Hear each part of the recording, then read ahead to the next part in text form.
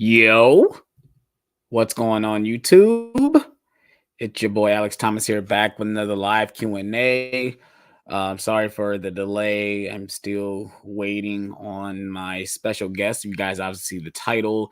I'm doing this live Q&A with Movies with Leo. If you guys are not checking him out on TikTok, he has a very big following on TikTok. So I'm trying to, I'm bringing him in here just to add, have a nice little live Q&A. We're talking to you guys as well. We got some people in the chat. We got Emmett in the chat. What's going on? We got Maxie Hands. What's going on? We got Brian Scott, Ethan, Jared Runner, Ned Stark. What's going on, everybody? Like I said, I'm just waiting on the special guest. Like I said, this is a live Q&A, so you guys can just ask away. Of course, I'm going to ask some questions for our guest when he arrives. Obviously, like you said, we were supposed to start at 7. So like I said, I'm just waiting on him to arrive. So like I said, how are you guys doing today? Let me know how your day is going. What have you guys watched recently? Have you guys been to the theater recently? Obviously, I put out my review for Bad Boys Ride or Die. If you guys have not checked out that review, definitely go check it out. I had a fun time reviewing it. And obviously, if you guys follow me on Letterboxd, you guys know I loved it. So, but if you guys want to see more of my thoughts, go check out that review. Go ahead and check it out, then come back into the stream for sure. So, like I said, we're just waiting on our guest. But yeah, like I said, let me know what you guys have been up to, how your day going and stuff like that. So yeah.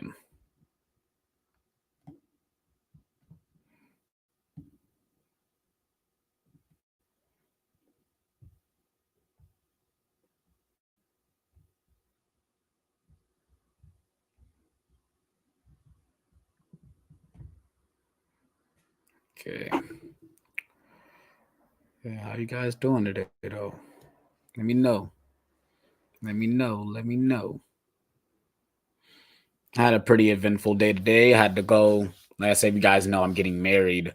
Had to go out and get another tie. I had to get another tie. I wasn't able to find any shoes today because I didn't really like what went the men's warehouse and stuff like that. I really didn't like the selection they had. So I probably have to go somewhere else to find some shoes. I'm literally getting this stuff as I go.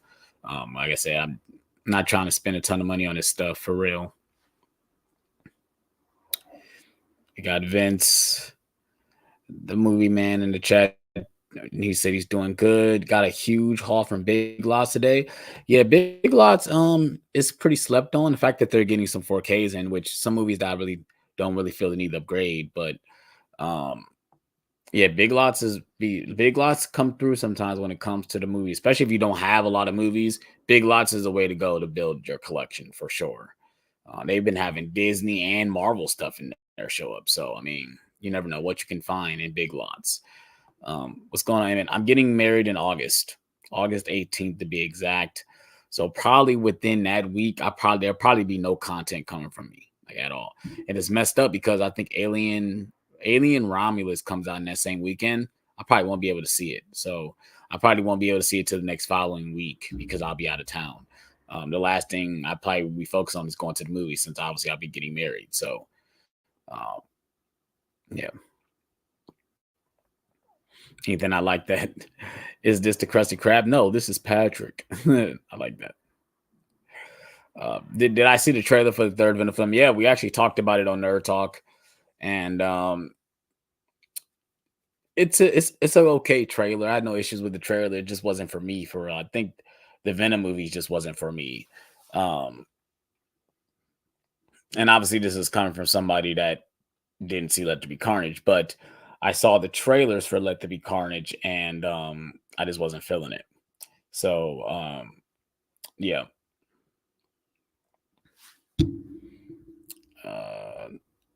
Vince says, I saw Bad Boys yesterday and loved it. Martin Lawrence is hilarious. Yeah, I think I enjoyed Martin more in this one than I did the last one. And actually some of the other ones too, because in those other movies, he's kind of the person that doesn't really want to do that much. And in this movie, they kind of change that up a little bit. Like I said, I'm not gonna go into spoilers of what happens. But yeah, like I said, if you guys want to check out But if you guys want to check out my review, definitely go check out my review. All right, so I just got word from my guest. He says he's on his way home. There was an accident on the highway, so he's gonna be a little late. So just bear with me, you guys. Just bear with me. Like I said, share the stream so we can have more people come in here. Like I said, we got 7 people in here now. So like I said, we can have more people come in here. That'd be awesome. So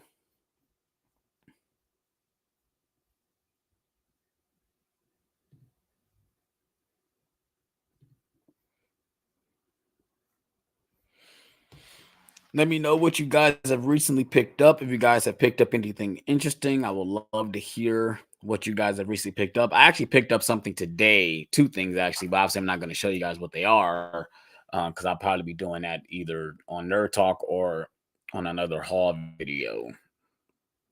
But I did pick. I went to Half Price Books today. I was with my dad today.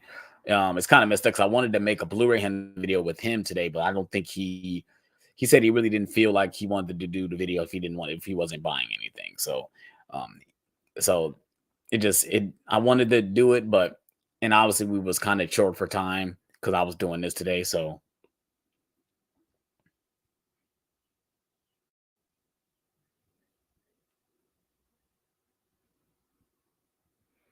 yeah.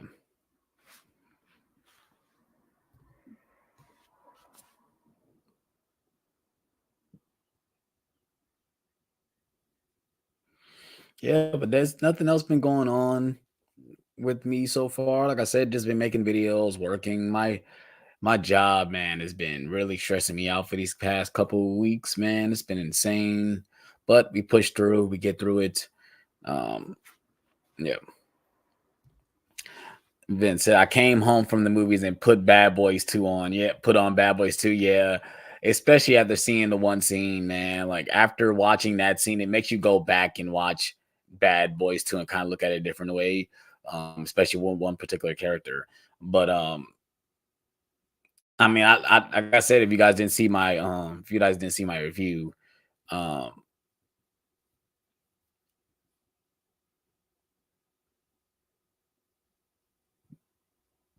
yeah.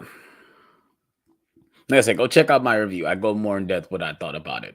But yeah, man, it surprised me though. It really did, man. And I agree. The one thing I loved about this movie is that it kind of meshes all 3 movies together. Like we do have some of those hard moments in 3. We have the absurdity of 2, and then it obviously like they level it out with from 1. What's going on? Happy Optimistic, formerly the Infinite Character. What's up? It's your boy. Did your intro. Haha, nice. Thank you. Well, thank you for checking out the channel, man. Yeah, obviously you still see I use the intro because the intro is awesome. So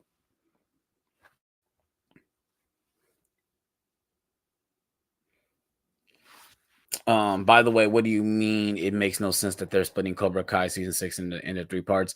Well, what I mean by that is that there's no reason to do this. I get why they're doing it, but if you guys already know, for one, like this is the final season and you guys got a movie come out, just go ahead and put it out, you guys. Like, why do you guys have to split it up in 3 parts? Unless it's going to be something really massive, unless they're going to be doing something groundbreaking. Why are you guys doing this? You know, I kind of like, I love season 5, but I kind of wish it would have ended with season 5 because there was a lot of things that kind of like ended certain character arcs. Like I said, spoiler if you guys have not seen Cobra Kai, but like even like with Terry Silver's character, with him getting arrested, that kind of is like over with done with. So when it comes to Cobra Kai, who is running Cobra Kai? Reese, where they had it, no Kreese, where they did John Kreese in this season, that kind of was like a little eye roller. What they did with his character, everyone is with who they were supposed to be with. Like Miguel is with Sam, and Tori is with you know I can't think of his name, but Johnny's son. I mean, they're no longer fighting anymore. Like they're kind of like together now. They're brothers at this point because now Johnny's about to have a kid with Miguel's mom. But I feel like a lot of arcs has been done. But obviously they renewed for season 6. I'm excited for season 6, but I don't know, man. I'm ready for it though. So like so far, the month of June when it comes to content, like with shows, it's insane. It's insane, man. Cause I still haven't watched Acolyte yet. I still have to watch Acolyte. We got the boys, we got House of Dragon, and we got Power, the new Power Ghost season coming out, and obviously that's the final season for that too. Um, like I said, I just need Cobra Kai and I need Stranger Things to start up. Like, and those two shows about to end. Which I feel like with Stranger Things, I feel like they're gonna do a spinoff series, and the same with Cobra Kai. I feel like obviously we're getting the movie, but I feel like we're gonna get more of this world. I feel like there's too much lore in this world that they from them not to just make no more content from it. So uh, we will see when it comes to that stuff.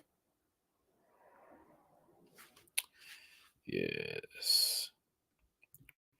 Yes, sir. Did you see Abigail? No, I have not seen Abigail. If I'm not mistaken, it's on digital, right? So I have no excuse not to watch it.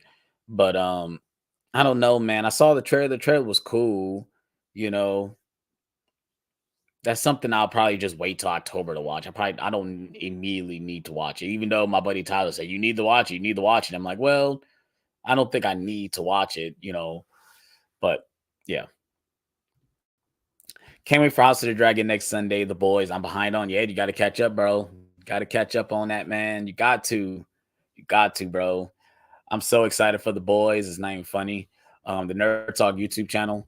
I think we just on Instagram and Twitter, we just or X, we just uploaded the run times for the first 4 episodes of season 4. So they look like they're pretty lengthy episodes, and hopefully a lot happens. Like I said, it's the trailer is insane what they're doing, especially when it comes to what the Soup's about to do. The fact that we're getting new characters joining, it's so hilarious that we're getting Jeffrey Dean Morgan into this show and Jensen Ackles, um, who plays, I think they play father and son in Supernatural, and the fact that Jeffrey Dean Morgan's in the show and then Jensen Ackles is actually Soldier Boy is hilarious. I kind of wish they would have a scene together, but it looked like Soldier Boy is not in this season, which is upsetting because I actually did like Jensen Ackles in season 3. But yeah. And it says, did it always bug you or bother you? Um, you got the killer in Friday the 13th Part 5 was not the real Jason, but the imposter, Roy Burns. So basically, it said, did it bother me that it wasn't Jason? It was an imposter. No, it didn't really bother me. Like I said, even though I did grow up with the series, I just watched them as when I was watching it, I was like, okay, this is just another Jason thing. When they revealed that it wasn't him, I wasn't like, oh my god, I got duped, or this is this is shitty because it's not Jason. I mean, if you watch the movie not thinking it's a Jason, it doesn't really change anything. The fact that they add the little twist that it was an imposter, to me, it doesn't change anything. At least for me, it doesn't. I still enjoyed the movie for what it was. I mean, it has the highest body count, one of the highest body counts in the series. So I mean, we can't deny that the kills are decent, I mean, even though we don't see him most of them, but you know, no, it's worth watching. Really good horror movie. Yeah, I know. Like I said, I'll get around to it. I don't know if I'm gonna buy it day one, um, but like I said, eventually I probably will buy it. Yeah, eventually probably will buy it or whatever. It is what it is. All right, I'm on season 2 finale, so I don't have too much to watch for the boys. Yeah, you just got one season. That's it. And real talk, if you like, you can literally watch season 3 in like one day. I mean, like real talk, you can. You can get through that third season for sure. It's nothing. I'm so excited for the boys. It's not even funny. Like, I just keep watching that trailer. Like, man, I'm just so ready for it. Man, it's gonna be insane. They need to release Gen V on physical. I want to own Gen V. I love Gen V. Man, I love Gen V. Yes, I really do. I need that. I need that on Blu-ray. I need Amazon and Sony, whoever owns the rights to them. Um, yeah, Gen V has a tease for the boys, right? Yeah, because I think some characters that's in season 4 is from Gen V. So I feel like you need to watch. Yeah, you definitely need to watch Gen V because there's a major plot point that happens in that show that carries on to season 4. So the virus, the little virus that if you've seen the trailer, they obviously promote that the virus that kills soups. They're going to probably try to use that. That was introduced in Gen V. So you have to watch Gen V to understand that plot. And like I said, there is some recurrent characters that come back and forth from Gen V and this and the boys. So yeah, if you haven't seen Gen V, you might need to watch that too. So crap, you need to watch 2 seasons of a show because you need to watch that too. Um, which sucks, but I mean, those story beats carry over, so you might need to watch that. Um, do you have Death of Incredible Hulk? No, I do not have that. Were you not pumped to see Kreese and Kim team up? I mean, not really. I mean, do they even know each other? That's the thing. Like, do they even know each other? Kim was tied to Terry Silver. We don't know if she was tied to Kreese. We don't know that, do we? No, because Kreese got rid of. I mean, Terry Silver got rid of Kreese before Kim even came in. So I don't think that's going to work. They have to make it make sense if that happens. Do you have a favorite comedy or a go-to movie to pop in when you're bored?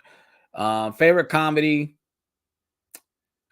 I know it's probably typical, but it's probably the First Friday movie is one of my favorite comedies.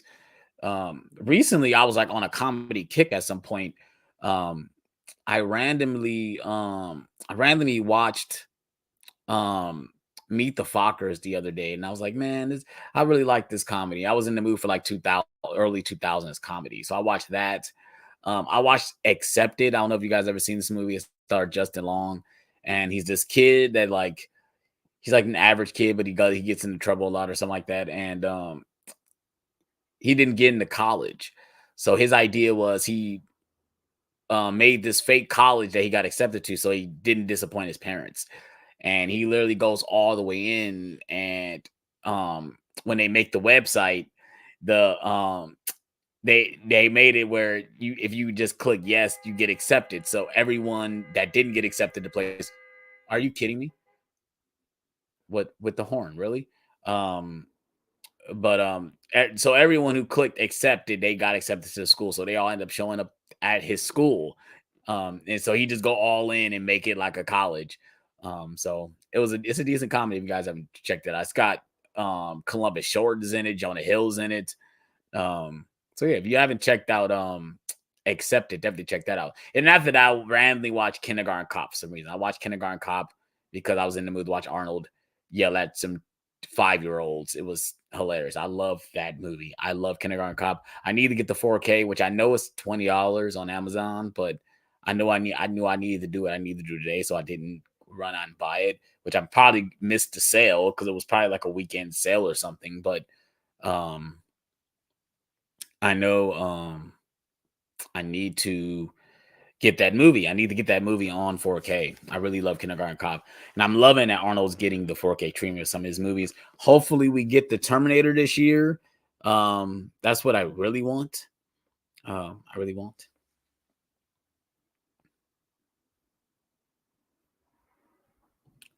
All right. Any movies you're looking forward to on 4K? Well, I just said one, and that's the Terminator. Hopefully it comes. The Terminator and A Nightmare on Elm Street. Obviously, those are the two top ones that should come out this year. For one, it's the 40th anniversary for both of those.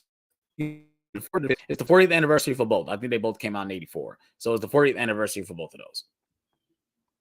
So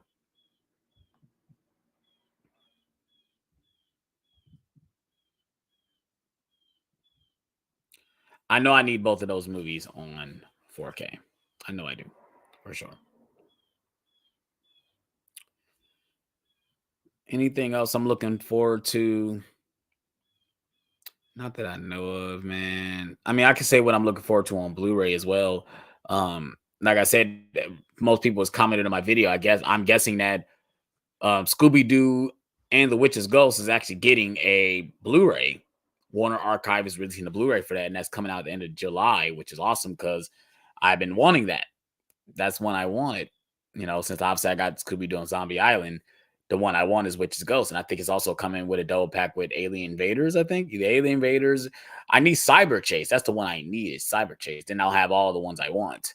Um, like I said, I don't really care for Return to Zombieland. The fact that I got Scooby Doo on Zombie Island is awesome. Of course, I got the live action movies too, but yeah, man. Also, what horror movie actually scared you? For me, the first Conjuring, the first Insidious. Yeah, I think I'm with you on that one, man. The first Insidious made me almost jump out of my seat. I went to see that in the theater, by the way. And what's the funniest part, I took a girl to see it, and we both were jumping out of our seats at the same time. Yeah, I would never forget that theater experience. Like I ain't gonna lie, it is I weird because and then I think for that movie I didn't see the trailers for that. I didn't watch the trailers for Insidious, and I barely watched any trailers for The Conjuring. So when I first seen those movies, I was kind of watching them with blind. I didn't know what I was getting into. Like I said, The Conjuring is one of the most scary. It's one of the most scariest movies I've ever seen, and the fact that, like I said, we got to give James Wan credit the way he does his horror. And what I love that what I tell most people is the thought of what you think is behind the dark spaces is what's the scariest because you have to picture what is someone looking at. So like one of my favorite scenes from The Conjuring is um when the girl is in the bed and she's being pulled and she's looking over in the corner and it's nothing there. It's like it's a dark corner, but she's terrified of what she's looking at. So you have to picture you as the audience have to picture what she's seeing. I guess like I said, she's just terrified. And then when the door just shut close and then you just cut to the parents hearing the screams. I mean, that's to me, that's horror. Especially being a parent. Just imagine being a parent waking up and hear your child just screaming, for their lives. Like that's terrifying. So yeah, I'm with you. I'm with you on that, Sammy, for sure. Uh, just saw your nerd talk post about the boys season 4 episodes length. Nice, thank you, sir. Appreciate that. Who's your favorite Joker actor? Do you think Barry Coagan will bring to the role? I'm guessing you're talking about the guy from the Batman. I'm guessing that's who that actor is. Um, my favorite Joker, of course, is Heath Ledger. He has the best Joker performance. And the fact that no one thought he was going to be as good as he was, which he knocked it out of the park. Heath Ledger is the best Joker, hands down. What do I think he would bring to the role? Hopefully something different. Um, yeah, just something different, man. Because I feel like we got with Jack Nicholson, we got like the gangster, kind of like the gangster mob Joker. With Heath Ledger, we got like the chaotic, out of his mind Joker. And then even with Joaquin Phoenix, and I forgot about Jared Leto. I guess Jared Leto is the out of is the crazy like animated series Joker, I guess. Um, and I'm trying to figure out what Joaquin Phoenix Joker is like. He's like a different type of Joker for sure. But yeah, Heath Ledger hands down is the best Joker for sure. He is.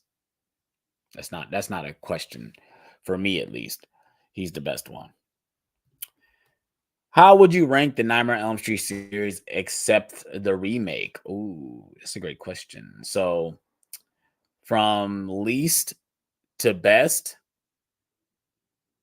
gotta throw. So I mean, like I said, this is least to best. So Freddy's Dead,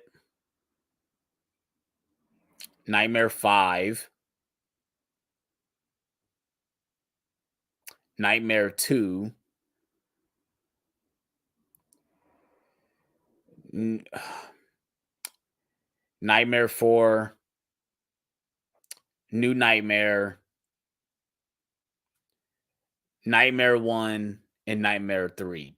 That's probably my list from worst to best. That's what I rank the series. That's not counting the remake. The remake probably be between, like, if I put the remake in there, it's probably in between like probably like two, between 2 and 5. I really don't like the remake. I like the ideas, but I don't really like the remake all like that. So that's how I would rank the series. Yeah, keep coming along with the questions, guys. Like I said, I'm waiting on my guest, and obviously we'll have a conversation. I'll ask him some questions, and you guys can ask him questions as well. Like I said, his name is Movies with Leo. If you guys are not following him on Instagram, and same with on TikTok. I think on TikTok his name is different. Let me check to see before I sound stupid. But his name is Leo. Uh, Zavala. Hopefully, I said his last name right. But yeah, this is his profile. If you guys want to follow him on TikTok, go follow him. I say he has great content, makes great physical media content. Like I said, he is on Instagram as well. That's mostly the page I got him on right now.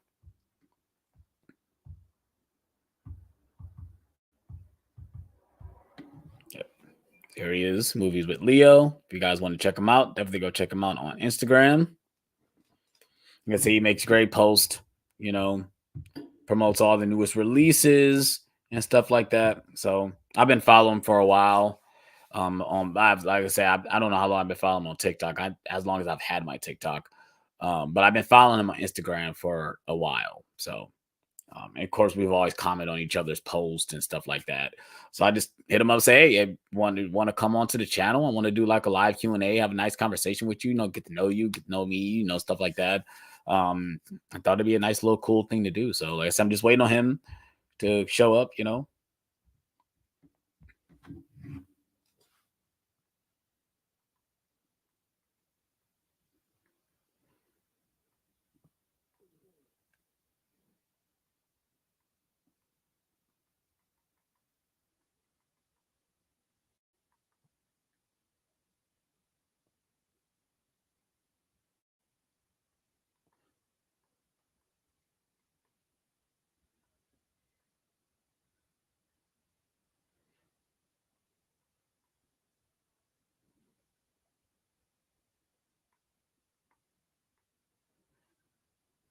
Okay.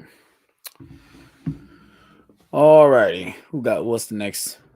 Emmett coming with the questions today. Do you have the movie Split? And I got Glass, which I only have the 4K. I mean, no 4K. I only have the Blu-ray. That I have the 4Ks. I didn't feel the need to buy the 4Ks, even though I ain't gonna lie. I think I like the 4K Steelbook for Glass. Well, if it is 4K, no, it's Blu-ray. I think it's Blu-ray Steelbook. Steelbook for Glass is nice. And I think that, if I'm not mistaken, there was a steelbook for Unbreakable, which was a nice steelbook. I think that was 4K. It's a nice steelbook, but I just felt the need not to upgrade those movies.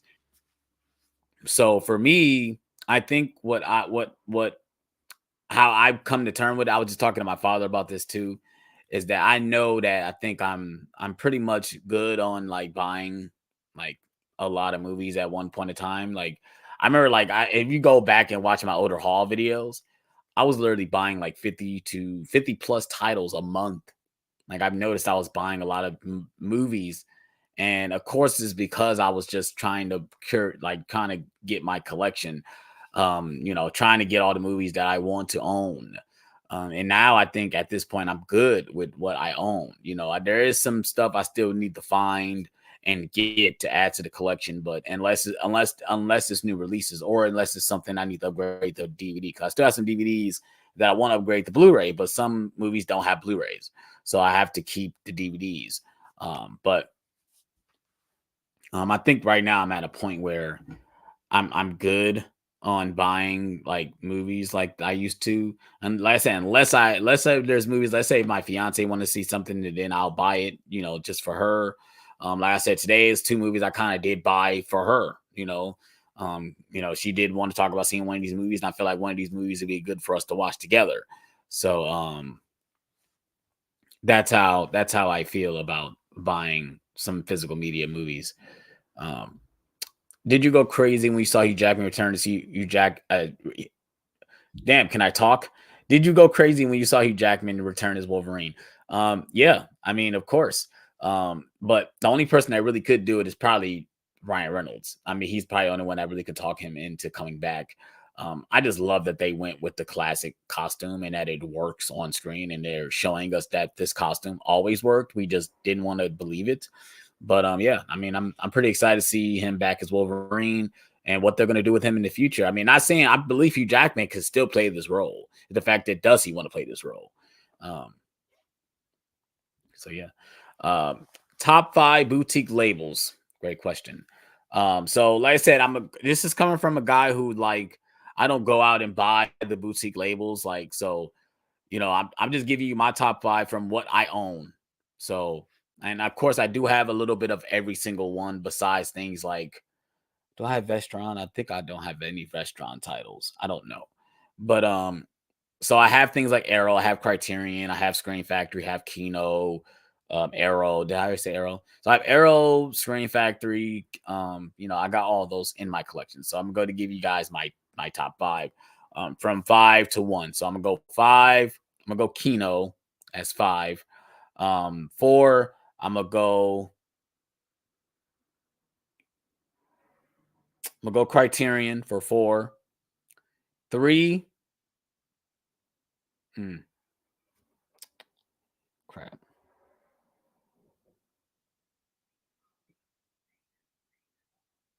Guess I'm gonna go Vestron for 3. And of course, the final 2 is between Screen Factory and Arrow. I'm gonna go Arrow, then I'm gonna go Screen Factory. I feel like Screen Factory is my top when it comes to boutique. I have the most of that in my collection when it comes to boutique labels is Screen Factory, which I was probably gonna do. I was gonna do a Screen Factory collection video, but I don't know if I have enough Screen Factory to actually do that type of video. Um, which I'm not mistaken, I don't. I don't think I have that many titles. I think I have a lot of Screen Factory, but like for someone like me, I don't. I guess. Um, and that's another thing with some of these boutique labels. Since we're talking about that, um, this whole month is pretty much dead when it comes to like the new releases or big titles. A lot of it is boutique stuff. Now, my issue with boutique stuff is that, of course, it's expensive. It's really expensive to buy boutique labels. Of course, they have their sales, but sometimes even the sales I feel like aren't good sales. Um, but obviously, for me, I'm not trying to buy a lot of physical media. I'm trying to cut down. Of course, I'm getting married. I'm going on a honeymoon. So I'm not trying to spend a lot of money on physical media. I told my fiance earlier this week, I'm like, well, the one thing you got to worry about is me not buying a lot of physical media this month because there's really nothing coming out. I mean, we got what Godzilla X Con coming out next week. And when it comes to new big releases, that's really it. So I might only have like one Blu-ray hunt video this week or this month, unless I go out like a random Saturday or a Sunday or something like that. But I mean, I might only make one Blu-ray hunt video, which sucks for content. But like I said, I'm not going out to buy whatever boutique label is coming out, and most likely Walmart won't have the boutique labels anyway. So you know.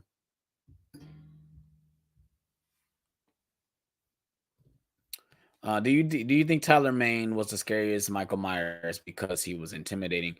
Well, he's the most intimidating because he's utterly large. He's just extremely large.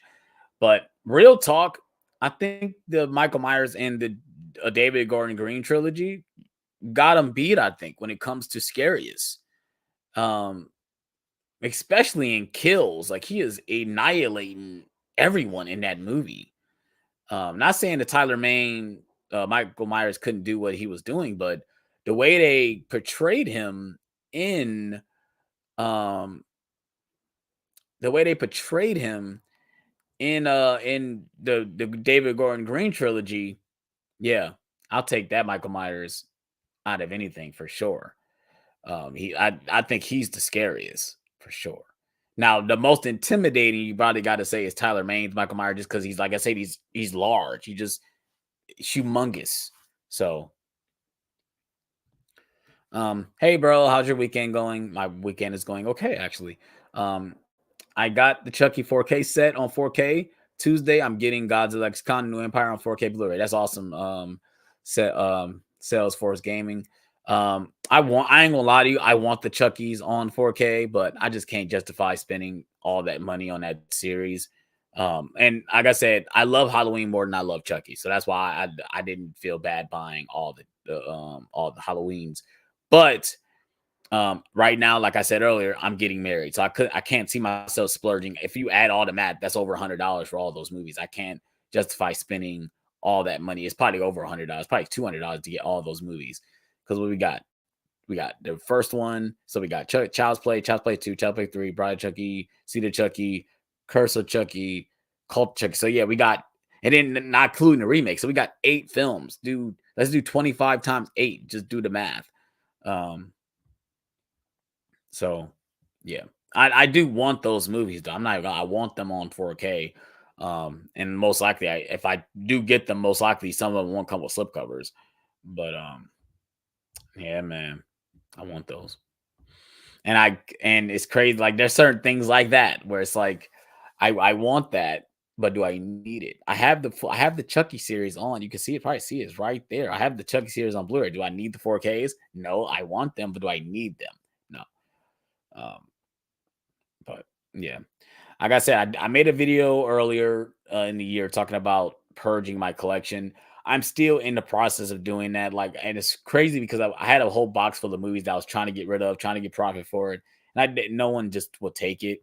So I ended up giving it to my twin brother. I ended up just giving it to him because, like I said, I know there's some movies in there that he would actually enjoy. Hopefully, he would watch them. Because I remember I had a whole bunch of DVDs that I was getting rid of, and I gave them to my mom, and of course, they're no longer there. Either they got rid of them or they got damaged. So I should have just kept the DVDs for myself. But me trying to get rid of the stuff in my collection and thinking my mom would actually use it and stuff like that. No, she just it like it is what it is though. Like I said, most of those movies I already own. That's why I was getting rid of them. But you know, that's why it's hard for me to really like just give away things to people who just don't care about them. That's why I was gonna give them to Goodwill. Like I'm just donating to Goodwill, but it's like no, why donate it to a place where it's just gonna sit on the shelf? Like let me try to find someone that's actually gonna use this stuff. And then like I said, my brother came over, to hang out with me, see my my new setup in my basement. He was like, oh, like I told him I got a box of movies, and he was like, "Yeah, I'll take the movies offhand." I was showing the movies I was in there, like, "Oh yeah, I remember that. I remember that." So yeah, he hopefully he does watch the movies.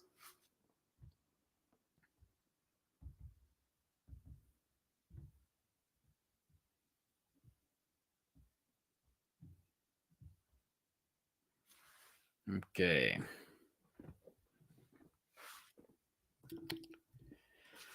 What was your thoughts on Woody Harrelson as Carnage? Do you think he was a perfect choice? Well, I didn't see Let There Be Carnage, so I can't answer that question. I didn't see the movie, so but I heard the movie was terrible, so that's why I'm kind of holding back on watching it. Which I probably will watch it soon because we got the new Venom movie coming out.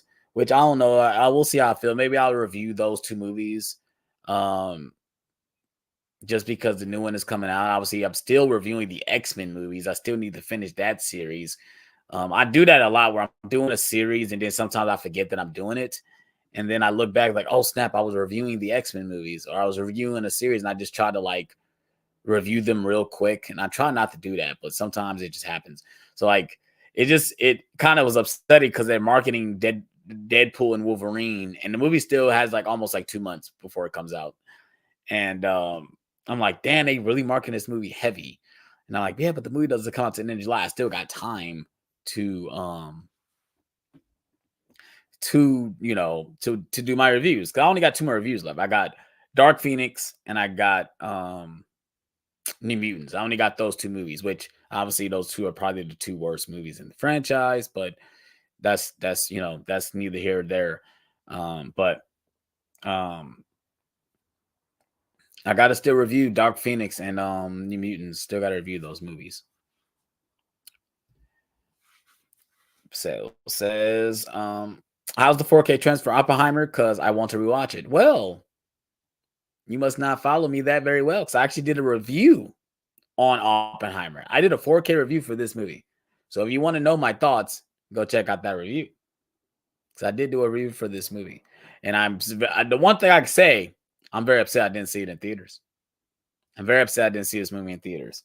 But I'm gonna give you a short answer. It's incredible. It's an incredible transfer. One of my favorites in my collection. But if you want to see my full thoughts on the 4K transfer, go check out my review.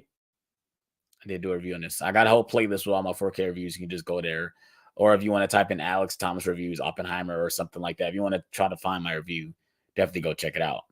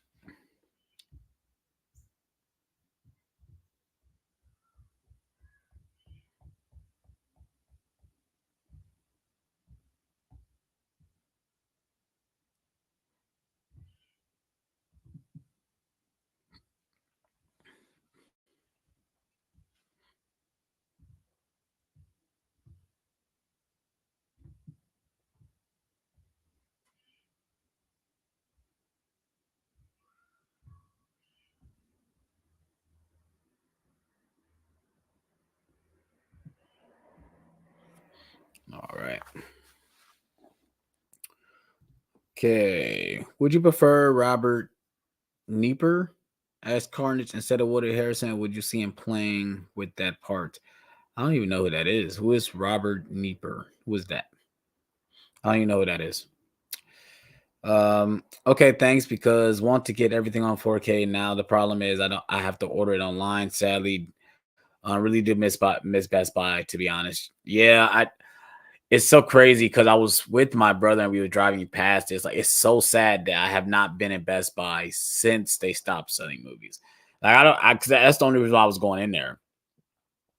I was never really in there to look at their TVs or any like headphones or the cell phones or any of the electronics in there. I was only in there specifically to buy the movies. And the fact that Best Buy doesn't have movies anymore, it's so sad. I stopped going to one part of town where I was usually going to buy when I was making my Blu-ray hunt videos. And there's other two places. There's a couple places over there I still can go, like Half Price Books still over there. Target's still over there, which obviously their section is smaller as well, but at least they still have movies. But the Best Buy isn't over there, and that was the main reason why I was going over there. Now the fact that that's not there, I don't go in the area anymore. So it's like upsetting every time I see the Best Buy sign. I drive on the highway and I see a Best Buy sign. I'm like, oh, I miss it, man. I miss it because at least we knew if Walmart wasn't on point and Target was on point, we knew we can go to Best Buy and at least see something new. We knew that they was at least going to be stocked. They were at least going to have something on the shelf. Yeah, the Steelbook might be gone, but at least they're going to have that Blu-ray. At least they're going to have that 4K. With Walmart, you can bet your ass it might not be there Tuesday. It might be there Wednesday. It might be there Thursday. But Tuesday? Nah, bruh. They're not putting up no new releases on Tuesday, man, which is sad because it's the worker's job to put that stuff on the shelf the day it comes out. The fact that, whoever's in the electronics section just doesn't care, about doing it, or, they get there too late to put it up. It's upsetting, bro. It's upsetting, man. I miss it too. I swear I miss Best Buy, man. I miss it, man. Now, the one thing I do like, sometimes is when it comes to like the Steelbook releases, like they just released the Steelbook for Bad Boys for Life or for Life. Bad Boys Ride or Die. Goodness gracious, why would they not just call Bad Boys 4 Bad Boys for Life? Why? Damn, man. It's okay. It's okay though. It's okay. But the fact that this Steelbook would be a Best Buy exclusive if Best Buy was still in the game. This will only be a Best Buy exclusive Steelbook, and if you didn't pre-order, it'd probably be gone. Like it's this. I feel like this movie will have that effect. Now they released the Steelbook, everyone's gonna pre-order it, and now it's gonna be gone. The fact that it might be at Walmart, and it might be at like it's on Amazon, if it's on Groove, if it might be on different websites. So the fact I do like that they do like there's different retailers now that is carrying this stuff, not just one retailer. So I do like that. But for me, it's just the availability of this stuff, like having it on the shelf. I hate making a Blu-ray hunt video and I go into Best Buy and be like, well, there's no new releases on the shelf. I hate doing that because that gets kind of irritating. That gets so irritating every time when I go back and look at my videos and look like, oh, there's nothing. Walmart has nothing. Like, and it comes down to the workers not putting the stuff out. I don't want to hear that it's not in stock. I don't want to hear that. Like, if it's here, put it up on the shelf. What's so hard about that? So, yeah. Like we're almost live for about an hour. As I'm still waiting on my guest. I know it's been over an hour and he hasn't showed up yet. But like I said, he told me he was stuck in traffic. Of course, something like this happens on the day where I'm about to go live with him, and of course, he gets stuck in traffic. Of course, he does, man. Of course, man. But it is what it is. Can't stop certain things. Like I said, life happens, man. But yeah.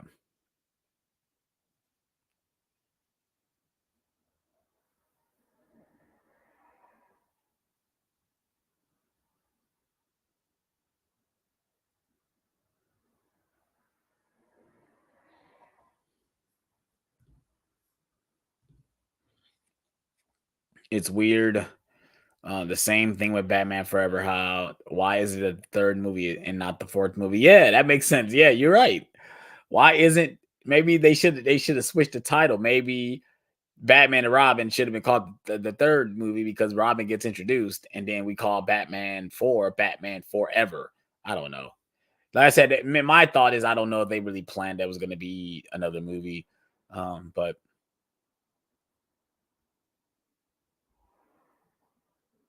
because especially for Bad Boys 4, if I'm not mistaken, I think they, like I said, it doesn't make sense that they were going to do Bad Boys for Life and then Bad Boys 4 back to back, because why would whoever thought about the titles, why would they call this one Bad Boy for Life and then make the fourth one Bad Boys 4?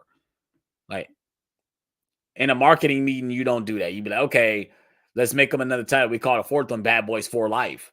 Now, I believe that they knew they were really making this movie, and if the movie became successful, that's when they greenlit the fourth movie.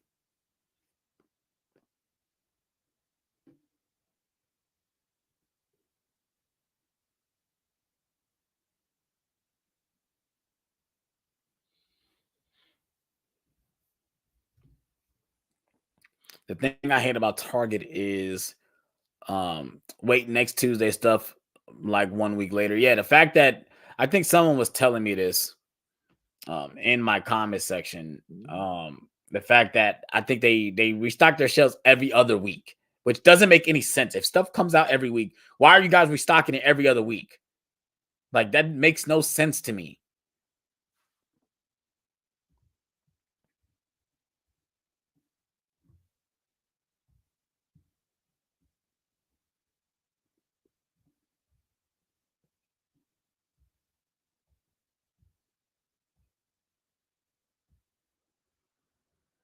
Yeah, it was Donnell. Donnell is telling me that Target is they're not stocking the shelves every week, which makes no sense to me. Makes no sense.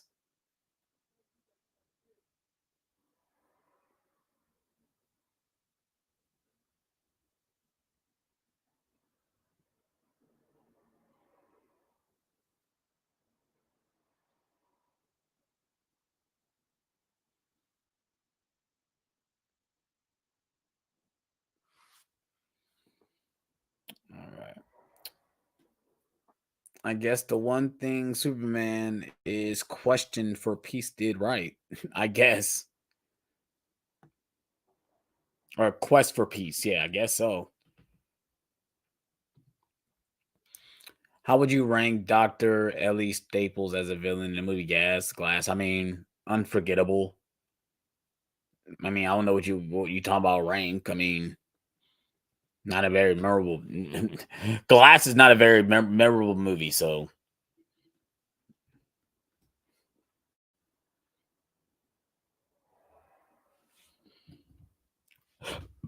Oh, excuse me.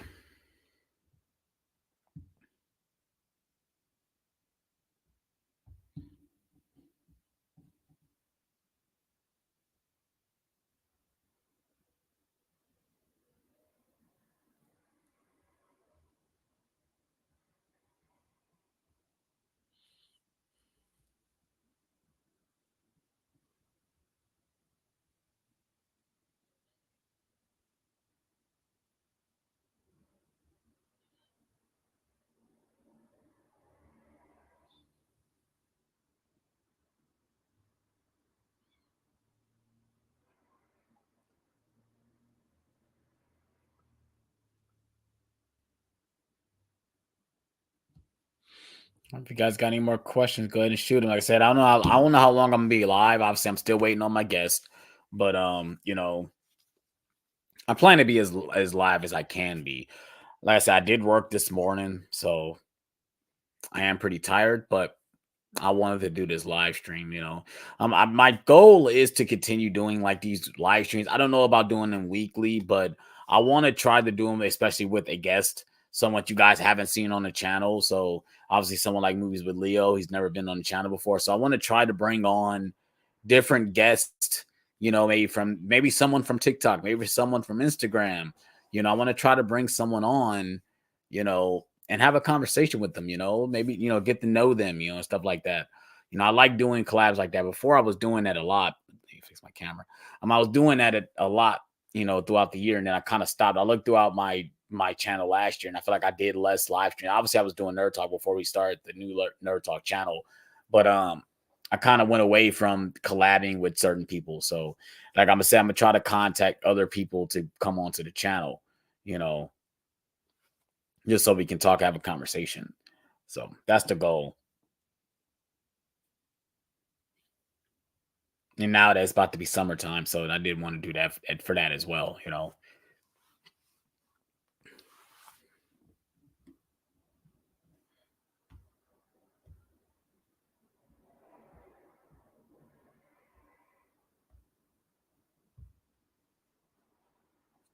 All right. Oh man. Also, if you guys watch, I guess I said most of you probably don't watch video games, obviously, because my video game videos don't do very well. But if you guys are watching my video games, let me know. Obviously, we got games like we just released a trailer for a new Harry Potter game called Quidditch Champions. I want to play that game, and I might just live stream it, which I should have did with Hogwarts Legacy instead of doing the part, walkthrough format. But I might live stream that, especially if it's online. If that's an online game, if I'm not mistaken, it's online. Um, I might live stream that, and let me know if you guys want to see that. Um, because it looks fun. It looks fun, especially if it's online. It looks fun. Um, I don't know much about. I don't know how I feel about the graphics or the designs, but I mean, real talk. I just wanted to play Quidditch in Hogwarts Legacy. That's what I want to do. Hopefully, in the sequel, we get that. I feel like there was something that in that game they really didn't, know how to do when it comes to Quidditch. So they either had to X that out and do something else, and just make sure they get the mechanic right. But if we see how Hogwarts, how Quidditch Champions is, if they do it like the way that obviously it is in that game, then I feel like they can do it. Um, I guess we'll see how Quidditch Champions play out. But if Avalanche can look at the format with that game, then maybe they can do Quidditch. Maybe they can do Quidditch in Hogwarts Legacy too. Um, so yeah,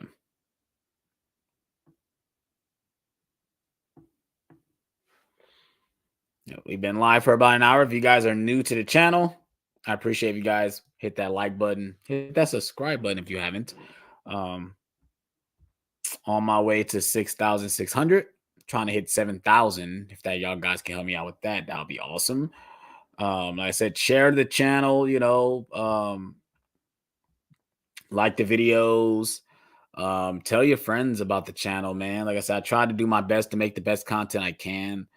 Um, you know, trying to give you guys more reviews and more. I want to get back to doing watch alongs on my channel. Obviously, we do them on the Nerd Talk channel, but I want to get back to doing them on my channel too. There's certain things that we don't do on the Nerd Talk channel. Maybe I want to do on here. Like I know October is coming up, but um, like I said, I wanted to do some horror reviews, horror watch along that we might not do on Nerd Talk. So we'll see how that goes. We'll see how that goes, especially with my wife, who will be my wife at the time. Because obviously at that point it's probably going to be some changes once we get married. I can say that right now. Like it might be limited when it comes to doing certain things. We'll see how it goes. But I know once we get married, I know some things are going to change. I know it. Have you watched Kung Fu Panda 4? No, I have not. I did not see it in theaters, and no, I didn't buy it on physical. Um, I wasn't really excited for Kung Fu Panda 4. I mean, I like the movies, but I wasn't really excited for Kung Fu Panda 4. I wasn't. And I have all the other movies, so of course I'm gonna have to buy it to complete the franchise. Um, but I feel like I can find that for real cheap. Maybe I'll go to somewhere like the Exchange or maybe Disc Replay and find it for like $4.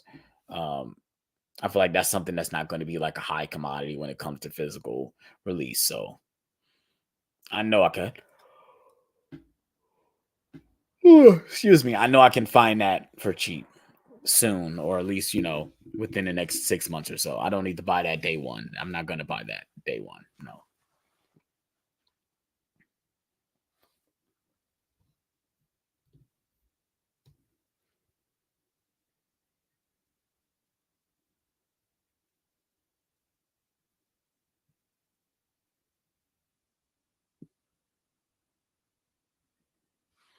Okay. Yeah, we've been here over an hour. Like I said,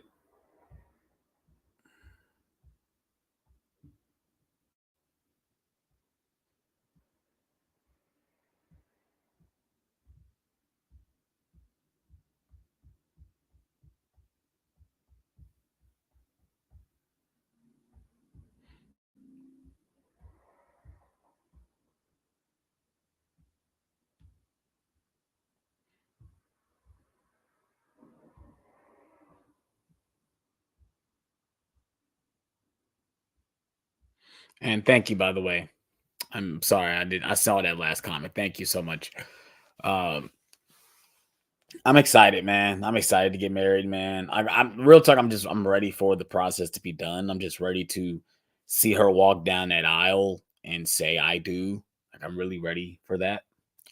The process of getting married is it's very mind boggling. I guess getting all the planning, the flights, the all this stuff is so like I just wish I could just sign something and it's done. Like at this point, let's just get there. Let's just get this done.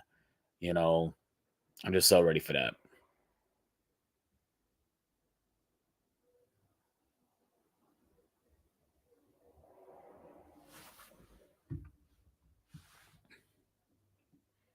All right. I said we got 16 people in here. You guys can start running your questions. Like I said, I'm still waiting on my guest. Um, he obviously is having car trouble. There's been an accident. I guess he's been stuck in traffic. I just said forget it and just started the live, which I should have just pushed the live back, but I wanted to start because I didn't think it was going to be that long, but turns out to be that long. But obviously I've been chatting up with you guys. You guys got, like I said, you guys got questions, go ahead and fire them away. Like I said, when my guest shows up, then we'll have a conversation. You guys can ask him questions. Because he has a massive collection like mine. He probably has more movies than me. Um, but yeah, of course, I'm gonna ask some certain questions like how long he's been collecting, what got him into collecting, and stuff like that. So if you guys got questions, go ahead and fire them away. I guess I'm just waiting on them to show up.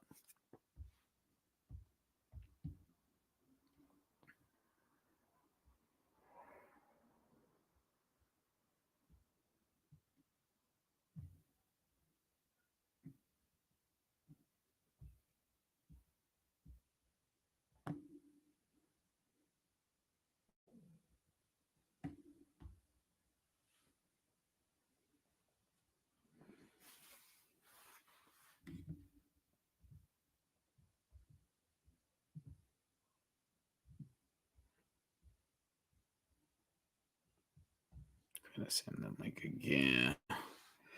Just in case he doesn't have the link, let me just send him the link again.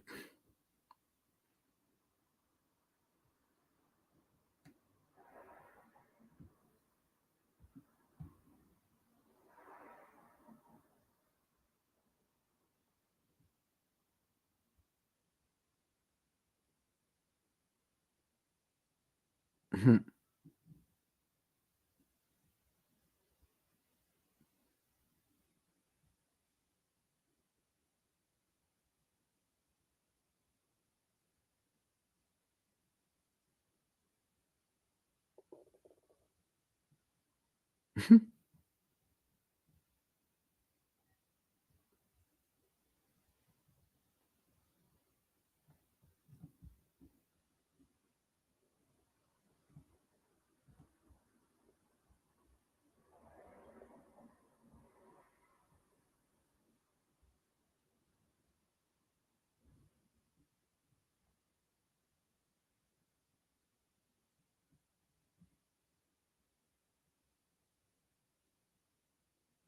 2000s Disney animation.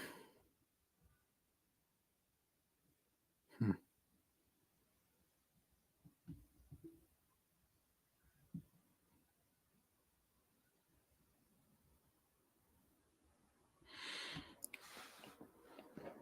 That's got to be awesome, man, to be getting things from the studio, man. That's got to feel like awesome for real, man. Like I said, I've been trying, you guys. I've been trying to get reviews out, and hopefully, someone will catch on and send me something. But I said I ain't that big yet, man. I'm trying. I would love to get things from the studio to review, but I just got to do it on my own. It's okay.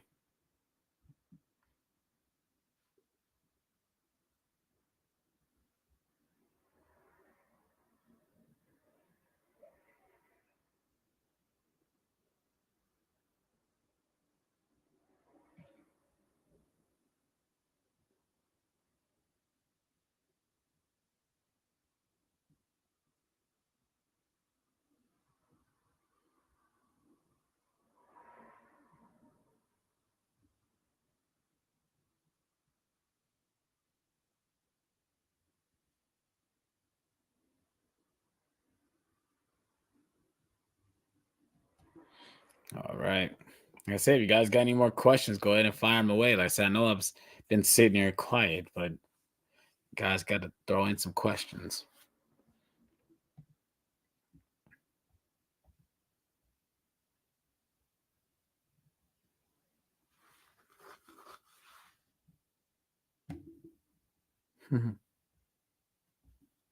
Sure appreciate that for sure.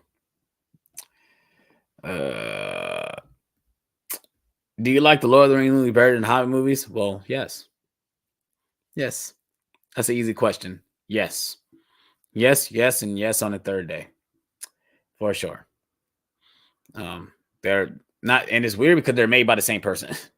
They're made by the same person. So to say that this trilogy is better made, it's like, oh, it's kind of messed up because the same person made all six. But I believe that the Lord of the Rings movies, that they're pure cinema. They're cinema. They are. They're cinema, bro. They're cinema. Um, do you know Dexter's Laboratory is getting a complete series on DVD? It doesn't have one. I feel like that has a complete series on DVD. It doesn't have one. Wow. I feel like it does have one though.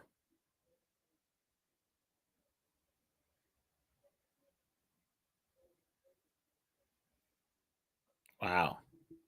Sitting there thinking that. I swear that has a I have a complete series on DVD. I swear it does.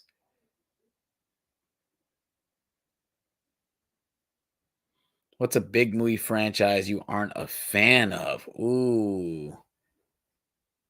Oh, Star Trek. Star Trek. Easy. Star Trek. I'm not a fan. I'm not a fan of Star Trek. I'm a Star Wars guy. I'm not a Star Trek guy. So I guess you could count that because that is a big movie franchise. Star Trek. I'm not a fan of that. Nope. As I have some of the movies. I have the original first four. And I have the J.J. Abrams started franchise. So I have the Star Trek Into Darkness, and Beyond. But and I like those movies, but I'm not like a fan of those movies. That's not something I just literally just put on. Like I don't like sit here and be like, oh, I want to watch Star Trek 2009. Oh, I want to watch Wrath of Khan. Oh, I want to watch A Voyage Home. No, I'm not literally just putting those movies on. You know, I got those in. I got those in my collection, obviously, just to watch them. But that's not something I just literally just put on. You know, but I guess you could say Star Trek is one of the big movie franchises I'm not a fan of. Nope, it's just season 1. Are you serious? No way. I swear there's a Dexter's Laboratory DVD set. Maybe I'm tripping. Let's look this up. Complete series. No, you're right. So here it says complete series DVD and it gives me pre-order. You're right. Well, I'm wrong and you're right. You're right, buddy. Because it says title will be released on June 25th. You are right, buddy. Wow. I used to watch this show a lot, man. But it's messed up that it's a DVD. The fact that I do want to talk about this real quick. So we just got the announcement that Friends is getting a 4K complete series set. So Friends can get a 4K. They've had a Blu-ray release. They get a 4K release. But something like Fresh Prince of Bel-Air, Martin. I know most people don't like this show because of the main actor, but The Cosby Show. These series don't even get Blu-ray releases, but Friends like immediately gets a 4K set? Like what? That just doesn't make sense to me. And I'm literally going throughout the stores like I have no choice now but to buy the DVDs for these shows because they're never going to release Blu-ray releases for these. It's like, what the heck is going on? Warner Brothers? Because this is all Warner Brothers. They're all owned by Warner Brothers. Which I don't think, actually, I lie. I don't think Cosby Show is owned by Warner Brothers. But I know Martin and Fresh Prince, Bel-Air. Those are Walmart. Those are Warner Brothers releases, if I'm not lying, if I'm not wrong, right? Like, what's going on? Especially something like Fresh Prince. You don't think that Blu-ray set would sell? Come on, man. And Saved by the Bell will probably get a 4K for Fresh Prince get a freaking Blu-ray. Like, for real. Could never get into Pirates of the Caribbean. I know many people love them. Well, I love the first one. I really love the second one. The third one is good. But the last two, nah, they're not for me. I'm sorry. And it's weird because most people wanted the one that like with just Jack Sparrow. Like most people didn't like the Keira Knightley and Orlando Bloom characters. They didn't like them. They just wanted a movie just about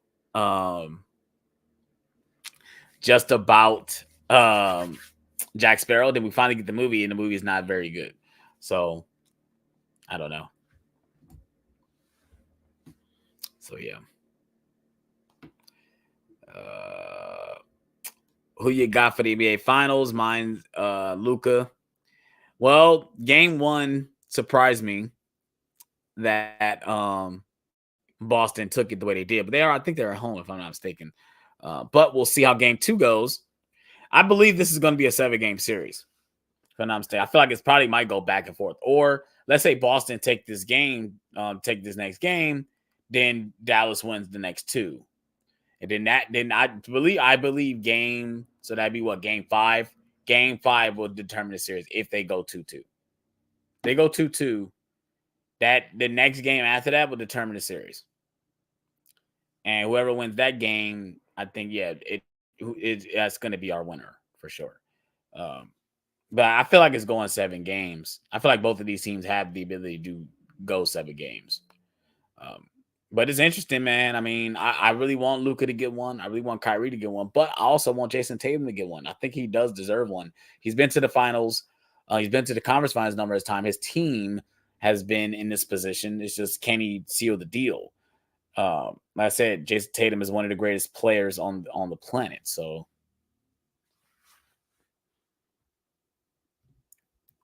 how iconic Chris App versus Kyrie former teams. Yeah, it's insane that both of these players played on opposite teams and now they're going against each other. Um, I like I said, I want Kyrie to kind of get his revenge. Not saying he was slighted in Boston, but um, he was going through a lot, and I feel like they never forgave him for that. But I want Kyrie to get one. I want Kyrie to get another one, man. I feel like he deserves one. He's been, put through the ringer for his basically his whole career since he left Cleveland. He's been, you know, people just don't give him the respect he deserves. I've always been a fan of Kyrie, even after he left Cleveland. I was always a fan of him. I never hated Kyrie when he went to Boston. I never hated Kyrie even when he teamed up with Kevin Durant. I wanted all the success he got. Not the fact that he's in the finals. It's awesome. It's awesome. So yeah. Still waiting on my guest. So I resent him the link just in case he didn't see the link at first. Uh, so like I said, hopefully he joins within the next, 10 minutes at least, or I'll be sitting here live for 2 hours without, the main guest of the damn show. But, things happen. Like I said, maybe we just have to do it another time, I guess, like I said, I'm just waiting. I have no issues, even if I have them on for about 30 minutes, that'll be fine.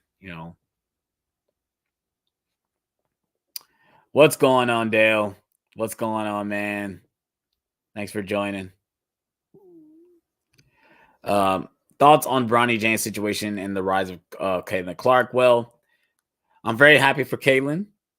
I'm very happy that for the WNBA for finally getting the promotion that it deserves.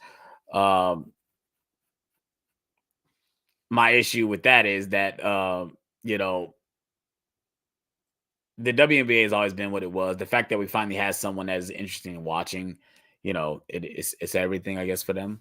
But the whole Bronny James situation, I believe he's not ready to be drafted yet.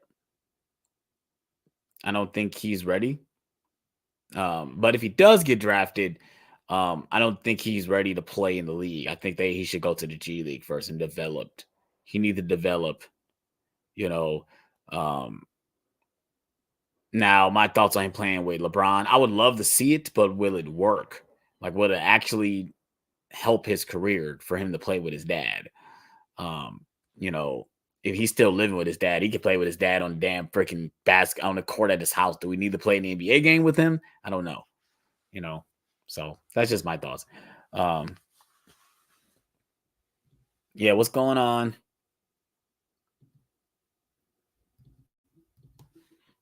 What's going on, yo? How you doing? Everyone keeps saying Anthony Edwards is the next MJ. Do you believe the hype? Um, the next MJ. I kind of wish we would stop saying that. Like that someone is the next someone. Why can't he just be Anthony Edwards? Why can't he just be that he's the next him? Why it's got to be he the next MJ? And I get it because MJ is one of the greatest, and same with LeBron. We always say, oh, he's the next LeBron James. Like, okay, yeah, we get it. But that comparison is hard because what if he doesn't live up to the expectations of MJ? What if he never reaches the level? What if he never wins a championship? Then everyone's saying that he's the next MJ is going to look at themselves like, oh, we should never put that image out in the beginning. We should have let him, get to that level. Not saying he's not. I think Ant-Man is one of the most, and spectacular players to watch in the game right now. But I would say let him develop more, let him get that first championship before he starts saying he's the next MJ, you know. Do you have two Grease movies? No, I don't own the Grease movies. I don't own those. if his name wasn't Bronny James, he'd be trying to become a starter in his sophomore year in the college. He wouldn't he wouldn't be talked about. Yeah, and it doesn't help that he had an injury. He had a heart issue. Um, so he was out. He didn't really play that much because he wasn't available. So that didn't help either. So I'm sure if he was 100% healthy, who knows what he could have done in college. But the fact that he did get injured, and of course his name is Bronny James, it just those two just didn't help. So I mean, he already has a sniper pointed at him for his name and who his dad is. So I mean, once he get into the league, it's we already know how it's going to be. He's probably going to be the most pushed around kid on the court. Like I say, he's not as big as his dad, so I mean, we'll see how it goes. But Clay's going to leave the Warriors now. Rumor has it he will sign with the Sixers. I don't know, man. Does if it's a better situation, do it. But if it doesn't bring anything, more than what you have in Golden State, just stay in Golden State, man. Just stay there. You know, I can't see him outside of a Golden State uniform. Just can't. Same with like Steph. If Steph ever left the Warriors, it would be weird. You know. And I understand, you want to get to a different, better situation. But someone like Clay, you have 4 rings, bro. Like, I know you want to win another one. Like I said, but you have 4 rings, bro. Like, at this point, you're already solidified Hall of Famer. Like, what else do you need? You know? I know you need to get paid, but, like, goodness. Say true, no one is the next MJ. There's only one Michael Jordan. Thank you. For sure. Say it again.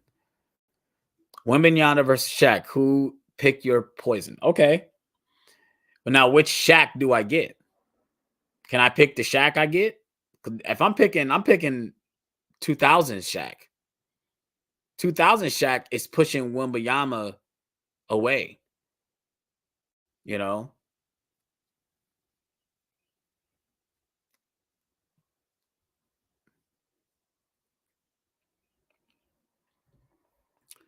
we've been trying to crown the next MJ since before MJ retired. I'm with you. It needs to stop. Yeah, man. And this come from somebody that, like I said, I'm like I said, I'm gonna show my age, even though I look younger. I'm 31 years old, right? Um, and I wasn't old enough really to this really see or remember Jordan playing, but I remember seeing him play, but I don't really remember all that, right? Like I was able to see like his last year in Chicago.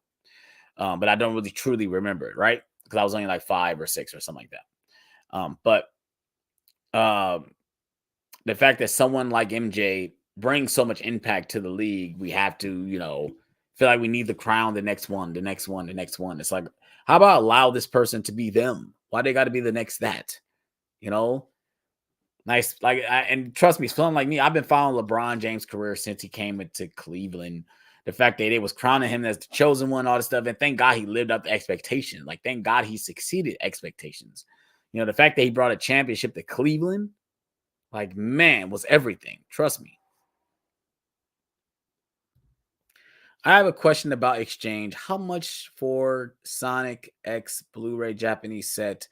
Want to get cheaper prices on Blu-ray? Well, I can't really answer that question because I have no idea how much it would be at the exchange. Most likely, it'll probably be around the price you think it would be. Someone you could find on eBay or something. Because I believe what the exchange does, like going back to when I went to the one I went to, um, the exchange had the Star Wars 4Ks with slipcovers for $60 a piece. Let me say this again. The exchange I went to had the Star Wars 4Ks with slips for 40 plus. So they had the Attack of the Clones for 40.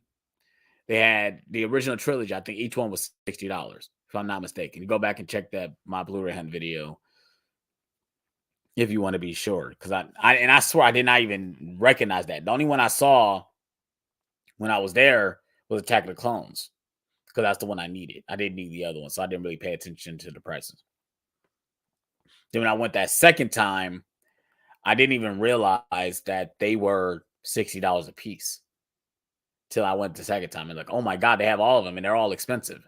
So The exchange, I guess sometimes they really do go off what like eBay or like, the other websites charge for something like that's something like what you're asking for. Especially if it's a Blu-ray Japanese set. I'm sure something like that is actually probably pretty expensive. Still even at the exchange. So, but I can't really give you sorry, I couldn't really give you a clear answer on that. Okay. So yeah. Now we're talking about basketball, huh? Okay, talking straight basketball. JJ Redick coaching Lakeshore, yay or nay? I'm kind of in the middle where at this point, just hiring at this point, it's a win-lose situation. Whoever gets hired at the late for the Lakers, for the Lakers coaching job, because if they come in and they get close to the championship and they lose, they're gonna probably get fired. But if they do get the championship, they still might get fired. It's like, I mean, it's a lose-lose kind of situation when you get hired as the Lakers coach, which, like I said, believe JJ Redick could do the job. And of course, he has good camaraderie with LeBron, but there's no, there's no fact that he actually is going to stay with the Lakers. So I don't know. I don't know whether or not I'm with um JJ Redick coaching the Lakers. I don't know. At this point, and then all the good coaches aren't even available. Like that's the thing. Like anyone, like someone like Ty Lue, who would probably be great to coach the Lakers, but he's not available. He's tied up with the Clippers, which we see the state they're in. They've been the same way we've always known them as, second place when it comes to whoever's in LA. So, all right, where am I at? All right, let's play this or that. Chris Paul or the glove, Gary Payton. Going Chris Paul. Lakers three-piece Shaq is a different beast. He couldn't be guarded, but he struggled guard Wemby away from the paint. Yeah, and it's funny. I was gonna say that. I said Wemby has the shot over him, so that'd be hard. But when it comes to going into the paint, I'm sure Shaq Diesel would just annihilate him. He's too small. It's too small. Chris Paul, yep. Ray Allen or Peja from the Kings. I'm gonna go Ray Allen. Great. Ray Allen had one of the greatest shots. Jason Williams or Rondo. I'm gonna go Rondo.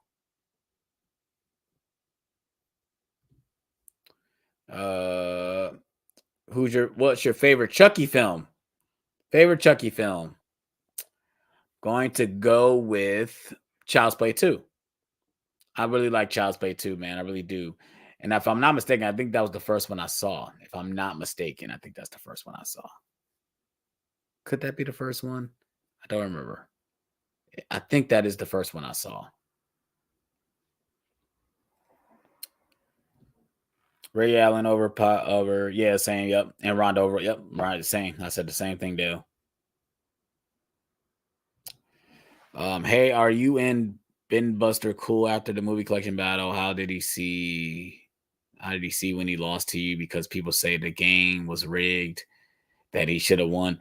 I have no issues with Ben Buster. I've talked to Ben Buster since the movie collection battle. There's no beef between us. If people are making up that there's beef between me and Ben Buster, that's a lie. I have no beef with Ben Buster.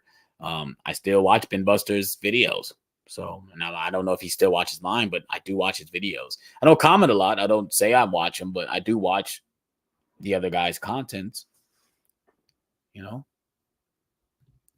Doc Rivers or Coach Pop. I'm gonna go Coach Pop. He has the more championships. So I'm gonna go Coach Pop. Austin Reeves or Alex Caruso. I'm gonna go Alex Caruso. Definitely, I'm gonna go Alex Caruso for sure. Joe Johnson or James Harden. I'm gonna go James Harden. I'm curious why people think Redick can coach. Who has he coached? Well, he hasn't. This would be a first coaching job for him, but he wants to coach. And I know, and that's what I'm saying. I know this is obviously out of the league, but he coaches his own team. He coaches his son's basketball team. But I think what JJ Redick has, he knows basketball. JJ Redick knows basketball. He knows how to run the plays. He knows, and also he's a point guard. Well, shooting guard slash point guard. So he understands the game. And I think and I think he's respected too. That's the thing. That's what most people don't forget. To be a coach, you have to have some type of respect. Um, and I feel like most players will respect JJ coming from a player. I think most player coaches work more because they actually know what the player is going through. Now, when you get someone that's coached that has never played the game, a lot of players don't really see them as that unless they have some age, like someone like a Pop or someone like a Doc Rivers or someone. Well, Doc Rivers played basketball. Um, someone like a Pat Riley. Like when you have some type of strong character and strong authority, you could be respected. But I think someone like JJ could do it because he understands basketball. That's his main thing. He understands it. So. All right, we are hour and 31 minutes in. Like I said, I don't know. Like I said, I don't know when my guest will show up. He's obviously having issues. Hopefully he shows up soon because I want to have a conversation with him. Like I said, of course, the day that we do live, something like this happens. It's funny because I was actually going to be a little late today. I was out with my dad, and I'm like, oh, crap. I have a live stream at 7 o'clock. And, of course, this happens. Of course, this happens. But it is what it is.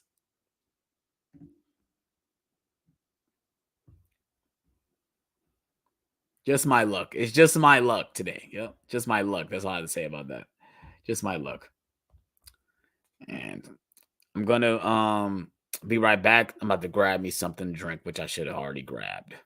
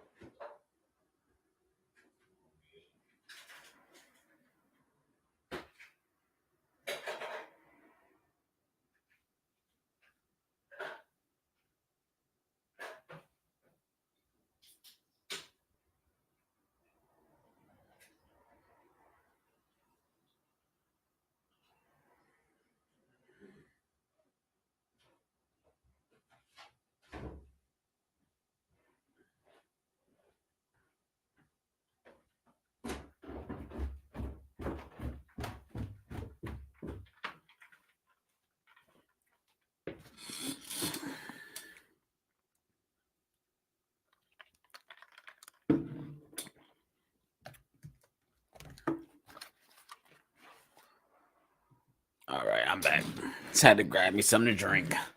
I was dying of thirst. Okay. Yep, he said Cole Pop. I said the same thing. Most underrated coach of today's NBA, Nick Nurse for me. Yeah, I might have to agree with you on that one. Terminator 2 or Predator? I'm going to go Terminator 2. Terminator 2 is one of the greatest action films ever made, son. Isaiah Thomas with the headband, very precise, or Muggsy Bogues. I'm going to go Isaiah Thomas.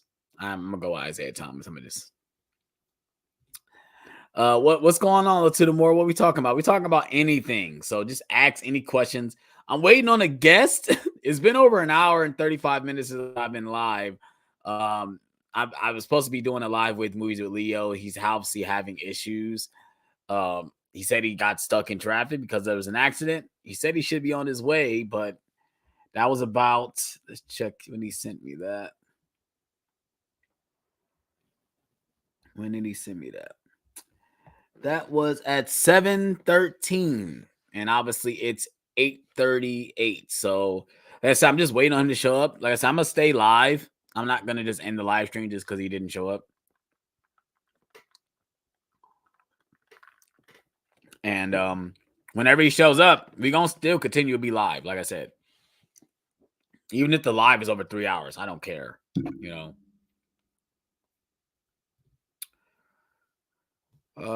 Go Bird. I'm sure you're talking about Larry Bird. Larry Bird is very Horford or DeAndre Ayton. Ooh, I'm gonna go Horford. I'm gonna go Al Horford on that one.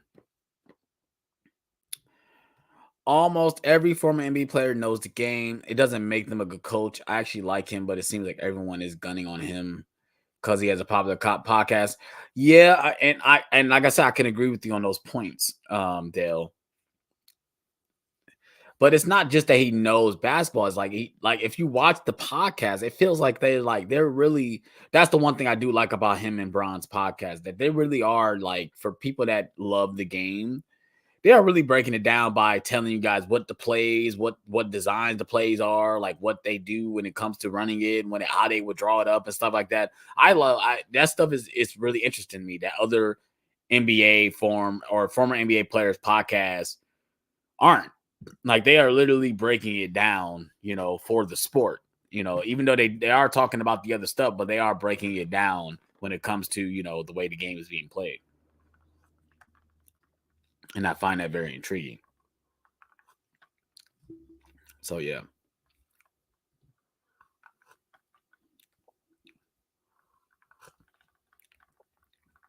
Now, Dale, I see what you're saying there. Is that what you're saying? I'm happy is that you're saying which player is better, or who I would rather have on my team? Because they'll make a good point. I'd rather have Joe Johnson on my team because James Harden is going to be James Harden. So I thought you meant which player is better.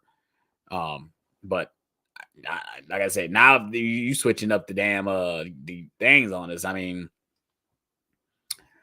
better buddy cop franchise, Bad Boys or Lethal Weapon?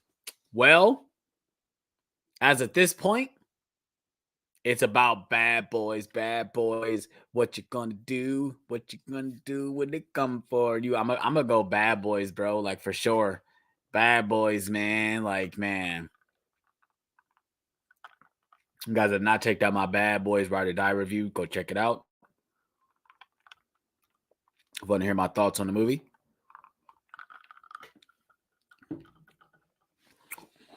but I gotta go Bad Boys, man. I like the Lethal Weapon movies. I like them, but I don't love them like I love the Bad Boys movies. So gotta go Bad Boys, man. I got to. Latuda, Dale, Lethal Weapon, better storyline, Bad Boys more exciting. On the story point, I guess you're right, but I mean, I don't know, man. I just sometimes it is just about enjoyment for me. Sometimes, especially when it comes to buddy cop movies, like, that's what I expect. So,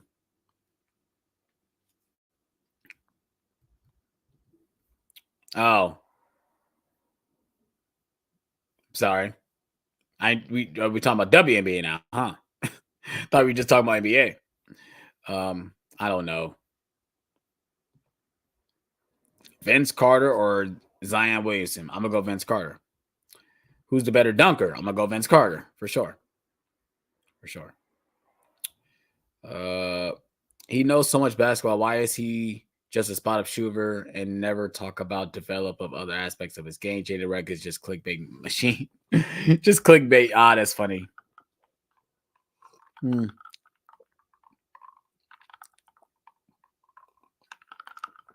Yeah. There's no better dunker than Vince Carter for sure. Say it again. Say it again. Repeat it. Repeat it again.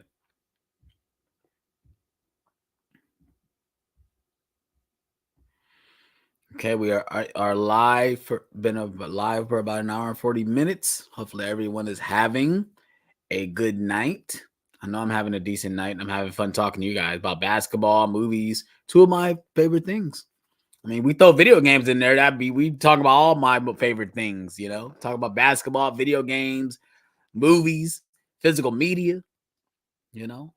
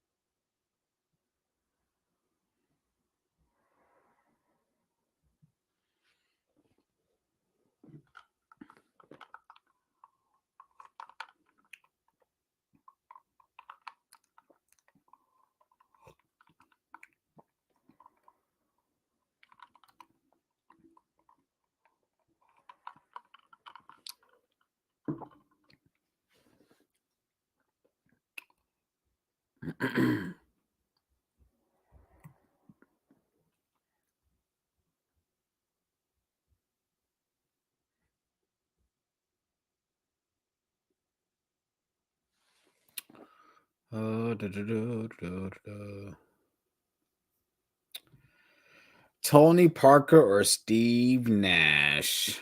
Man, I'm gonna go Steve Nash. Yep, I'm gonna go Steve Nash. What are your top 5 remaining releases of 2024 you're looking forward to? Well, that's hard to ask because we're only halfway through the year and we still don't have everything out yet to the end of the year. So um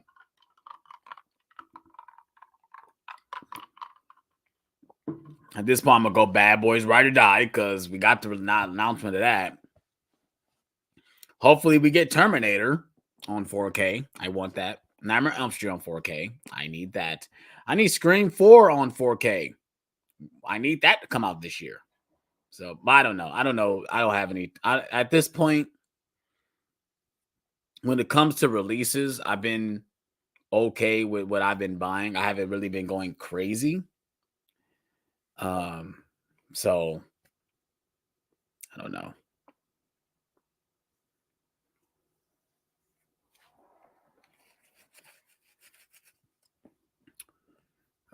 Slipknot fan, thank you for joining. Do you ever buy movies from Goodwill? And if so, where are the best ones you bought there? Well, I found Dogma on Blu-ray at a Goodwill for $2.99 or something like that. It had to be like 2 something on Blu-ray.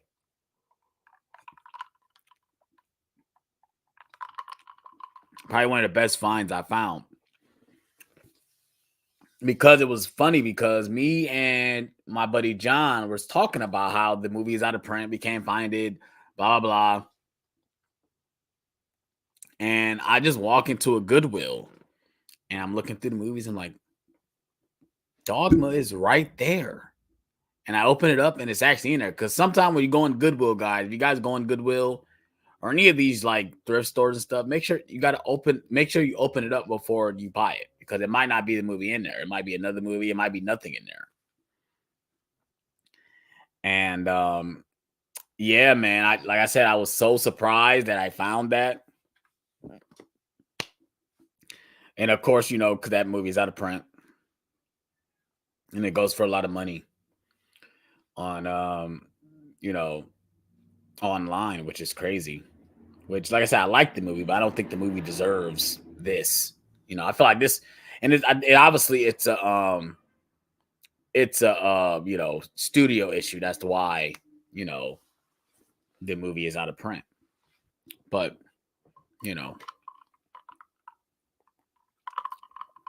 Goodwill can be hit or miss. I just went to Goodwill the other day, and they had a lot of DVDs.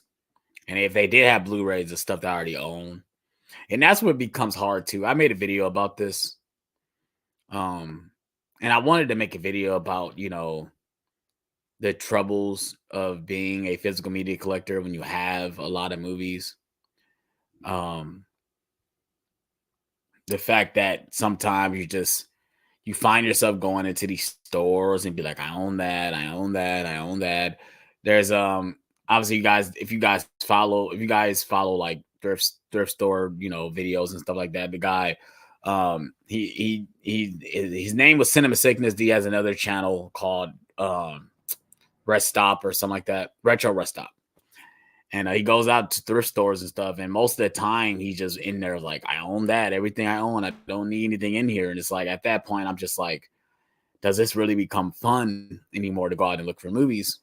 Because I own most of the stuff that I want to own. Now it's just if I'll go out and I'm buying stuff that, that doesn't really matter to me. Or maybe it's a blind buy. Maybe I want to check it out, Like today, I bought 2 movies. I've never seen them, but I'm hoping that I like them. One of the movies is directed by somebody I really enjoy or I really like. So I'm hoping that, with these movies that I'll be able to keep them in the collection. Hopefully I didn't just like, and they were only like $3 or $4 a piece. So, and that's another thing too. I try to like, if I'm gonna buy things, try not to buy them brand new. Try to buy them day one. You know, especially if I've never seen the movie before. And that's what I try and encourage everyone who's just now starting to get into movie collecting. You know, just try to find your favorites and try to find them cheap.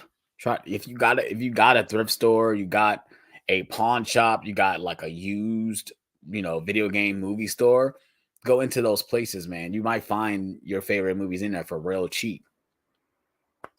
The exchange was like my best friend, especially the $5 section, man. I would find some gems in the $5 section. And then you got places like Goodwill. You'd be surprised what you can find in Goodwill, especially if you're in a decent area. The Goodwills in my area aren't very good. They just aren't. They aren't very good.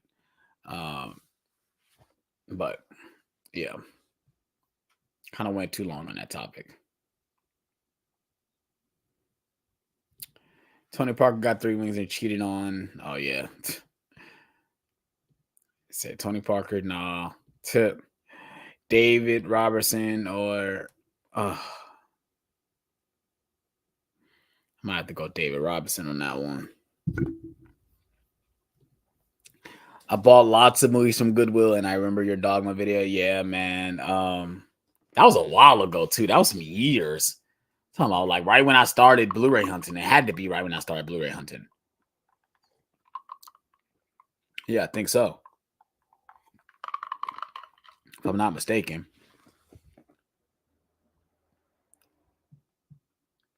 So I really started really going ham on Blu-ray hunting like in 2021. Yeah, 2021. Because that's when, obviously we was going through a pandemic.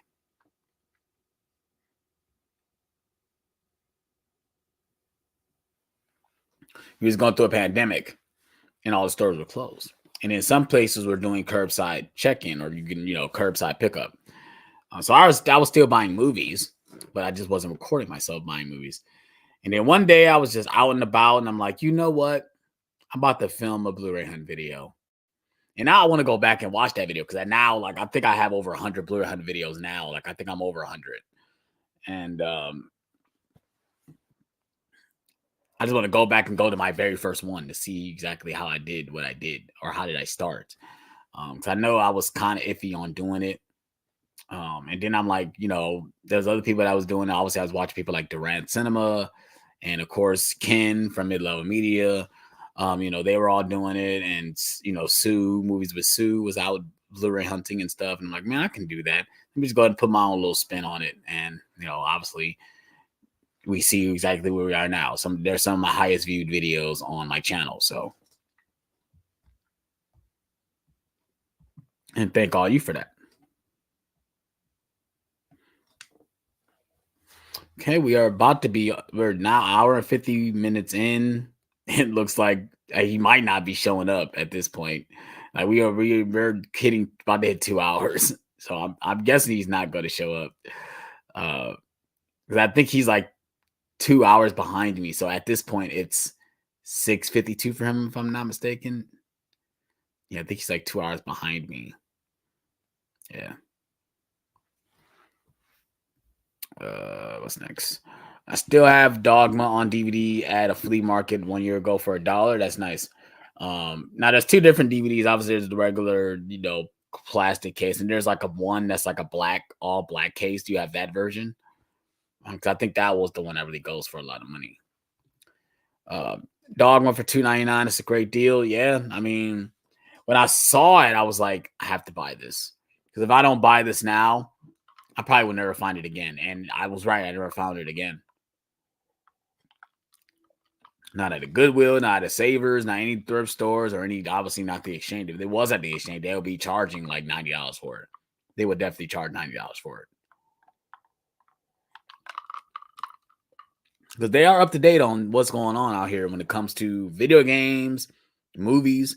I done seen things they have an actual like display of things that are like rare. Like I think one time I seen a video game that was like very out of print. If I'm not mistaken, it was a Spider-Man game that was like out of print. They had it for like $100 and some, and it was for an old console. It wasn't even a new game, you know. So they are up to date. Some of these places are up to date on what's going on out here. Dame Time or Luca? Oh, man, why are you doing this to me? I think at this point I'm gonna go with Luca. Obviously, because of the position he's in right now, he's in the finals. You know, Dame never made it to the finals. But also with Luca, Luca has like technically he's been a pro since he was like 15 years old, so he knows the game. You know, he knows how to play the game. So I got to go with Luca. Ben Affleck or Michael Keaton? Now, are you talking about acting or Batman's? Which one are you talking about? I played the fifth. I love them both. Like real talk, I think Ben Affleck is a better actor than Michael Keaton. But this is hard, man. Because the range, I gotta think about range. Like Michael Keaton could play Batman, then he could be Beetlejuice, then he could be Mr. Mom.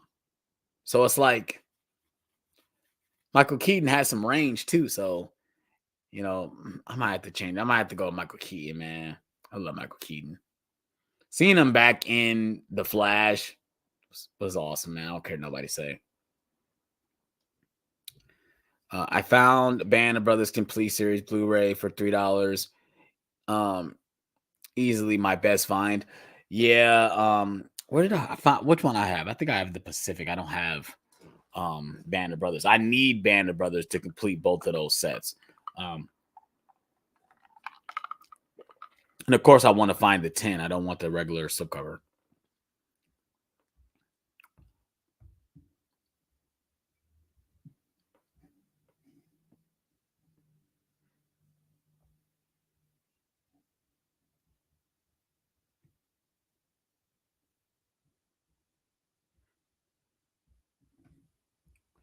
Let me ask him, is he good?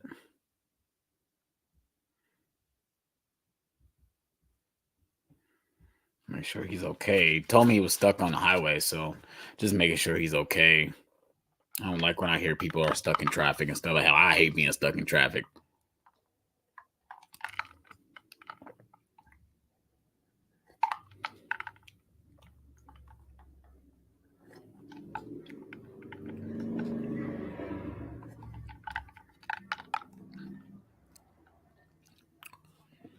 Acting wise, between two singers, Nick Jonas and Justin Timberlake. I'm gonna go Justin Timberlake. I think Justin Timberlake is a better actor than Nick Jonas. Guy Ritchie or Richard Linklater. I'm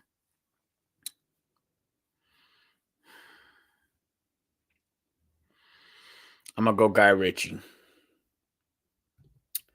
Used bookstores are great places too. Many have decent movie selections. Yeah. Because I have half price books. But then you got it's weird because you got places like Book Off, right? Which is in certain places like I think New York and California. I don't know if they have any other locations anywhere else, but like my buddy Tyler goes to Book Off and they do be pricing things like extremely crazy. But like the exchange just kind of does the same thing. If they know they have something rare, they're gonna charge what the price is, you know. Because like I said, I want Attack of the Clones on 4K. I want that with the slipcover. And they have it at the exchange, but it's $40. Like, do I see myself spending $40 on this one movie? Hell no. Hell no. I have the Blu-ray. Why the hell would I want to spend $40 on the 4K? I want it, but no, I don't see myself spending $40 on that movie. Not doing it.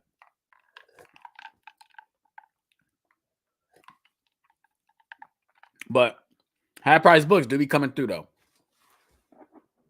They do be coming through. Like I said, they usually have a clearance section. And like I said, sometimes you might find some gems in the clearance section. Sometimes you might not. You know, it depends. One thing I be, upset is like sometimes every time I go in there, hopefully I got the area to myself so I can just film in peace. instead of having somebody watch movies and I got to sit there and wait till they're done watching. They go back and recording. That happened to me so many times. I done sat there and try to record me looking at the movies. And a guy will walk over and like, oh, let me stop recording because he's probably gonna think I'm weird, or I'm trying to do it like nice and crisp and smooth, and this guy comes over, walk over, and just messes up the whole groove. But yeah, Dave Bautista or John Cena. I'm specifically, I figure you're talking about acting wise. I'm gonna go Dave Bautista. Should have no hesitation picking David Robinson, right? Yeah. The great debate: slipcover or steelbook. Oh, real talk. Real talk. It depends on the artwork.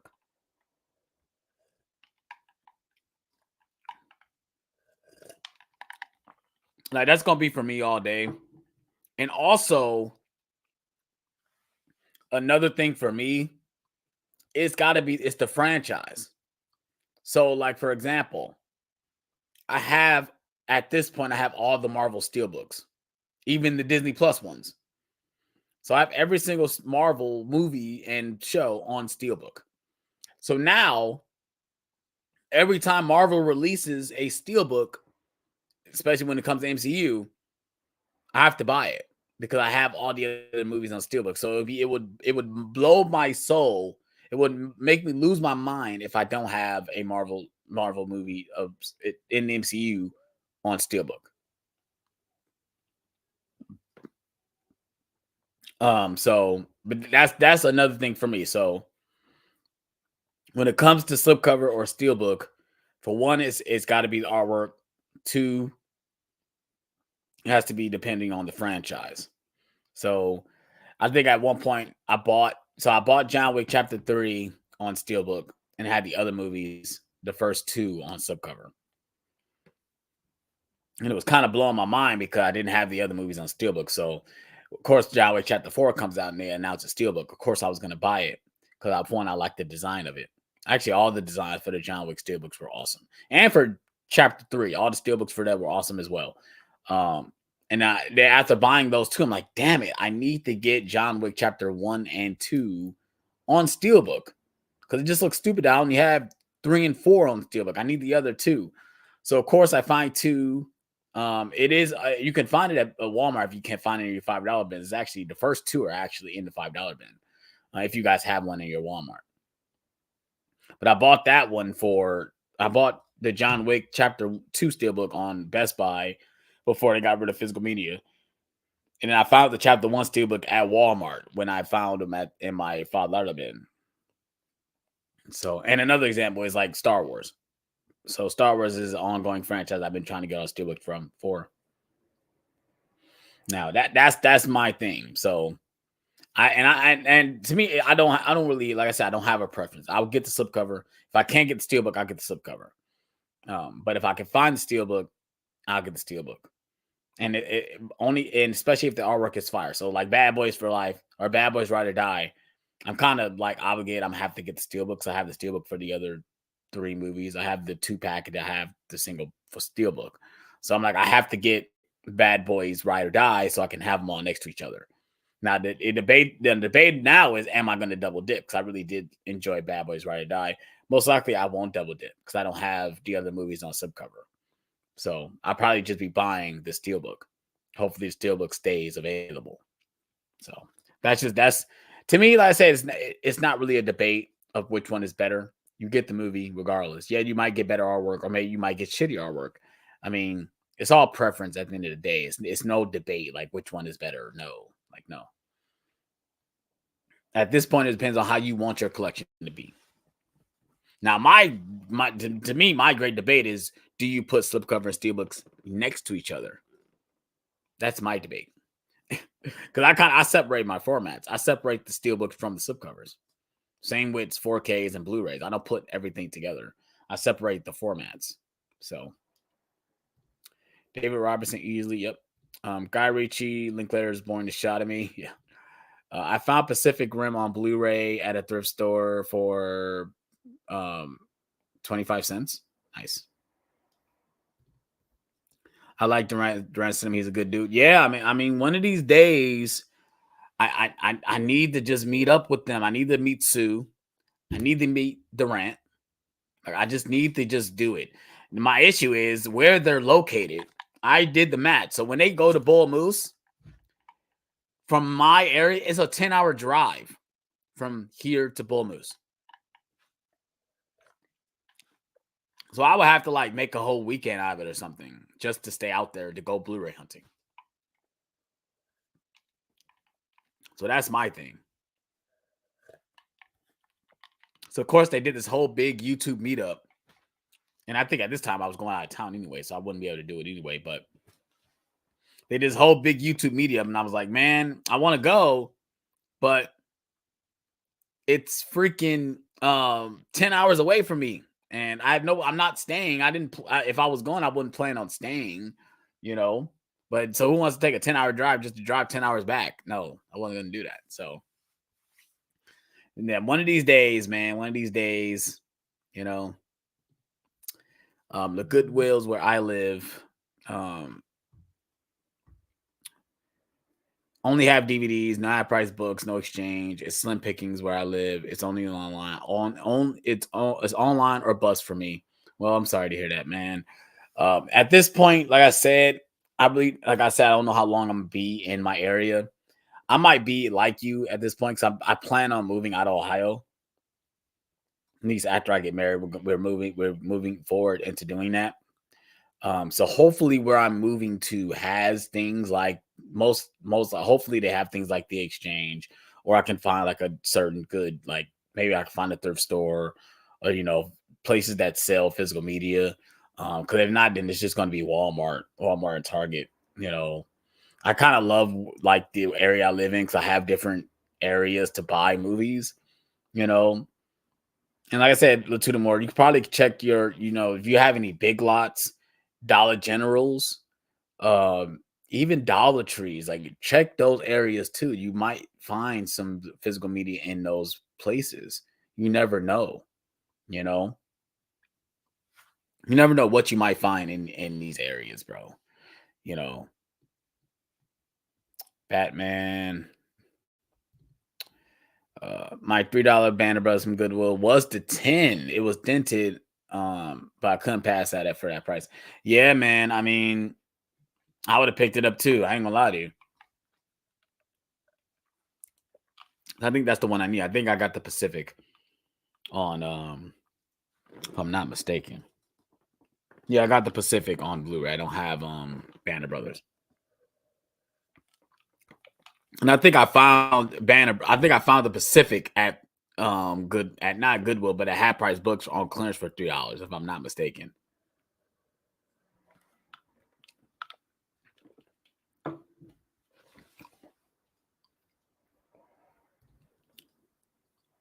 Glenn Powell or Miles Teller? I'm gonna go Miles Teller. Pringles or Doritos? He's literally just doing which one? I'm gonna go Doritos. You go Pringles, Dale. I'm gonna go Doritos, man. Like what's the purple bag called? Is it sweet chili? It's probably one of the best Doritos, man, for real.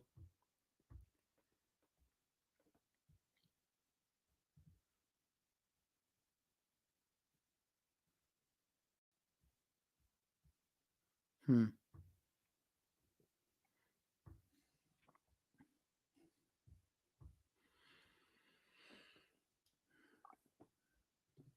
Vinyl or cassette? I'm gonna go cassette. Obviously, I didn't collect vinyl. I do remember listening to cassette though. I I think it definitely depends on the artwork and price point. But since the majority of my collection is slipcover, I have to go with slipcover. Yeah, see, that's another thing too. I think obviously most of my collection is slipcover. I have a lot of steelbooks. If I'm not mistaken, I have over 100 steelbooks.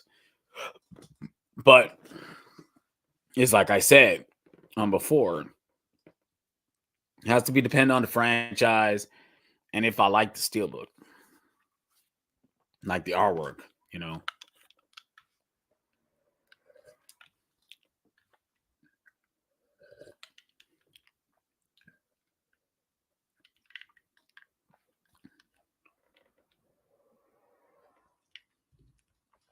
Jenna Ortega or Millie Bobby Brown? I'm gonna go Jenna Ortega.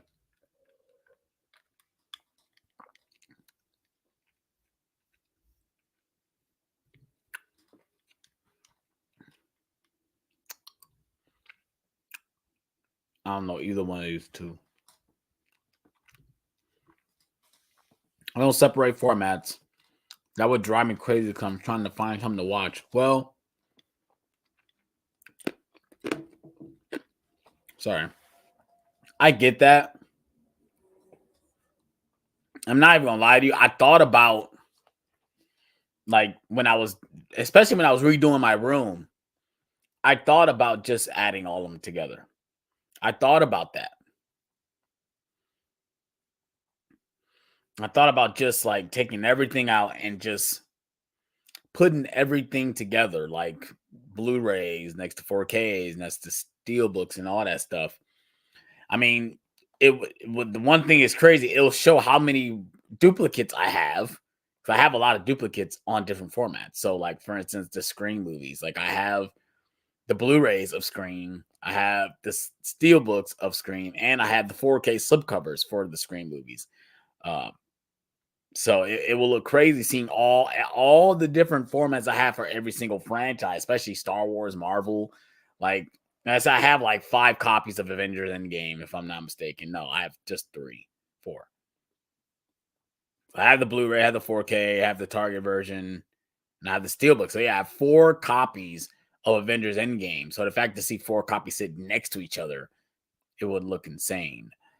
But yeah, man, I thought about that. I thought about just unseparating them, but I've been doing that. I've been doing this, at least the way I've had my collection. I've had it like this for a while. Like, if you guys have been watching my Blu-ray collection videos, which thank you guys for checking those out. God, those are over 3 hours long. It's crazy that you guys have sit there and watched that. But like, I've been having my collection separated by formats for a really long time. And especially when it comes to things like Marvel and DC and Disney, like, and it's maybe because of places like the Exchange. Like, places like the Exchange, they do the same thing. They separate certain formats in their sections. So they have like a steelbook section, they have a 4K section, they have a Blu-ray section, they have a horror section, Disney section, Marvel section. They have, in certain Exchange, they have all those things separated. So maybe that's where I got that concept from, to separate the formats. And I know there's other people out there that do the same thing. But like, maybe that's where I mostly got it from. So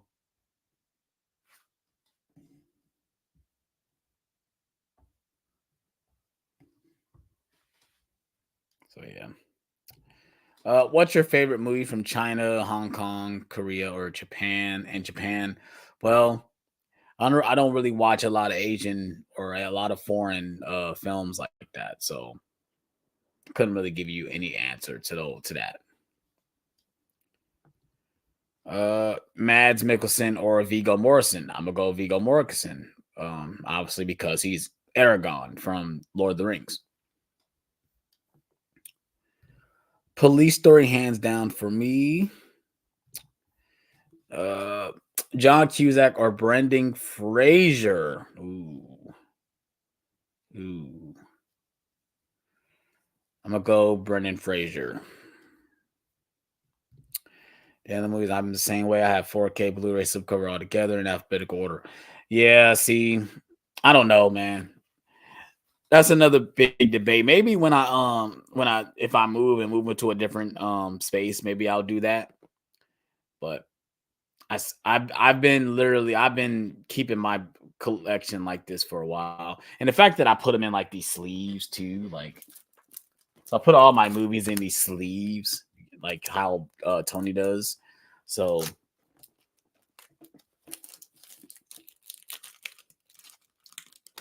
maybe that's why as well. Maybe that's why I do it like that. Same with steelbooks. I put my steelbooks in these little sleeves too. So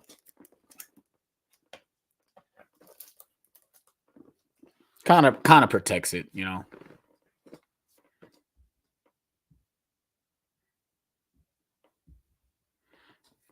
Okay, you've been live for 2 hours and 11 minutes. Thank you all for chatting with me and, you know, sticking with me, man. I appreciate it.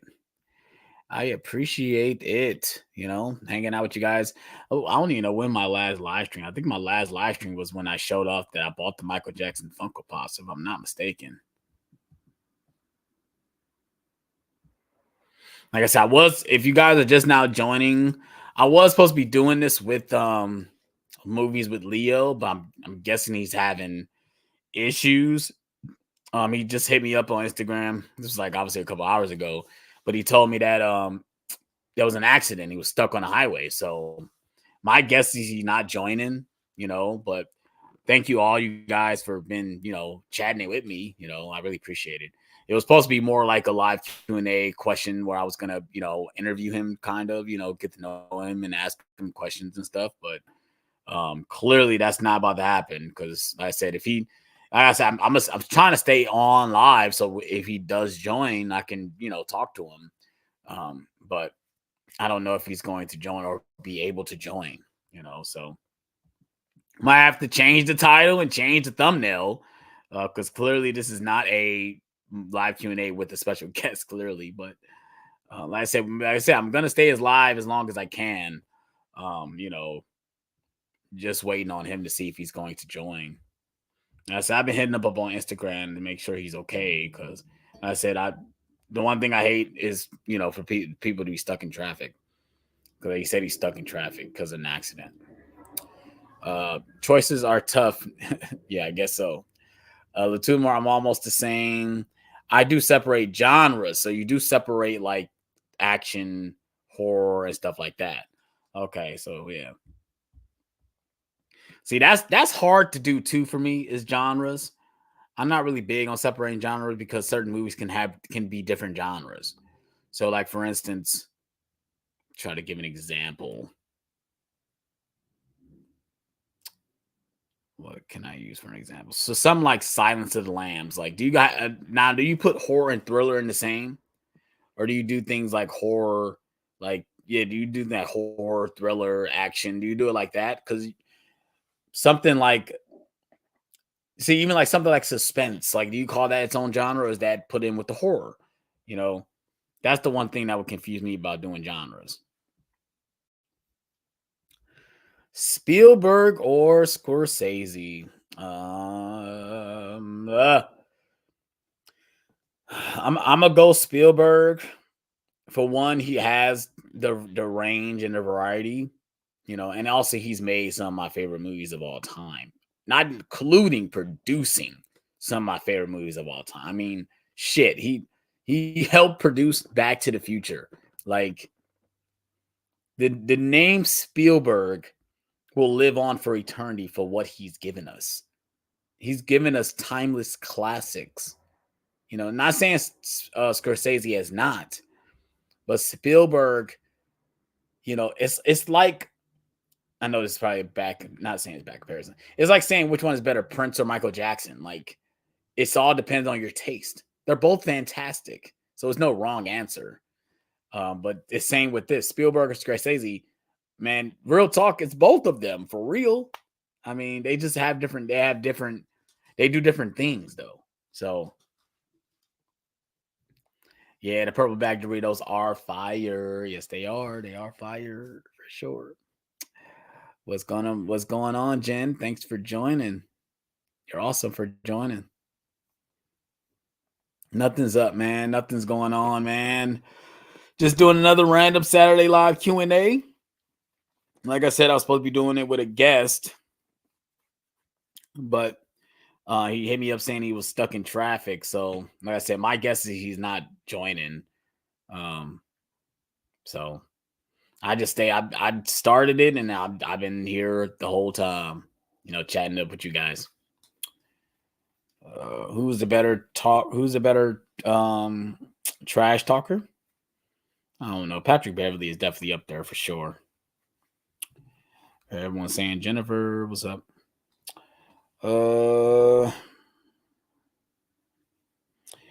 Um, we were dealing with it does look like it does look cool when you see someone's collection on a shelf, Arrow Video, all the Marvel's movies, Second Sight, etc., next to each other. Maybe one day I'll switch it up. Yeah, I do like that too. You know, especially when someone has like all the Kino movies together, because obviously all the spines look alike. Or when we see someone have their entire Screen Factory collection, like, because you can see all the Screen Factory logos next to each other. Um, and the same with the Marvels movies. You know, you see all the MCU movies, especially when they got them in like release order or something like that. I thought about doing that too, especially with my steelbooks, like just putting all my Marvel steelbooks next to each other. But I'm such like I love my stuff being alphabetical order. Well, it would just throw me off. It would just throw me off if I did that. So, uh, Draymond, sorry, autocorrect. Oh, I said Raymond. Like, what? Who is that? That's why I'm like Patrick Beverly. I guess I don't know who Raymond. That Raymond is. Um, Draymond. I don't know. I feel like it's still Patrick Beverly though. I feel like Patrick Beverly is more of a better trash talker than Draymond, at least in my opinion. Ooh, shit. Sorry. Have you learned any good life advice from a movie?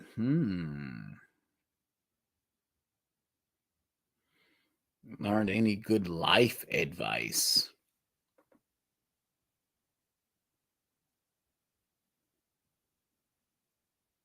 Well, I guess you could say I learned a good one from Back to the Future. Is that, at the end of the third movie, she looks at the paper saying, I found this note and it's been erased. And he's like, of course it's been erased. Like, what does that mean? Well, he says, you know, that means the future hasn't been written yet. And, no one knows no one knows what the future holds. The only thing is what you can make out of it. So make it a good one, you know.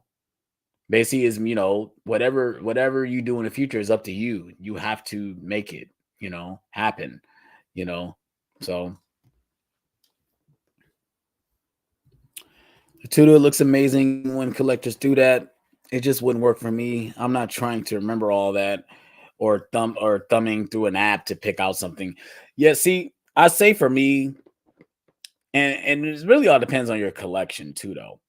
But since I kind of know, where things are in my collection, like with especially with cutting the lettering and stuff like that, or especially with and when I'm looking for a movie, I immediately go straight to my 4Ks because most of the movies that I would really want to watch is on 4K, you know. Then if I remember I don't have it on 4K, I'm going straight to Blu-ray, But I mean, for me, I'm the person where I scroll through my collection, but also like if I'm looking at most collectors, my collection ain't really that big. Like, and yeah, I got over 2,000 movies, but I mean, there's people that over here got like 5,000, 10,000 Blu-ray that have to look through a whole library of stuff. I'm not really doing that. Like, if I'm scrolling, especially when it's got to be really the mood of when I'm wanting to watch. You got to think about that too. You know.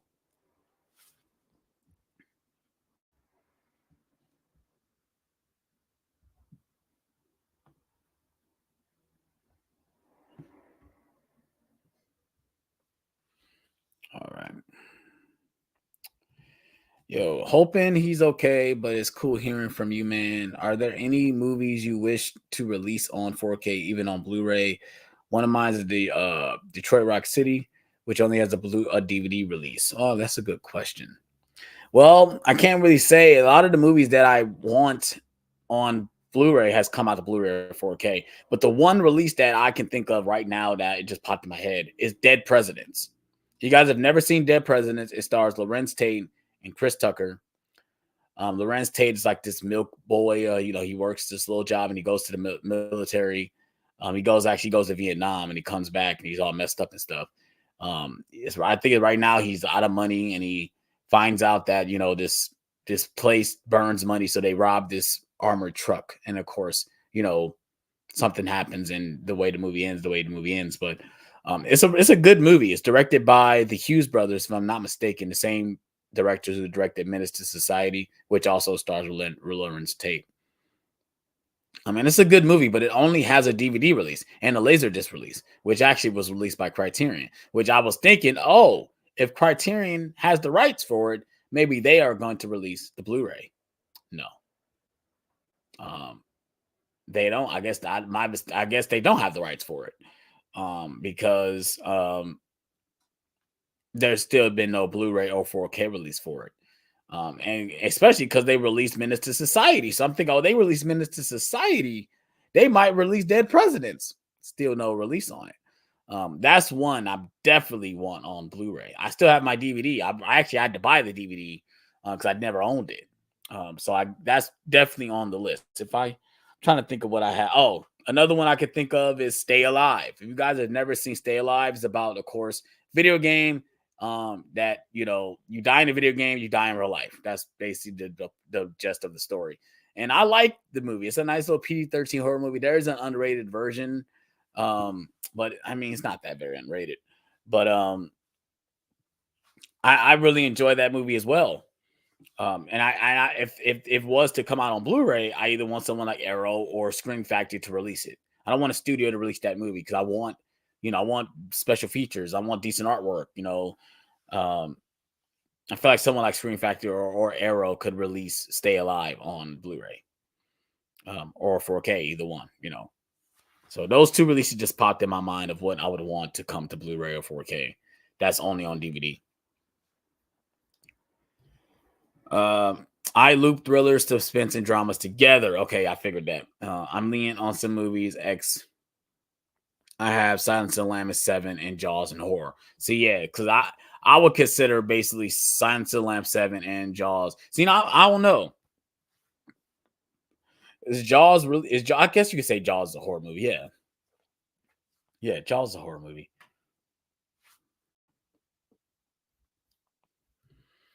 Dale movie. Speaking of 7, I wonder when we get that 4K. Yeah, I mean, it should be this year, I guess, right? I mean, that's the rumors that's coming out this year. Because it is does David Fincher have any other movies on 4K besides? I know he has a Social Network, but that's in the Columbia Classic, the Columbia Classic set. You can't buy that separately, which I hate that they do that. I don't think David Fincher have any other movies on 4K. Yeah, besides the Social Network. Like I said, you can't buy that separately. You have to buy the set to get that, which sucks. 7 or Zodiac? I might have to go with Zodiac, man. I like 7, but 7 is it's a slow build for sure. It's definitely a slow build.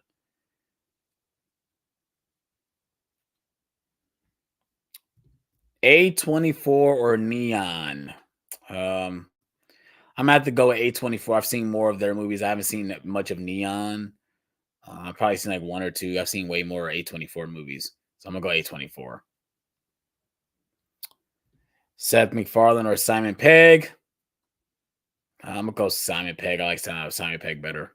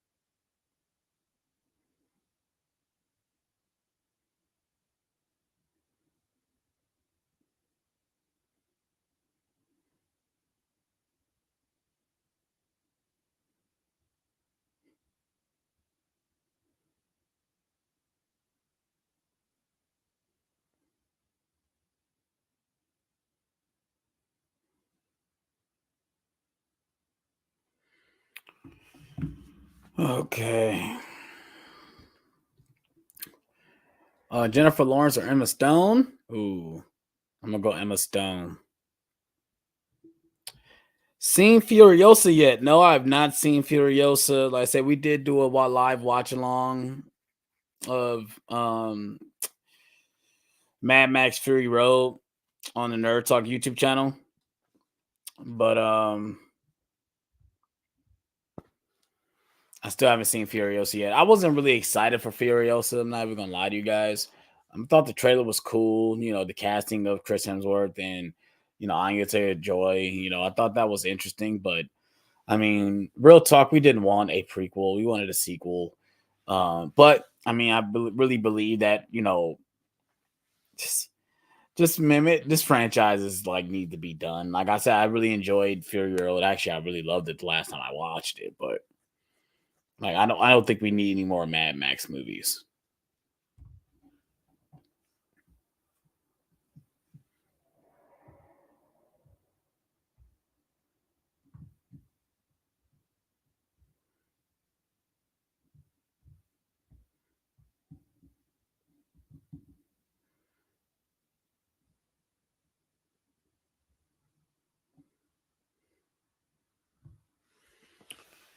All right, man. Michael B. Jordan should play you in a biopic.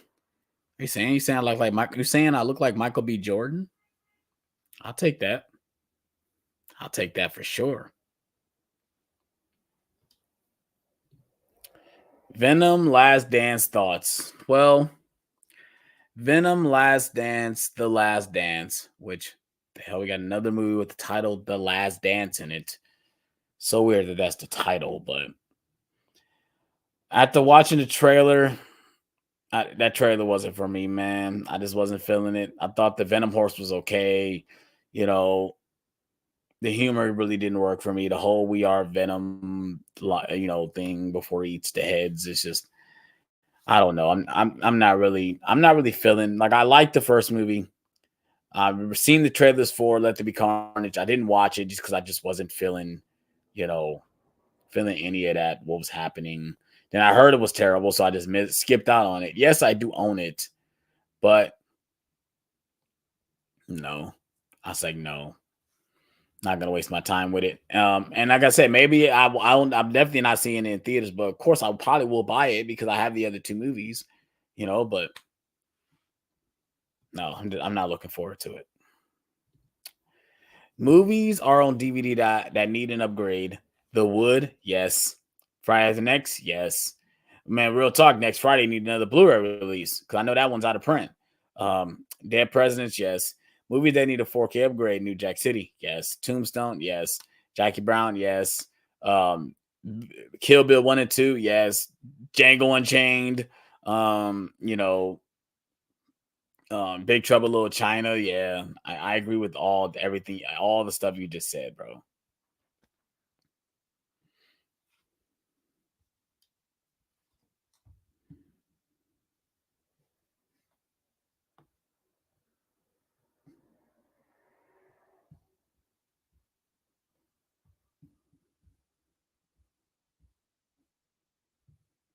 They play tonight.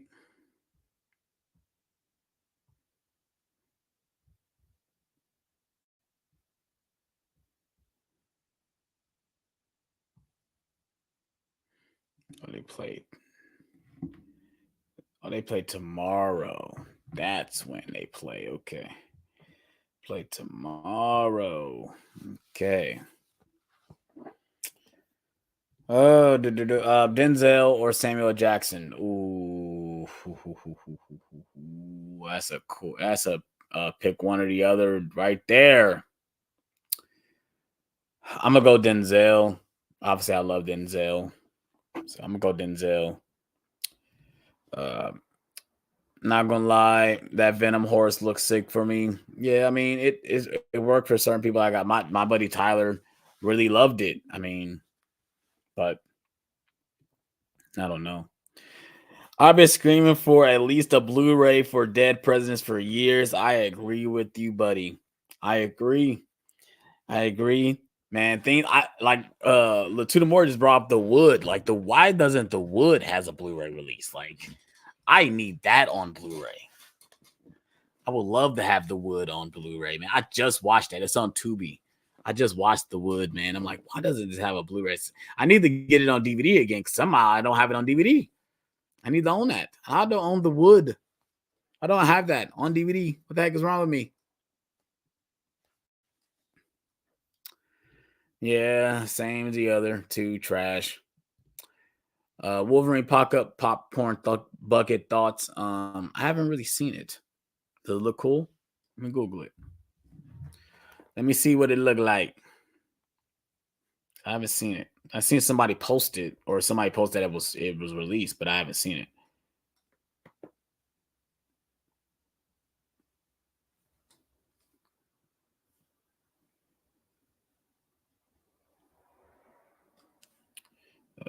Wolverine popcorn bucket. Wow, yo, are you serious? They must have heard me. What the hell? Which one is it? Is it this one? Is it this one? Is that it? That looks weird. Oh, it's the mouth is where the popcorn comes out of. Wow. That's hilarious. I was wondering, like, what the hell? Wow. That's strange. That's weird. I thought this was it. I thought this was it. I thought that was what it was. That's it? What the hell? Okay. All right. Dakota Johnson or Sydney Sweeney. See, I haven't really seen either one of them in a lot of stuff. I mean, if you want to talk about looks, I mean, it's obviously Sydney Sweeney for sure. But I don't know. I don't like either one of these actresses. So, uh, Greta Gerwig or Sofia Coppola. Now, I'm gonna go Sofia Coppola, obviously, because obviously these are women directors. So I'm gonna go Sofia Coppola. Question 1: is there a horror movie art that made you think it would be much scarier movie than it actually was? For me, it was House, 1985. The floating dead hand pushing on the doorbell. That's a great question, man. A horror movie artwork that made you think the movie was scarier than it actually was. Wow. Man, that's a great question. Horror movie. Man, that's a great question. Oh, I mean, it's probably just randomly said, but Cabin Fever. Cabin Fever is one for me. Like the picture of Cabin Fever is literally a red poster with a skull. Like it's like a skull. Like you see like the image of a skull, and it's a little cabin sitting there. And you would think it's like one. It's you think the movie is the way the artwork look. It looks like it's going to be much scarier than what it actually is, and it's not. So that's the one I think of, Cabin Fever. Better boutique label, Arrow, Criterion, Second Sight, Kino, or Screen Factory. Well, I guess for me, it'll probably be. I don't know, man. I think Arrow is killing it with the boxes. I love what they do with the box arts. I have a couple of them. Obviously, I have one right in front of me. Donnie Darko. Can I grab it? Like I love that they go this hand with this, but I know Second Sight has things like that too. I don't have. That's the one I don't. I don't have any Second Sight releases. I know that they're expensive though, right? So I don't have any Second Sight releases. So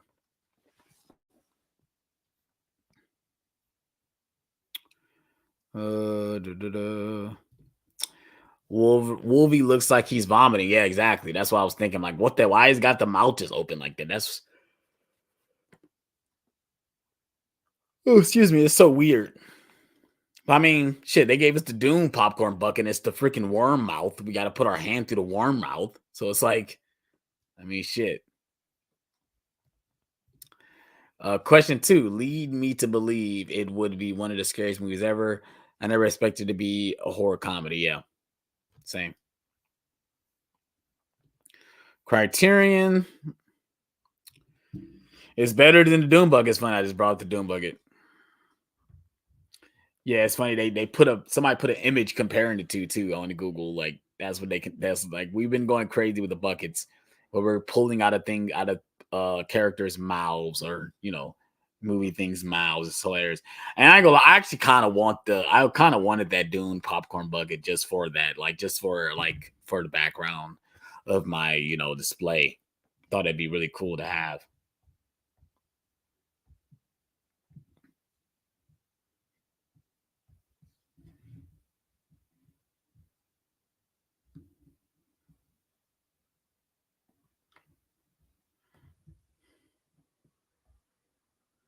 So funny, man. Of course, the day that I want to have a guest on, I'm very excited. I was ready. And of course, something like this happens where he just isn't able to show up. Ah, man, it's just my luck, man. And this is another reason why I didn't really want to, I'd be scared to have people on because things like this happen, and I just be so ready, and I just get so disappointed. Oh man, man, things just couldn't go my way, right? Oh man, it's just the way of life sometimes. Sometimes you just can't control life and destiny, I guess. Um, best packaging and title quality Arrow. Best transfer quality second sight and most consistent is Kino. I would say, yeah, you're right. Kino is definitely consistent on their releases for sure. Like I said, and we got to give it to them. They sales hit. Like when they have their sales, they have their sales, man. And the one thing I do like about Kino too, though, is they are the one that are releasing the movies that would never get released on Blu-ray. So, like for instance, I was able to pick up some Michael J. Fox movies I knew I wasn't able to find unless a boutique label have them. So, like, thank God Criterion was releasing some of these movies. Like I said, I just when the sale came out, just like man, I just pulled the trigger on it.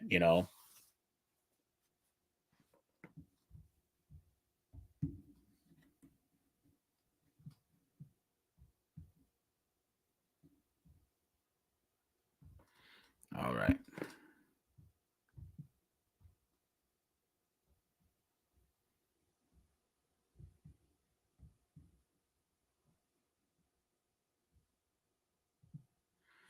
All right, let's move on to the next question. Please give me a Criterion recommendation. Just watch Simple Blood Simple this week. Criterion recommendation. I don't know. You've probably seen a lot of them. I guess I don't want to name something you've already seen. Like I said, I got I got The Game with Michael Douglas. If you haven't seen that, go check that out. What's another one I own on Criterion? Can't think right now. Can't think of what I own on Criterion. I can't. Tron OG or Tron Legacy? I'm gonna go with Tron Legacy because that's the one I watched the most. Overall titles are Screen Factory. Overall, Arrow is the best. Second Sight is close second, and Criterion will always be my go-to for non-horror or action. Yeah, I can agree with that, Anthony, for sure. The one thing we got to give credit to Criterion too, they kind of do the same thing like these other boutique labels. They release titles that are just like, the echelon of titles, I guess. Um, and like that's the one thing at this point where we got to just give credit to these boutique labels that they are releasing the physical media that as collectors, that's how we want it. Like for example, I bought some old DVDs of Harry Potter movies to be just because of the packaging. And like I said, most studios wouldn't release packaging like that for that type of release. It would just be a standard Blu-ray case, or a standard, 4K case. It would never be like that design where you open it up and flip it up and it's got different artwork and you got, information on the movie and stuff like that. Oh, excuse me. You'll never get that unless it's with a boutique label. So, like for instance, you got like Arrow, like I just showed you the Donnie Darko set. You know, you got a lot of things in there. You get the poster, you get cards, you get a whole bunch of different stuff in that release. You know, and I've been trying to just get those boxes. I try not to get like simple slipcover versions. So I know like Arrow released Children of the Corn, which is just a slipcover. Those not an actual box. But most of the stuff, when it comes to Arrow, I try to get the box. I don't want to get just a simple slipcover. You know, I want to get all the bells and whistles, especially if I can find it in a while. So like they released American Werewolf for London. I picked that up. RoboCop, I got that one. I got Wild Things, and I got Donnie Darko. So next one I want to get. Of course, they're releasing the Conan movies, or have already released the Conan movies. I know they released a double pack, but I just want to get Barbarian. So I think they are finally releasing those separately on 4K. So one day I will pull the trigger on Barbarian. So I do want that release on 4K. I want that. So I respect that. Let me ask you the opposite of the flag. What's your biggest green flag as a collector? So my biggest green flag, not red flag. So green flag. Wow. So my biggest green flag is that, you know, having the ability to buy the movies that I enjoy having or I enjoy watching. You know, the fact that, you know, this stuff is available to buy and purchase is a green flag. You know, the fact that we can have, you know, 2 hours of joy or 2 hours of sadness, 2 hours of horror, 2 hours of, you know, of a feeling, you know, for something that you love, it's amazing to have. So I guess that's one of my green flags as a collector is the ability to just have it in my possession, you know, and no one could take it away from me. This or that makes conversation more interesting. Yeah, and thank you so much, Happy. You've made this conversation extremely exciting. I'm very happy you joined, man, for sure. Because like I said, obviously, like I said, my guest didn't show up. He's having issues, so you definitely made it more interesting as the conversation went. Like I said, we about to be live for almost 3 hours. I don't know if this is the longest I've been live on my channel, but yeah, we're closing in on 3 hours. So yeah. Now it makes me wish, and I'm glad I did do the stream, but now it makes me wish I should have just pushed it back then or just canceled the stream. But since I already made the stream and did it, I'm like, I'm gonna just go live, forget it, you know. Did you pre-order Nightmare on Elm Street on 4K? If I'm not mistaken, it's a steelbook, but there's no artwork release for it, and it's only on Zavi, if I'm not mistaken, right? I think I seen Ken put a post up about it. I think it's only a steelbook, and I think it's only a Zavi release, right? They haven't announced anything. You know, the studio haven't released anything, if I'm not mistaken.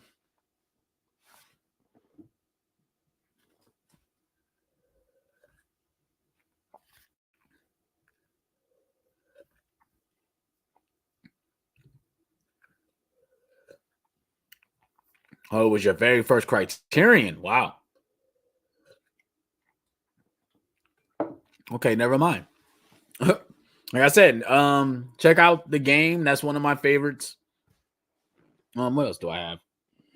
Most people always recommend 12 Angry Men. That's one that most people recommend that they own in their collections. 12 Angry Men. What else do I have on Criterion? Of course, I have Menace to Society. That's a really good 90s hood movie. What else do I have? Parasite has a good Criterion release. The Breakfast Club has a good Criterion release. Seven Samurai, you know, those are mostly ones that most people that start buying Criterions, they buy those ones first. So, speaking of Kino, Rules of Engagement with Samuel Jackson and Tommy Lee Jones is coming to 4K. It's a really good military / court drama. Okay, that's nice to know. If you can remove one movie that sucks from the world of cinema, what would that be and why? If I could remove one movie that sucks, you know what it would be though, for real? And it's so weird. I can't say that because if that movie gets removed, who knows if we get Batman Begins. Of course, I was going to say Batman and Robin. Um, but I think the reason why we got the Dark Knight trilogy is because how bad Batman and Robin was. Like Batman and Robin come out in 97. We literally don't get a Batman movie for what? 98, 99, 2000, 2001, 2003, 2004. It literally is like 8 years before we get another Batman movie. So, I mean, it can't be that. And it's weird because most movies that are bad, it's sometimes it's in the middle of the franchise, like X-Men Origins, Wolverine. Like that movie was in the middle of a franchise. It wasn't like it was the end of a franchise. It was in the middle. It was trying to start something with that. You know, then you got movies like The Mummy with Tom Cruise. That was movies trying to start a franchise, even though the franchise didn't happen. Like, you could technically erase that movie. It's not good. Um, you know, that's a hard question to ask, man, for sure. Hot take. No, not really. Vinegar Syndrome is the most overrated boutique label. Are they now? 'Cause I don't have any Vinegar Syndrome in my collection, so I have no idea. Agreed. I don't know what you. I don't. It must have been something we said earlier. Hopefully, someone will launch Soy Syndrome. LOL. I don't know that. I don't know what that is. Never heard of it. Yo, what's up? What's going on? Hope you and your family doing well. I've been a supporter for a while, but first time joining your live stream. Well, thank you so much, Dre. I appreciate it. We've been live for about almost 3 hours now. Like I said, I was supposed to have a guest on. I hit him up on Instagram. Clearly, he having some car issues. He's like stuck in traffic. They said there was an accident. He was on the highway on his way home. So clearly, he's been stuck in traffic. So and I told him that, like I said, I'm going to stay live so he can jump in and pop in. So that's why I've been trying to stay live for him to pop in. But we about to go on 3 hours being live. So I'm guessing he's just not going to show up. So, which is upsetting because I did want to have a nice conversation with him and stuff. So I said, maybe next time, maybe next time. But thank you so much for joining, man. I really appreciate it. It's Prince, by the way. Think Purple Rain, and that's my name. All right. I'm targeting Thelma and Louise next. Yeah, I need that. I need that on 4K as well. I need that on 4K as well. I have a lot of Kino and Screen Factory, decent amount of Arrow. I need to work on my Criterion and Second Sight. Yeah, see, my issue with all that is it's very expensive. Like Criterion's alone, especially if you get 4K, it's almost $50 to $60 for their 4Ks. Don't get me started with Arrow. Excuse me, most of the Arrows I bought were on sale. Like I bought Wild Things for like, and I think it was still like over $20 on Hamilton Books. And I know if I would have bought that brand new, that was damn near like $50. So, like I said, I try to stay away from the boutiques unless it's something that I really want to own. So, like for instance, the Halloween movies, I really wanted to own all those on 4K. So, of course, I was going to buy all of them. Even the Halloween 4K collection from 1995 to 2002. I don't like Resurrection, but I was going to buy that set because I have all the other movies. And they came with the slip boxes, even though it's funny they came in slip boxes inside of a slip case. It's hilarious. Or they came with slip cases inside of a big slip box. But I still was going to buy that because I love the Halloween franchise, you know. And it's usually when it comes to like Screen Factory and Arrow and stuff, it has to be something that I've seen before. I don't try to buy or blind buy releases from boutique labels that I've never seen because I'm spending a lot of money on it. So, like, just for instance, like let's say I've never seen American Werewolf in London, and I bought the Arrow version. Yeah, and obviously the artwork looks nice. It's a nice release, but that's like just like me buying that and never seeing the movie yet. That was $40 I spent on that. So, yeah. That Thelma and Louise set is a nice set. Yes, it is. We've met on Boutique Talk with Steelbook Assess before. You remember? Maybe. As I'm saying, have we been on a stream together, or was you on his live stream with us? Alex, do you find yourself buying less compared to 2 or 3 years ago? Definitely. Definitely, Ryan. I mean, if you could just go back to my other hauls. I mean, I definitely see myself buying less. And now I looked at it this month. If like technically, yeah, I'm not buying anything. I looked throughout these next couple weeks. I'm not buying anything because I don't even know if I'm buying Godzilla X Con because I haven't seen the movie yet. And I'm not buying the Steelbook. I'm not buying an exclusive for this movie. I would only be buying the regular 4K. So I don't even know. I don't know. Like I really don't know. Like, but yeah, I'm definitely buying less compared to 2 or 3 years ago. Definitely. But in my opinion, it's not really a lot coming out. And if there is a lot coming out, it's stuff that's re-releasing on 4K that I don't feel the need to upgrade. So like that was happening last year and a couple years ago. They would just kept announcing movies that just was getting re-released on 4K, and I'm like, well, I don't need to upgrade that. I'm not buying that. I'm not buying that. It was like that throughout the entire year, unless it was a new release that I was looking forward to buy. That was the only time I was buying stuff. So I'm definitely buying less for sure. What is your all-time favorite movie? It is Back to the Future. Is my favorite all-time movie. Remove no, not the Last Jedi. Come on, I actually enjoyed the Last Jedi. I'm sorry, I enjoyed the Last Jedi. I do. Asteroid City, goodbye. I've never seen Asteroid City. Knowing I'm from the Philippines, most physical media are so goddamn expensive. So streaming is the only thing available for us. Confession, no beef, man, master respect. Well, and like I said, I mean, I'm not a person where I ban streaming from my house. Like I do stream. I do watch Disney Plus. I do watch Peacock. I do watch Hulu. I do watch streaming. So and sometimes, like I said, it's just the convenience of it. Trust me, if I'm in the basement or if I'm in my man cave, I'm watching something physical. Let's say if I'm in like my bedroom or I'm in the living room and I'm with my fiance, I don't want to just come down here and search for a movie and then put it on. I'm gonna go through the streaming service, see what they have first before I come down here. Just because it's the convenience of it. But especially if I'm in my room. If I'm in my room, that's it. I might not even turn the TV on. I'm going straight to sleep for real.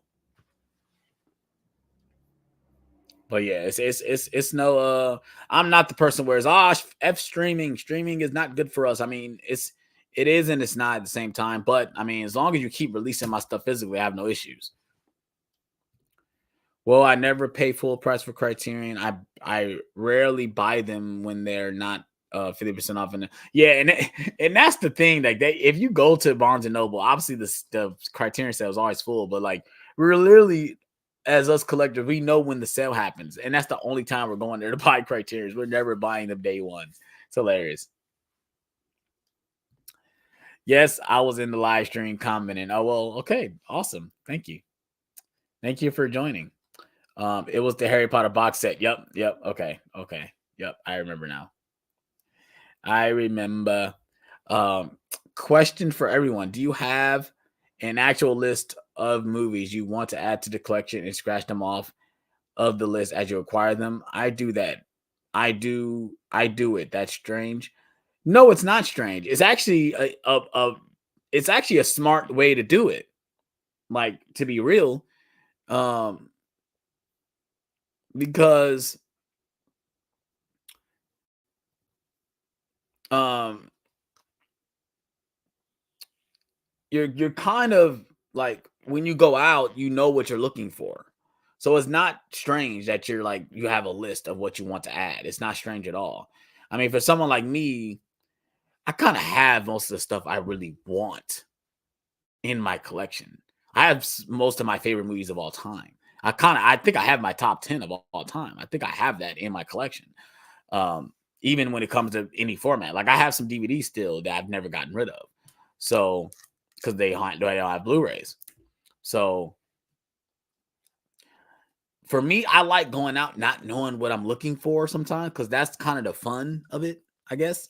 Like when I go out, I just hope I can find like a gem. Like I hope I can find a gem that, oh, I need that.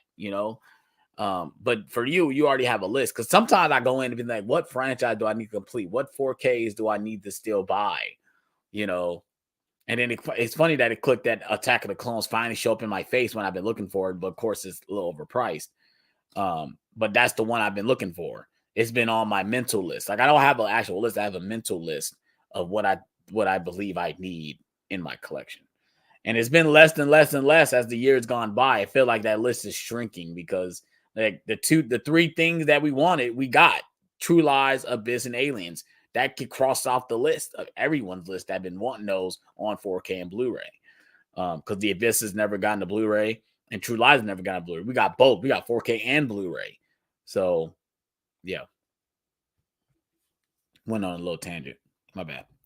Mr. Rigby, what's going on, my guy? It's been a while since you've been in the chat. What up, man? Thank you for joining, buddy. Yeah, it's convenient for sure.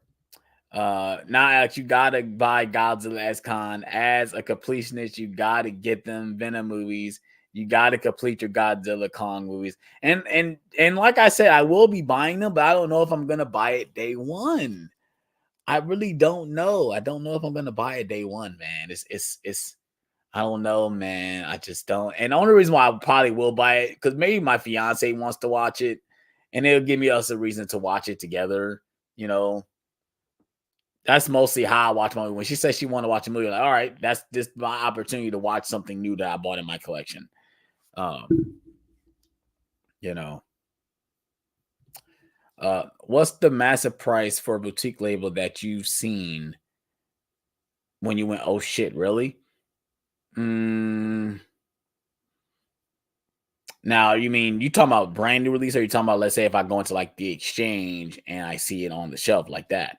So, it's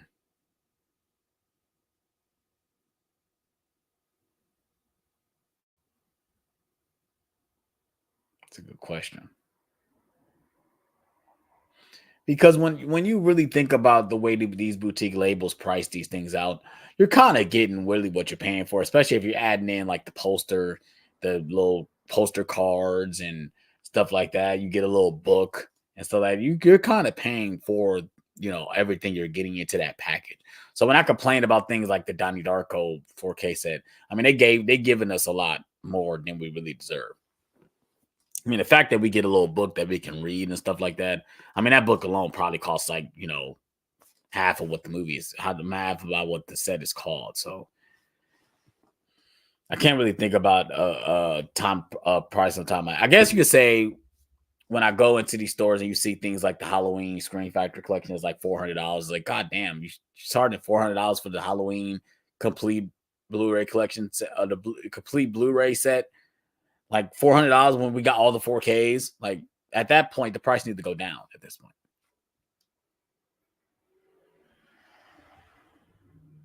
Yep, I think that's my cue. My fiance just pulled up. If I'm not mistaken, she just pulled up. I used to have a notes list. I think I'm mostly satisfied with my collection. I only have roughly around 400 movies. I prefer that quality over quantity, which is probably the smart way to go, is to have quality over quantity. Because like I said, there have been many times I sat and looked at my movies and be like, man, what do I want to watch today? It's so much in here, so much to look through. And then sometimes you just got to think about a genre and just stick to that genre, just trying to find a movie in the genre, or maybe a franchise. Like for me, like yesterday, I randomly just watched The Matrix. I was in the mood to watch something. And I was like, man, you know what? I want to watch The Matrix. And I watched the first Matrix movie. And I thought about watching the second one today. And like I said, maybe I probably won't, because at this point, I'm kind of tired. So, but yeah, like I said, it's probably the best way to do is quality over quantity for sure. Yep, it looks like Latudamore agrees with you, buddy. Barnes and Noble has Criterion on sale every month, at least 30 to 40% off. If it's something I like or need, I'll pick it up. Plus, with the awards you accumulate, you'll have a nice discount. Yeah, I mean, I can tell you right now, I'm rarely really going to Barnes and Noble. The only time I'm really going is for the sale at that time. So obviously July or November. I mean, I might pop up in there if I'm in the area. Maybe to look for a Funko Pop or something. But I'm rarely going into Barnes and Noble. I'll go to half price books before I go to Barnes and Noble. I'm not even gonna lie to you. Black Friday or Cyber Monday? I'm a Black Friday guy. I'm not a Cyber Monday guy. I mean, like for you talking to somebody who like buying their stuff in person instead of ordering online. I truly do not like ordering online. Especially when it comes to pre-ordering and getting it online, like getting something from like Walmart.com or Crew.com. I hate that. I would rather just be able to get it in the store. If I am going to pre-order it, it's going to be, I want it to be picked up at the store. I don't want to have to pre-order it and have it shipped to me because it can get damaged or something like that. I do not like that. I'd rather be able to see it in person and buy it in person. That's what I want. Yeah, exchange. Do you always do streams on Saturdays? I usually work Saturdays from 6 to 6. I love to join and watch. Usually it's sometimes I've been doing them on Saturdays because Sundays is usually for me and my fiance. We choose that day for ourselves. So Saturdays usually is a day where I'm available to do stuff like this. So it mostly will be Saturdays where I'll be doing stuff like this. Like I say, I rarely will do it on Sundays. So let's say if you can't join, you might have to check out the replay. Severin and Synapse are the most expensive, hands down. I give Criterion a break since they release sales every month and then. Yeah, for sure. What's going on? What's going on? I want Godzilla -1 on 4K. It probably will get one. I can see it getting one for sure. Have you ever bought a movie so expensive and later regretted it? Yeah, I bought Morbius.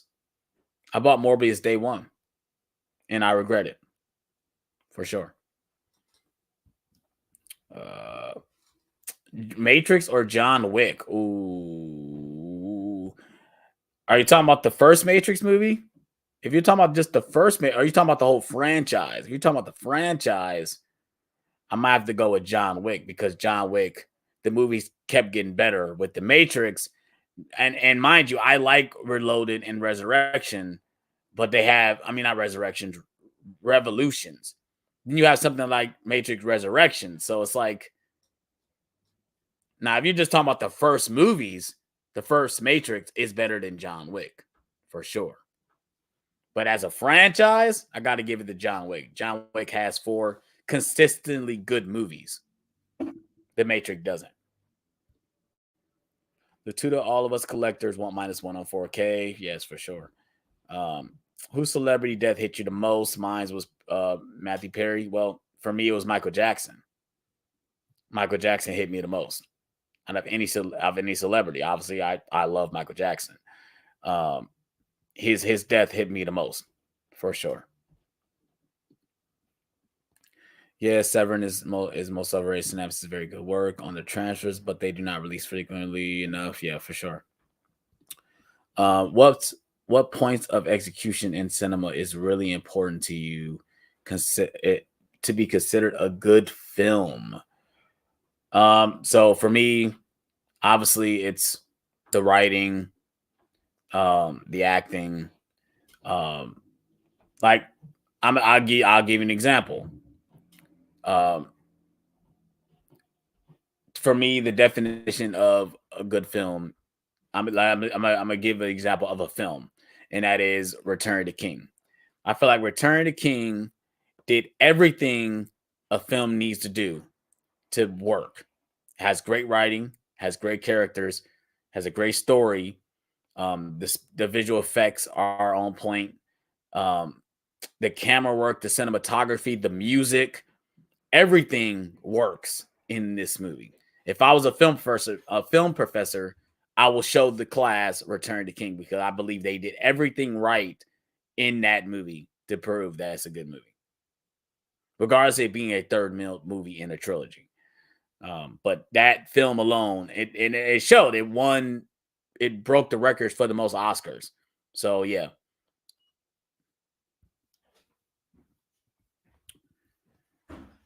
Black Friday is officially dead in stores. The only place that might have anything on sale for Black Friday will be Target. Otherwise, it would be online.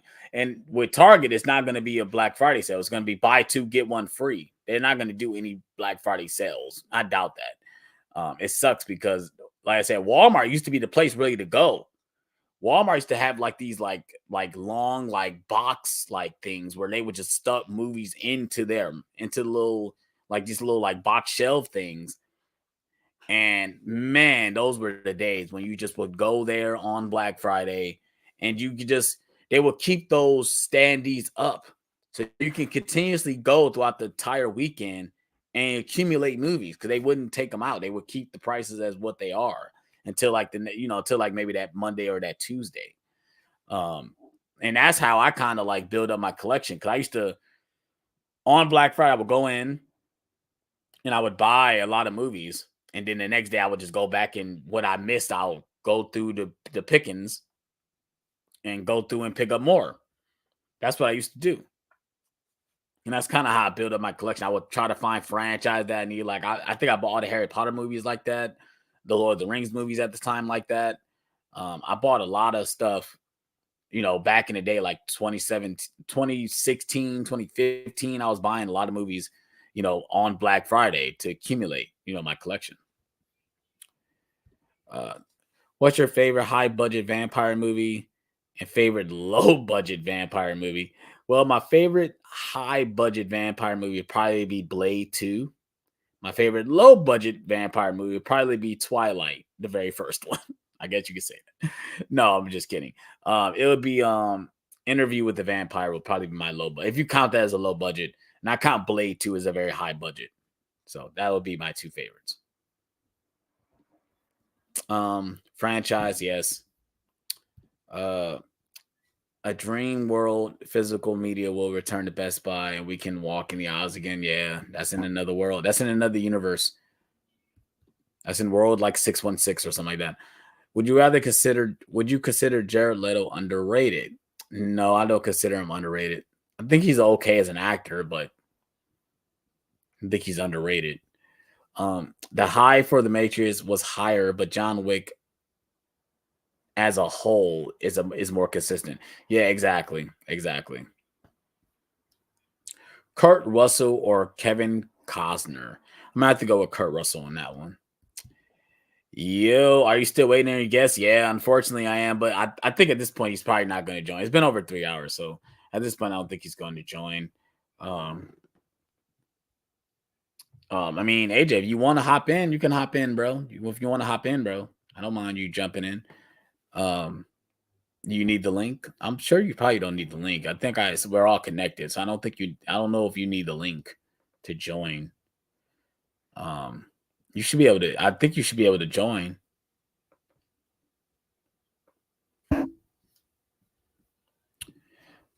Favorite Jim Carrey movie? Ooh, favorite Jim Carrey film. What is it? What is it? Jim Carrey. He has so many, man. I love The Mask. I love Liar Liar.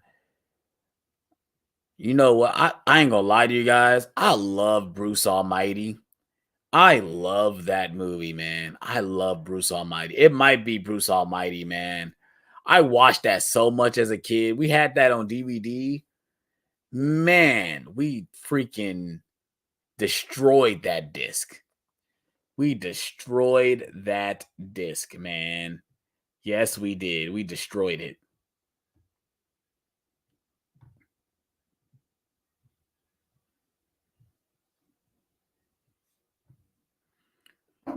Oh, yeah, we destroyed it, bro. We did.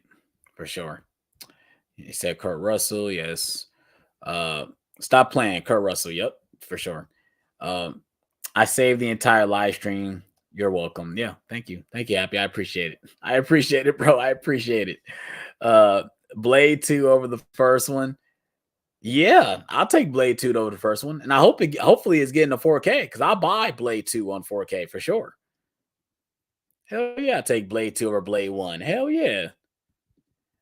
Favorite Tarantino film is Django Unchained.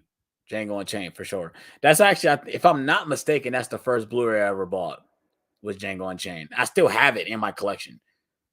I think that's the first Blu-ray I ever purchased before I started buying the format. It was either that or it was Dark Knight. It was either one of those two. Was my very first Blu-ray I ever bought. I remember the days of Black Friday hype, looking through the paper ads and then waiting in line at Fry's, Electronics, Best Buy, Walmart, Target to get what you wanted. Yeah. Oh man, it would never be the same. Kids don't even know. They don't even know. Favorite Nolan film? The Dark Knight. My favorite high budget vampire movie is Bram Stoker's Dracula. Good choice. Favorite low budget vampire movie is Subspecies. It's a good one too. N64 Super Nintendo. I'm gonna go N64 because that's the one I played. One of my only regrets is not owning any multi-region player. There has been many international releases that I missed out on. Yeah, I'm not even gonna lie to you. I need a region-free player. I bought Moonwalker, Michael Jackson's Moonwalker on Blu-ray, and I thought it was a region-free disc. It turns out it's not a region-free disc. It has to be either region B disc. Because I tried to watch it and it does not work in my player. So I need a region-free player. And clearly it's not a 4K, so it's not region-free. And I have a PlayStation 5 that's not region locked. So, or it is region locked. So I can't watch it. I own it, but I can't watch it because it's region locked to B. So Mr. Ribby, stop getting me tearing. Stop getting me tearing up like Denzel and Glory. Yeah, you making us upset, Mr. Rigby. You're talking about Black Friday. If Scarlet Witch fought Jean Grey, who you got? Ooh.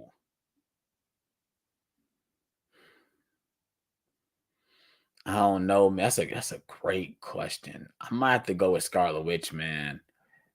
I might have to go. I don't know, but if Jean Grey goes Phoenix, now am I getting Phoenix Jean Grey? If I'm getting Phoenix Jean Grey, I might have to go with Jean Grey. If she going straight Phoenix mode. Wow, over Kill Bill? Yeah, I'm taking Django Unchained over Kill Bill for sure. For sure. Hell yeah. Jean Grey is my pick. In The Last Stand, she dusted people and didn't even need any Infinity Stones. Yeah, for sure. But that's what I'm saying. Am I getting Dark Phoenix Jean Grey? If I'm getting Dark Phoenix Jean Grey, yeah, I'm taking Jean Grey all day. For sure. Two more, sorry. Oh, I'm sure he doesn't mean it. Brad Pitt or Matt Damon? Matt Damon. I'm taking Brad Pitt. Yo. What's going on? What's up? Shit. 3 hours and 14 minutes. Yeah, man. Yeah, so I was supposed to have obviously Movies with Leo on. Yeah. And I hit him up and he said he got stuck in traffic. I guess he's stuck in traffic because he said that was an accident. He was on his way home. He was on the highway. He was on the freeway. I've been hitting him up. He hasn't contacted me back. So I've been trying to stay live, just seeing if he was going to pop in. Yeah. So, but I've been live for over 3 hours. Yeah. So, what's going on? You've been holding it down, though. I'm good. Yeah, shout out to my chat, man. Shout out to everyone that's been here. Happy Optimist has been helping me out, giving me all these, who you pick between, Brad Pitt or Matt Damon. I'm like, oh well, okay. So yeah, he been hitting me up with all these type questions, and the chat been really holding me down, for sure. Keeping me entertained. That's what's up. What's going on though? Not a whole lot. I was chilling with my cousin earlier. We watched Candyman, actually the 2021 version. The requel. right. And yeah, she said, because I told her, I was like, we should do a double feature. We should watch the original, and then watch the 2021 version. She was like, no, yeah, for sure. I'm too scared. No, I can't do it. I was like, but the original is so much better. Yeah, man. To me, the people and I think it was like I said, not to put no shame, like Luke, I'm not calling you out, but Luke was the one that said he's Joy's 2021 over the original. Yeah. And like I said, there's elements that I did enjoy of 2021, and maybe it is just a nostalgia bug for me that I just really love that first Candyman, and it really affected me a lot growing up. Because you saw it later, right? You saw it as an I saw adult. it like maybe a Before year the or two I'll say before before right. and it blows the new one out of the water. So Yeah, it's not even a nostalgia for me. It's yeah, just a better film in my opinion. yeah, And it's like it has a like I like the tone better as well than the 2021 version. The yeah, tone in the original is really creepy. yeah, It's like really creepy. yeah, And it like actually has like some weight to it. This yeah, new one kind of feels like it's trying to capture something that is just not able to.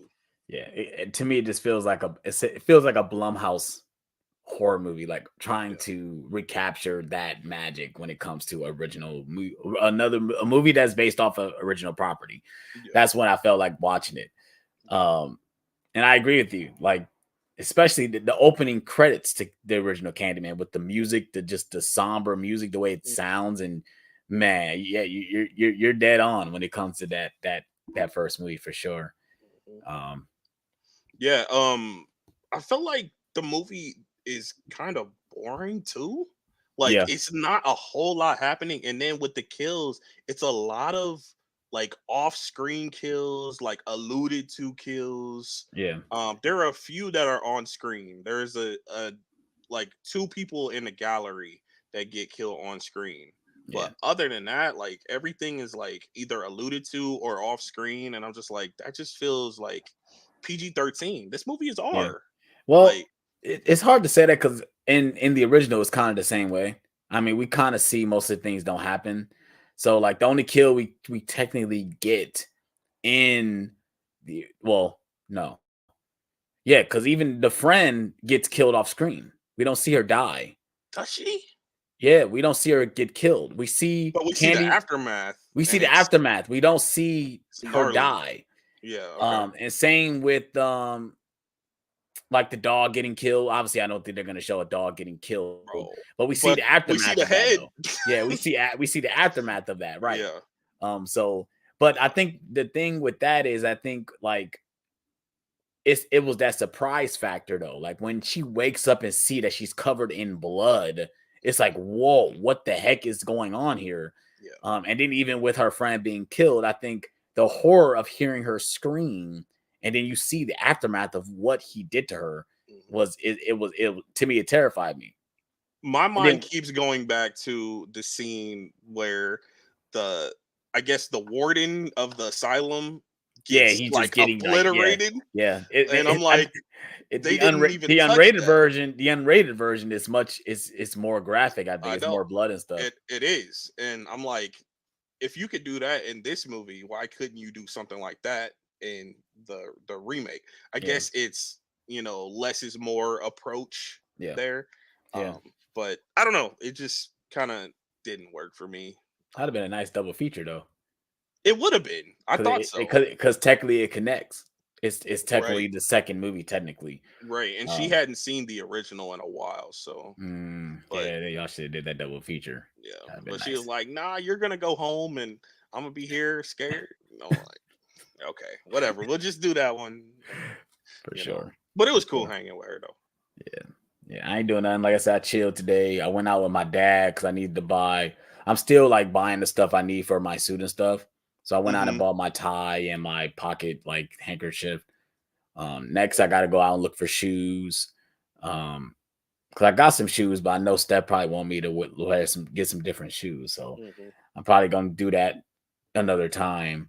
I've been basically this is like be me and my dad time to hang out and stuff like that. I did go out. I went to Half Price Books, picked up a couple titles. Obviously, I'm not going to show what they are, but I did pick up a couple titles today, just some random titles. And it's funny because when I was thinking about Steph, so I picked up two titles. I was thinking about her. Hmm. So clearly Oh, they're so not. both the titles were for her.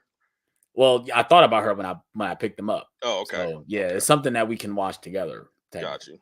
you. Um, but yeah, Did and you film at all? no, I didn't film. And then I wanted to because my dad wants to do a video with me. He wants to do a video with me, but he didn't feel didn't need to do it because he wasn't gonna buy anything. He's like, the only way I want to do it, I know I want to guarantee I'm gonna buy something. So we went to Ad Price Books. He didn't see anything he wanted, so I was like, all right, there ain't no point of filming. And we only went to one place too. We didn't go to the Exchange, which we didn't have time because I knew I had to do the stream. And then look what happened. Yeah, my guest didn't show stayed up. out later.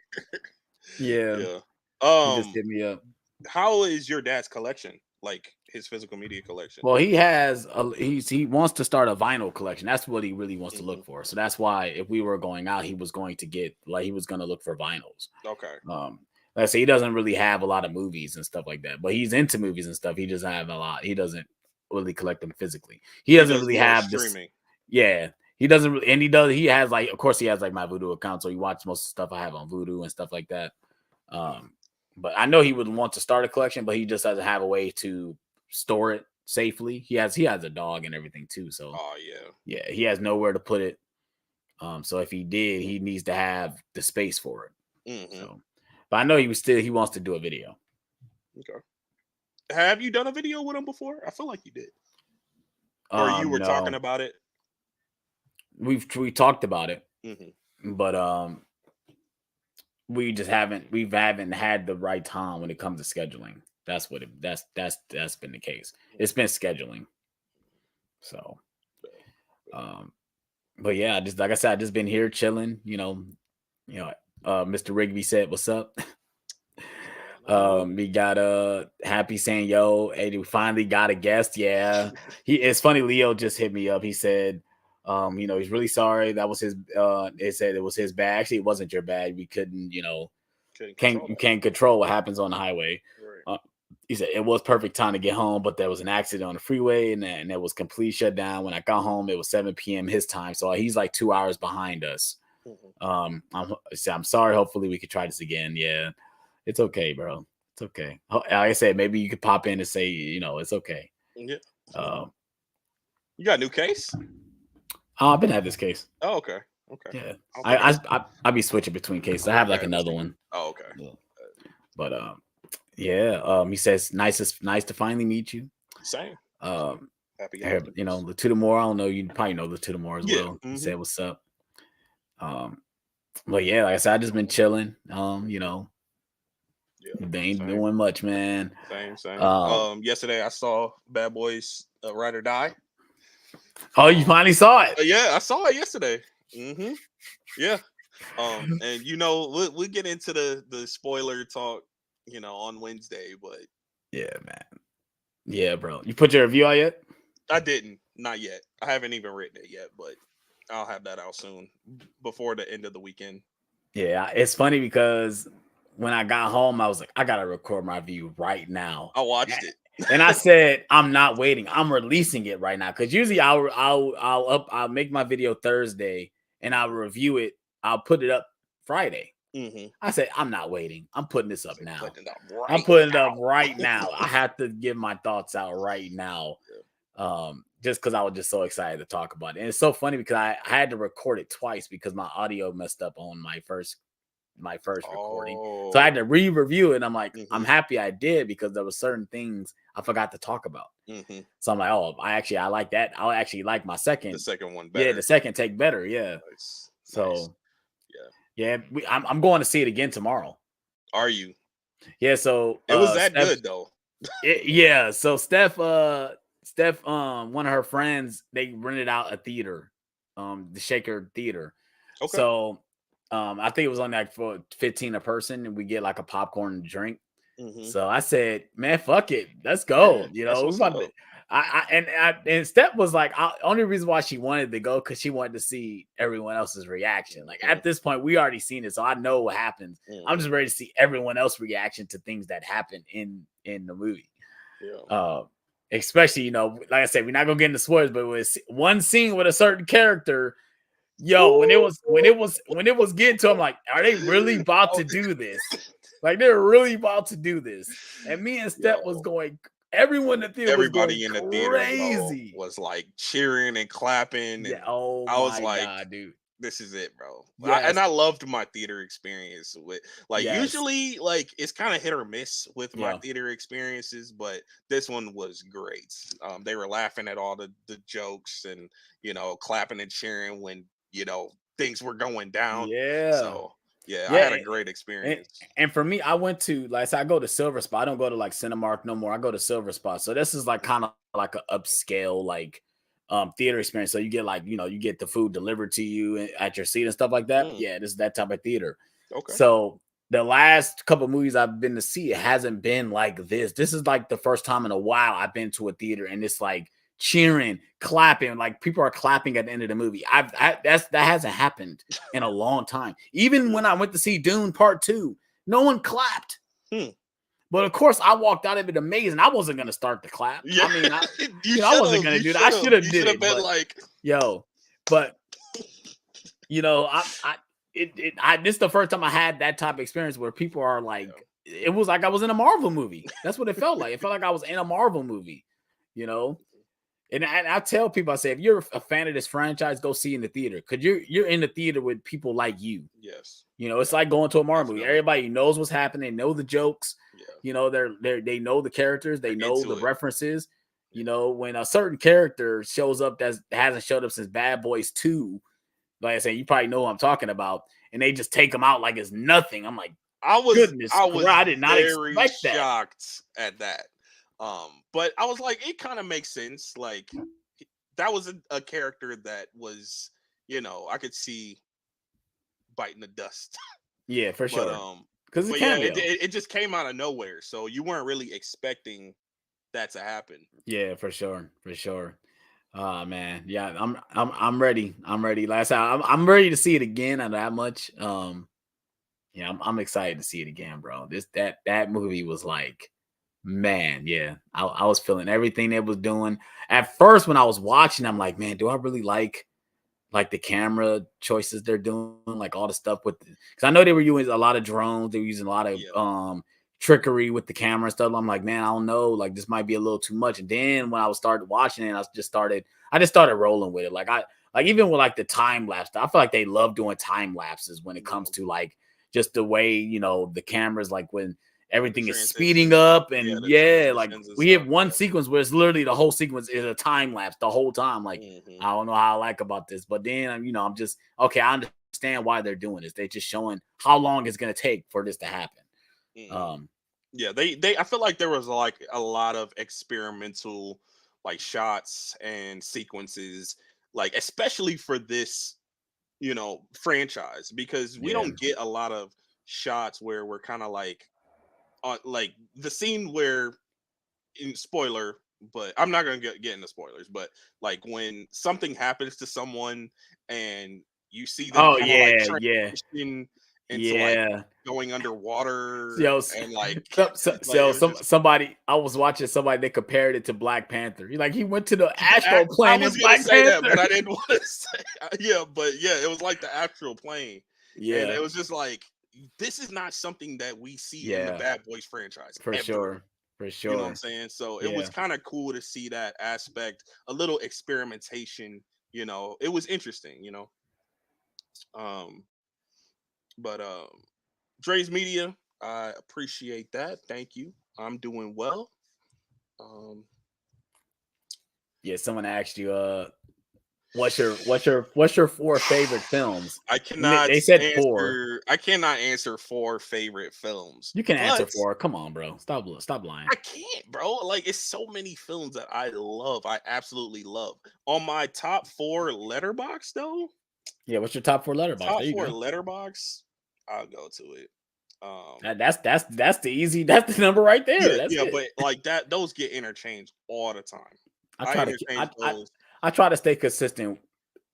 Obviously, when we always do it for like horror or Christmas, but my 4 always try to stay the same.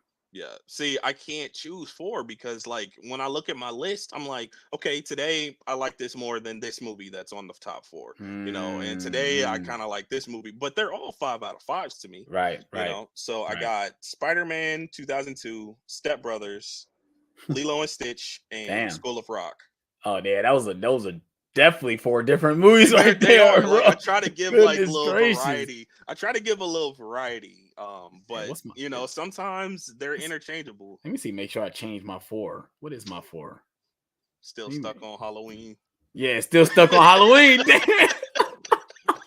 Well, Is it really? Yes, it still got Halloween, Scream, The Shining, and The Conjuring. Are you serious? Bro. I've never changed them since then. Are you serious? Bro, you supposed to do that November 1st. So that means I never changed it for Christmas. No, you never changed Damn. the Christmas ones. That's terrible. I need to change that then. Damn, that's terrible.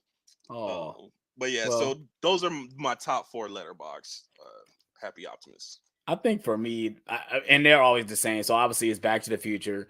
And it's so weird because when people ask me, like, when I pick a movie out of a franchise, I kind of put like the whole franchise as one movie. So like I put Harry Potter and the Sorcerer's Stone in my top 4. And same with like Star Wars. So I put Terminator 2, Star Wars, Harry Potter, and Back to the Future. That's always been my top 4. Is it because of the franchise themselves or those movies? Okay. And especially when it comes to Harry Potter, I can probably interchange the Harry Potter movies because I see that as just the whole I love the whole franchise. Same with Back to the Future. I love the whole trilogy. You know, it's not just that one movie. I love that first movie, but I love the trilogy as a whole. I could throw in Lord of the Rings in there too. Like I love the Lord of the Rings trilogy. It's not just one of those movies I love. I love the entire trilogy. So do you have a ranking for any of those, especially Harry Potter? Do you have a ranking for Yeah, I got a ranking. Okay. Yeah, I can actually. But Sorcerer's Stone is not the number 1 on your ranking. Okay. No. That's just the one I picked. For one, I love the poster. I think that's probably my favorite poster out of all the movies. It might be the best poster of them all. It is. I mean, the fact that it's actually like a drawn poster, it's not like, actors posing. It's actually like the actors are drawn onto the poster. But yeah. I think a lot of people will agree with you. Prisoner of Azkaban is goated. I mean, I don't believe that's not my favorite one. My favorite one is between Goblet of Fire and Deathly Hallows Part 2, which is crazy because I think Goblet of Fire is actually one of the lowest ranked ones on Rotten Tomatoes. On Rotten Tomatoes. Oh wow. Yeah, I think it's the lowest one of the lowest ones. And that's just because of Leo has joined. God. Leo has joined. He obviously is using his phone. Yeah. If Leo joins, I'll dip out so y'all can have y'all's conversation. As even if we do. I mean, he's having connection errors. Yeah. He looks like he's back though. All right. I'm gonna dip out. I'm gonna catch y'all. All right, yo. Peace. See if we can figure this out. Okay. I've never used this before. Obviously, you're using your cell phone. Are you using your cell phone? Yeah, I have. Yeah. I don't use laptop or anything like that. Let me see if I can make this work. Well, if I turn around, I can't. It doesn't go the way that you want it to go. Yeah. I have to stay like this, I guess. That's fine. That's fine. You can stay like that. Oh, dude, I feel so bad. Oh, you're fine. That's it. You can't control what happens out on the street and stuff. Dude, no, it's just that there's like 2 carnivals here in Utah, and everyone's just trying to get to those carnivals, and it's like the time of accidents all over. Yeah. That's fine though. It's funny because I've been saying throughout the entire stream, like, I'm sure he probably will join if he still see I'm live. Yeah, that's why I just stay live. Yeah, I went to YouTube because I got home. I put my baby to sleep and everything, and then I was like, let me check if he's on. Yeah, good thing I checked. Yeah, for sure. So what's going on, man? I've been following you. I'm trying to figure out how long I've been following you on Instagram.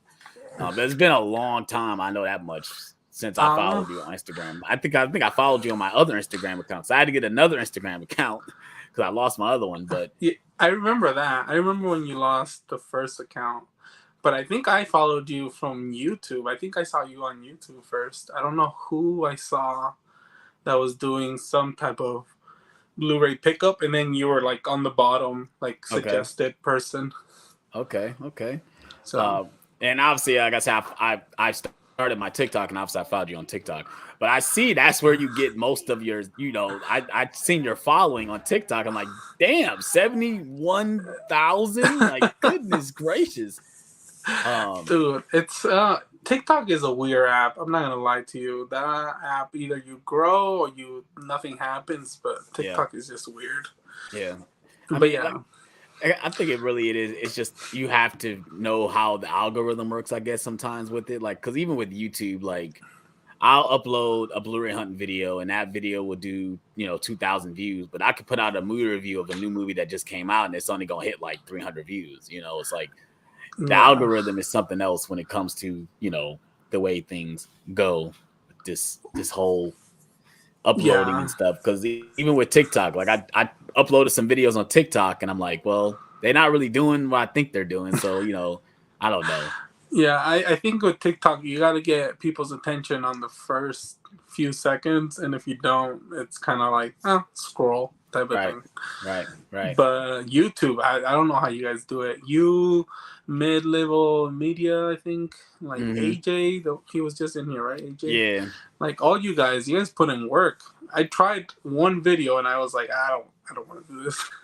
and I think the opposite. Like, I think I can't do the quick thing. Like, I know TikTok is quick, so it's like I think what the longest you could. I know you could do longer videos now, but I know TikTok is really like the quick, like 5 seconds to 12 to 30. I can't do quick things like that. I like kind of like self-explaining. I like explaining things. I like doing stuff like that. So I just can't get into that format. Yeah, and that's the same thing when I do like the voiceover sometimes. Like I want to say so much on just like the little description of the video, but then I'm like, I gotta make it short, because if I don't, if I say too much, people are just gonna read that and they're not gonna see the whole video. Like the video, yeah.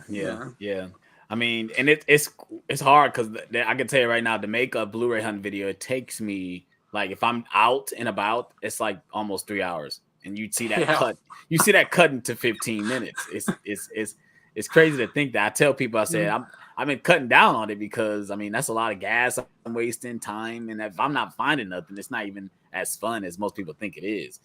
I mean, and it takes a lot. Like, I used to kind of do that. I think it was the $5 bins. I kind of reached in and everything, but at first it was just random. Then you kind of had to kind of play around with it, like because you'll get the same movie over and over, so you kind of have to make a skit type of thing. So. And people are just sitting there watching you record, going into this bin like over and over. And you're like, and you can't really talk. You have to do like a voiceover or something. It's complicated, but and then it's only like 10 seconds of what people see.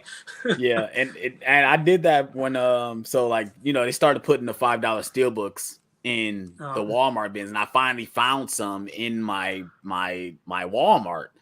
And so, like, I was searching through trying to find every single steelbook, and I found some. And then obviously it's only like 15 seconds, but I was sitting there digging for like 20 to 30 minutes looking for these steelbooks. But you guys only see like 5 seconds, 10 seconds of that clip. Yeah, only the entertaining moment that you get. Right. Like I think I did one too of me finding. I think it was the new steelbooks. I think there were, how they had an end cap of just random steelbooks. Yeah. When I was looking, I think I recorded me saying like, let's hope this Walmart has it or something like that. I recorded on the first Walmart, but I didn't find it until like the fourth Walmart. But I kept the same clip because I was like, I'm not going to record this part again. Right. So so tell me about yourself. How long you been collecting? Like, So I think I've always collected movies, starting with VHS. Where I lived in Chile, it wasn't really like a big thing to collect movies. But when I moved here in the 2000, my dad started like a whole little stack of VHS, and the first ones he had was like Tremors, Rush Hour, and Broken Arrow.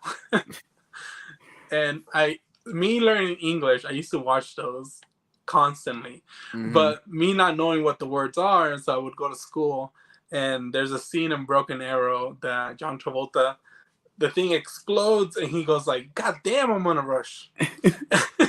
And I'm saying this at school, like, "God damn, I'm on a rush." And the teacher's like, "Hey, you can't be saying that." I was like, "What?" It's just, I was like, "God damn." And then yeah, it started with VHS. Then my dad kind of noticed, like, okay, he's watching too many action movies, so he started getting me like Disney and stuff. And I don't know if you remember, but Hollywood Video. Oh and Hollywood Video, obviously Blockbuster. Yeah, of course, yeah. And they used to always, I think when they were getting rid of like their VHS, it used to be like 5 for $20 or 5 like. So they was doing that with their DVDs too, just trying to get rid of stuff. Yeah, and I would just kind of like go and grab a whole bunch, and just that's how I started. But then I started with DVD, and DVD was kind of more. Every time there was a new release, I would be like, "Hey mom, can you buy me this one?" And she'd be like, "Okay, but you gotta clean your room." But she already had bought it. Yeah. But she didn't show me until I cleaned the room. Right. And I kind of started picking up on that, and I'll be like, "I want this one." And she got me the whole Saw collection, just like one by one every year they came out. And the only thing I had to do was clean my room. But she didn't know what I was watching either. She didn't know these movies were like crazy gore porn. Yeah. But yeah, then my first Blu-ray was Tangled. The Disney Tangled. And the only reason I bought it is because I went to Target and it was cheaper than DVD. And I was like, it comes with a DVD and Blu-ray. Right. What's the point of me getting DVD? And that's where I got Tangled. I bought myself a PS3 so I can play it. And that's where the Blu-ray. And I don't know, whenever that Tangled Blu-ray came out was probably when I started going crazy with Blu-rays. Yeah, I think for me, I think the first one I ever bought was Django Unchained. If I'm not mistaken, that was the first one I ever bought. And then it was probably The Dark Knight, because I think I had The Dark Knight on DVD, and I remember I had the one with Batman on the cover, and then I seen it had Joker on the cover. I'm like, oh, it's another version with Joker on it. I gotta get that. So then that's where it all kind of spiraled for me. Once I had those, and then I think I had a PS3 where I was able to play. I've been able to play Blu-ray. I was just buying DVDs. I'm like, why am I buying DVDs when I have a Blu-ray player? It just makes no sense. But the thing is, it's cheaper. It was cheaper back then. The DVD was like 14 something, and a Blu-ray was 20 or something. Yeah. But also it's like I had that mostly in my collection. So I wasn't like, let me just start a new format. No, I was just buying what I already had. Yeah, and I think that's like I kind of started changing as stores started changing. As I started seeing VHS go out, I was like, okay, then I'll move on to DVD. And then I started seeing DVD go out, and I kind of started going to Blu-ray. Because my one of the VHS I got was Lord of the Rings, and then by the second one when the second one came out, it was already DVD. But there was a VHS, but I still got the DVD, and I was like, no, this is better than the VHS. I don't have to rewind it twice. Right. You can skip it now. Yeah. Just go to the scene that I like, Right. And the DVDs had the most like awesome special features. Yeah, like, for sure. They can't compare anymore.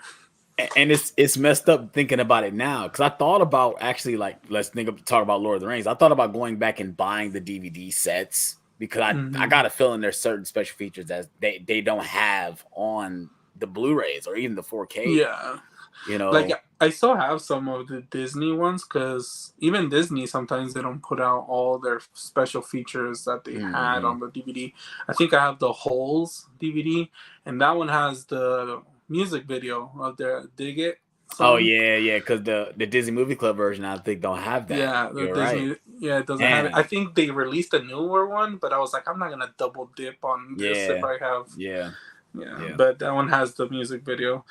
But yeah, they definitely, like, my Scooby-Doo DVD was all scratched up for how many times I watched that Outcast music video.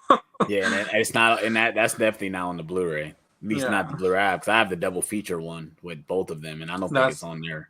Yeah, that's the one I have too.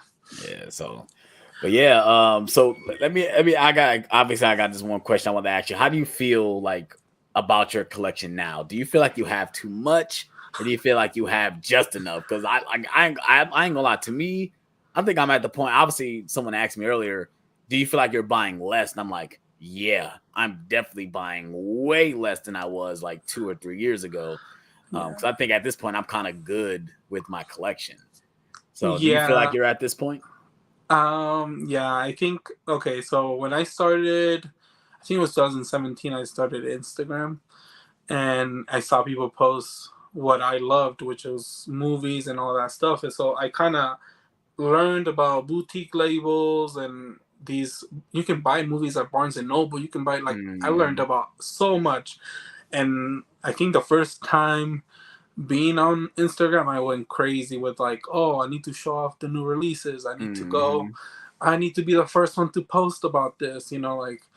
And the first few years, I went crazy. Then I kind of started like, okay, there's more expensive sets. Let's try that. And then slowly kind of did that.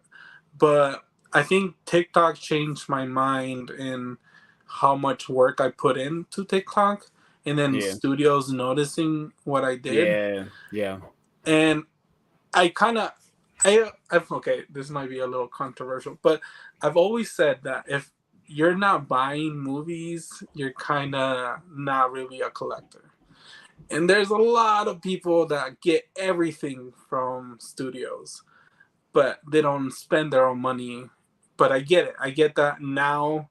If you put the hard work in, you were spending money on buying movies to put that into content. And then now it's kind of like studios are rewarding you for you showing them their movies and stuff like that. And kind of makes sense now.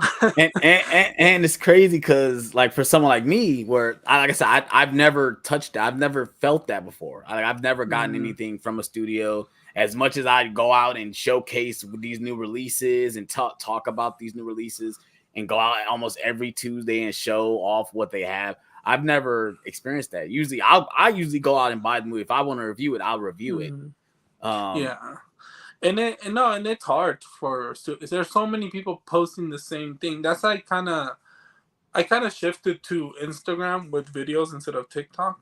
And I know my following is on TikTok, but I've been trying to grow my Instagram following, and everyone on TikTok is posting the same thing, and I just feel like there's no real creativity on how you show the collection. So on Instagram, I do these voiceovers and I showcase like the movie while I'm holding it. And I think I did one with the Ocean's 11 steelbooks that they sent me, and I did like I'm putting gas with them. Yes, I saw that one. Yeah, I saw that. Yeah. And you say when you say you need gas, but you spend the money on steelbooks and you put the steelbooks in the gas. Yeah, I like that. Yeah. And then that's the video I sent to the people that sent me the steelbooks, and they were like, "We love this," and I was like, and I think instead of me just being like, "Here it is, let me show you," I just feel like I find my own creative way to show them. You know. Yeah. But now what I say, the first studio that noticed me was Disney, and that was huge for me. Yeah, because Disney don't send people stuff. Don't send people stuff. In the first movie they sent me, I think it was either Ant-Man. It was Ant-Man because they sent it with like a little smaller Ant-Man. Okay. It was kind of like a cool promotion thing, and that was the first studio that noticed me. And from then I was like, I need Universal, I need all these, but they wouldn't notice me. And I kind of talked to someone and said, you need to reach out. And that's kind of the advice I give everybody. Just reach out to them on Instagram, reach out to them on emails. That's the thing too. I was talking to Blu-ray Dan. Yeah. I was like, man, like how do I get in the door? Like how do I get in the door? I post the content. I try to do my best to review the movies to best of my ability when I review the 4Ks. I try to review the 4Ks, especially the ones that I know I'm personally buying and I'm watching and I'm enjoying. I just don't know who to contact or how to get into that door. Yeah, and it gets frustrating sometimes because you see people that let's say have less followers than you, and you're like, dude, I've been putting in work too, and like, what's going on, you know? Yeah. But it is you reaching out, because I had Disney, and I was like, okay, well, if I have a big studio like that, see those videos and be like, okay, we want him to show off, what would make Universal, you know, not say the same thing, you know, kind of like. So is reaching out is one part, and I say just try your best to send emails. Even Instagram, they check their Instagram messages, and sometimes they'll leave you unseen, and that's fine. But then some of them answer, like Kino Lober answered me, and that's a huge label. Like to me, it was like, damn, like. And I just kind of, whenever they send you something, just do your heart, like your best to kind of show off their stuff. And see, that's my thing. If I was getting it, I have no choice but to show it up, because you guys are sending it to me. I feel like you should show it. It's, to me, I feel like it's disrespectful when people get it and they don't show it. Like I was watching somebody, he was like, I got all this stuff from studios and I have not shown it. I'm like, well, that's kind of disrespectful. They're sending it to you. They could be sending it to someone else that is going to show it, that's going to make content about it.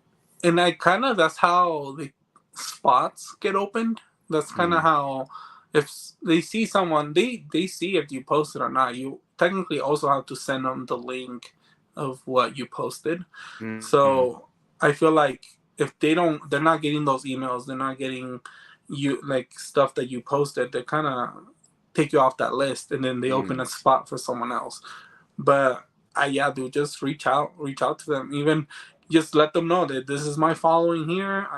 All these people watch me every time I do a live, and they'll just be like, all right, we'll send some stuff to you and see how it goes, type of thing. Yeah. But the lives on TikTok, that's what helped me a lot. That's what helped me a lot.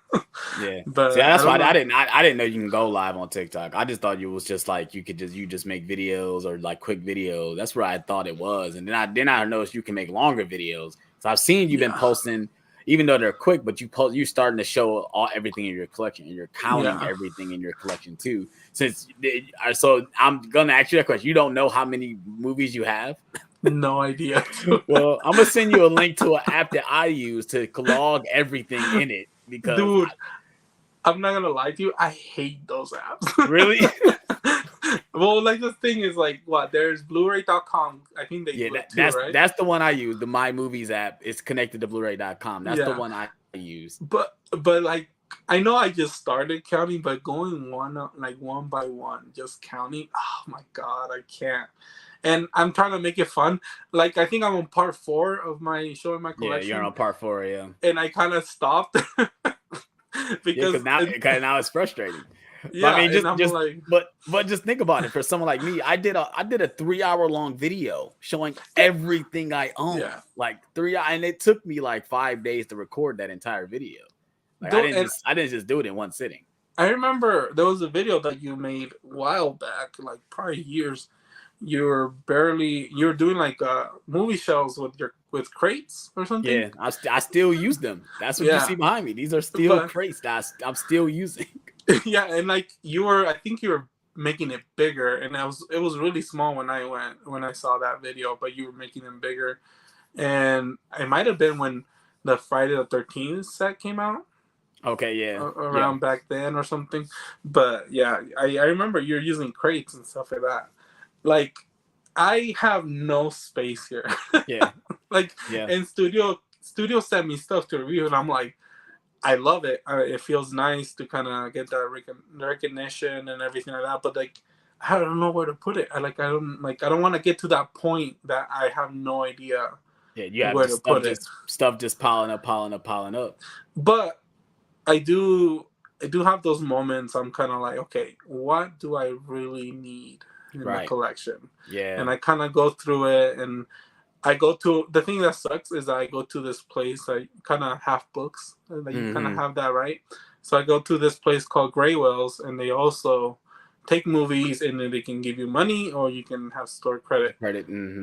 And I always do store credit, and I always buy more, and then it fills up the same space. Yeah, it's so funny because I be like I said, I be watching all your little TikToks when it comes to like when you buy just movies, and like, trust me, I'm about to have a whole wife, and she just I know she's happy I cut down. because I used to come home with just like stacks of movies. She'd look like, you bought more movies. Why would you buy more movies? It's like, well, like I love buying movies. This is my thing. Like, you know, you have your thing. This is what I love to do. But I know she's probably happy that and I've gone back and looked at my previous hauls, and like, man, it's like it's been getting smaller and smaller and smaller. This month alone, I'm probably going to have like 4 titles. Like, I think this month so far, I haven't bought anything. The only one I have in mind, I don't even remember what title. I think when I see it, I'll be like, oh, I want to get that. But last month, I think I bought one, and it was the Crow's Steelbook. Mm-hmm. But other than that, like, I know I'm missing out, because that was the thing. The kind of missing out on the slipcover or the Steelbook. That was the biggest thing for me. Mm-hmm. And I was like, I need that slipcover. I need that Steelbook. But I got to the point that I was just like, I mean, sometimes they re-release it. What's the point of me trying to like, or they release a different version of it? Like, yeah. So I got to that point that I'm like, I slowly backed away from buying everything that came out to the point that I'm just like, do I really need it now? Yeah. What if I watch it first on digital and then be like, it wasn't that good? I don't know. That's exactly where I'm at. I'm at to that point where I'm not like so Godzilla X Con comes out this upcoming week, and I'm like, well, I'm gonna eventually buy it because I'm a completionist. I have all the other MonsterVerse movies, but do I need to buy it day one? Do I need to buy it for $40 on 4K? No, I don't. I might go out and show it and be like, hey, this just came out. Go get it in stores. I might make a Blu-ray video about it, but I can tell you right now, I probably won't be walking out with that movie. Like, I'll watch it on digital first before I buy it on 4K. Well, that's the thing too. Like, what I've been trying to do is watch more movies in theaters. Yeah. And lately, I've been doing good.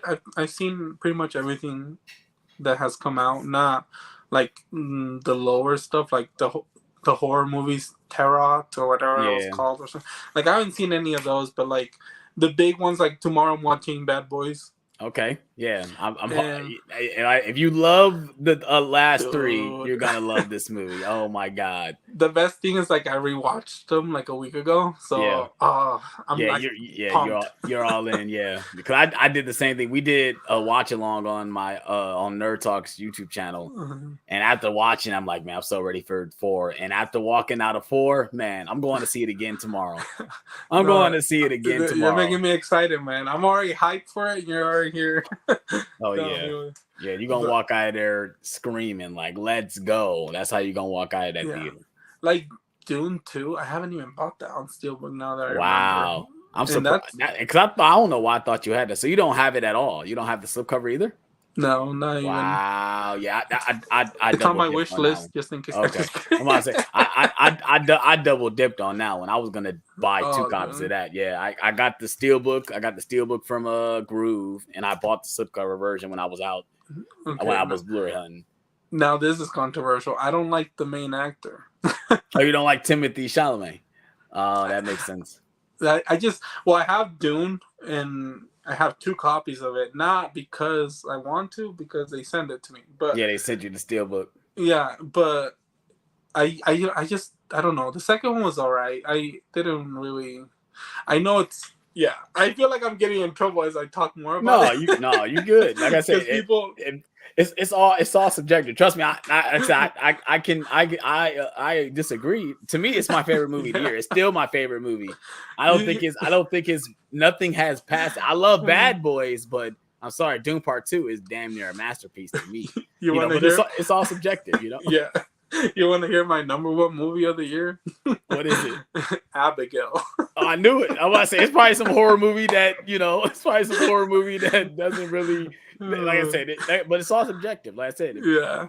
And I still haven't seen Abigail yet. And I told everyone, everyone keeps saying you need to watch it. And I said, well, I'll watch it. I'll get to it. I know I will. You know? But that's the same thing. Like everyone's like, no, Civil War should be your number 1 because I think Civil War is my second one or something. Okay, and that's one I haven't seen yet either. But I know that's out digitally, which I need to watch it because I heard it's really good. Yeah, it's really good, but I don't know. I I love White Chicks, man. That's like one of my number one movies. Yeah. And it's all, and it's about, not saying it's all about your taste. If that's your taste, that's your taste. You know, trust me, I love White Chicks too. There's gonna be people in the chat just being like, "Yo, I follow this guy on Instagram. Unfollow. He loves White Chicks other than Godfather. What's going on?" Man, to me, like I said, people get upset with me when I say I love all these different franchises. Like, how can you love all these franchises all at one time? I'm like, well, why aren't I allowed to like Halloween and Friday the 13th? Why do I have to choose? Why do I have to choose between DC and Marvel? I want both. Yeah, you know? And I love the Aquaman movie, the first one. I thought that was fun, and people bashing DC, and I'm like, okay, the Zack Snyder cut was way better than the other cut. Yes, and I sat there those 4 hours, like, you know, we watched it at home when it came out, so people could pause it and be like, okay, I need a break. No, I sat there the 4 hours. I was like, damn. Same. And I bought 2 copies of the movie when it came out physically. I bought 2 copies of it. So it's like, and I personally bought it. No one sent it to me. I bought both 2 copies. You know, back then, that's when I bought 2 copies too. Yeah, man. Like, so, And no, that's the thing. Like, double dipping, I kind of cut down a lot on that. I only do it for stuff that I truly love. And I was doing that before. I was only double dipping on stuff that I truly loved. So, like, for example, obviously Doom Part 2, or like when Across the Spider-Verse came out, I knew I was buying 2 copies of that movie. And of course, it's only really the exclusives I buy multiple copies of. Yeah. Unless I can't get one of the exclusive, I'll buy this standard slipcover. Okay. But so do you buy, like, let's say the regular 4K, but then you keep the steelbook sealed type of thing? So I'll open both, because maybe I'll give one of the copies of the digital codes away. That's usually what I'll do. I'll give away one of the digital codes. I'll use one for myself, so I have to open up both copies. But usually if they're both on 4K, the steelbook won't get touched. I usually put them in like plastic sleeves. It's not like a plastic sleeve. So I'll keep that off to the side, and then I'll open up my 4K and use that one to watch the movies. That makes sense. That's usually what I do. Now, let's say if I have like a Blu-ray copy of it and the 4K copies in the steelbook, I might just grab the Blu-ray copy. I won't touch the steelbook because I just I just really want to watch the movie. If I already seen the 4K, then I don't care about watching it on 4K. I'll watch the Blu-ray. Okay, that makes sense. Oh, yeah. No, I used to kind of keep the steelbook sealed and then have the 4K. But it was kind of like the No Way Home one. I had the steelbook, but then I had the slipcover from Walmart. I think they have it different. Yeah. So I opened up the slipcover one, but the steelbook I think it's still sealed. I think it's on my shelf. I actually quadruple dipped on that one. I bought the steelbook, I bought the Target edition, I bought the Walmart, and I got a standard Blu-ray. So the standard Blu-ray is the one that's mostly being watched, because I've already seen the 4K, so I'm not pressed on watching it. Because I have the other ones sealed in like the plastic bags. I have all of them sealed. So the Blu-ray is the only one that's not sealed. So I just go ahead and just pop that one in and watch that one. I want to watch No Way Home. Oh, I can't hear you. You must have muted yourself. What happened to your audio? That work? There you go. Okay. That was probably the best theater experience, the No Way Home movie for me ever, because of how people cheered and kind of went crazy with the reveal and stuff. It was probably well, if you haven't seen No Way Home, you were living under a rock, because I think everyone, even with the re-release, they knew exactly what they were getting into. But I don't know, because for me it had to be between that, Endgame, and Infinity War. Those 2 theater experiences. I don't know, but No Way Home was more of a nostalgia thing, obviously, because you got Tobey and Andrew coming in. And obviously Spider-Man is my guy. So I definitely agree. Like, no, Infinity War was for me, was more like the gasp of like, did they all just die? What? Yeah. But That scene that Thor comes to Earth with Groot and everything, that always gives me chills. Even watching at home, chills all over. Every time. You just thinking about it. You just were saying it. Like just, right now. You just saying it just gave me goosebumps. Yeah. No, it's a crazy experience. And I don't know. I feel like that's what people need to do. Go more to the theater. I feel and I understand because obviously ticket prices out the wall. I think when I went to the theater, I think my ticket was like $17. That's just for me, and obviously I paid for my fiance, so both of that it came with like $40 for the ticket, and that's not even counting food and gas. So but it was worth it though. Like especially going to see Bad Boys. I believe like if you're a fan of the franchise, go see this in the theater because you're gonna have a good time, and the person next to you, if you sit next to you, they're gonna have a good time because they're going to see Bad Boys the same as you. So y'all gonna be clapping, cheering. Y'all might high five.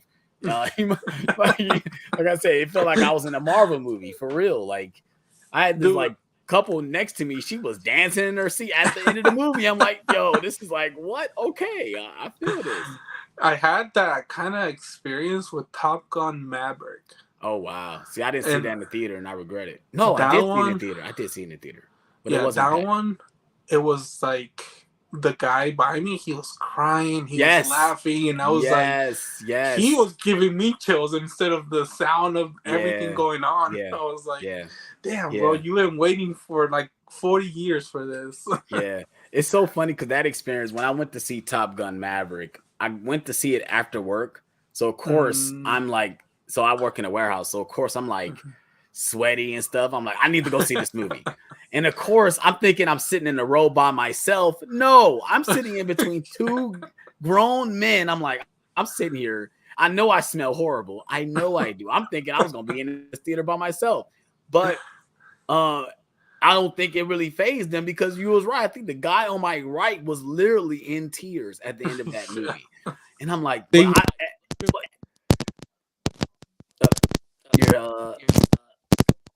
headset. What if I do this? There we go. Can you hear it better? I can still hear you. You might hear an echo now. Okay. Oh, you took the headphones out? Yeah. Okay, you're still good. You're still good. But I was in the same feeling though because I was nearly about to cry at the end of the movie. Yeah, dude, I think the scene when they're going to destroy that thing they needed to destroy, when they got stuck and they get stuck in the other. They grab a plane or something. I don't remember, but they grab a plane and they're trying to get back to their boat, and the enemy is trying to get them and stuff like that. Right. That whole scene is just. I don't think I like.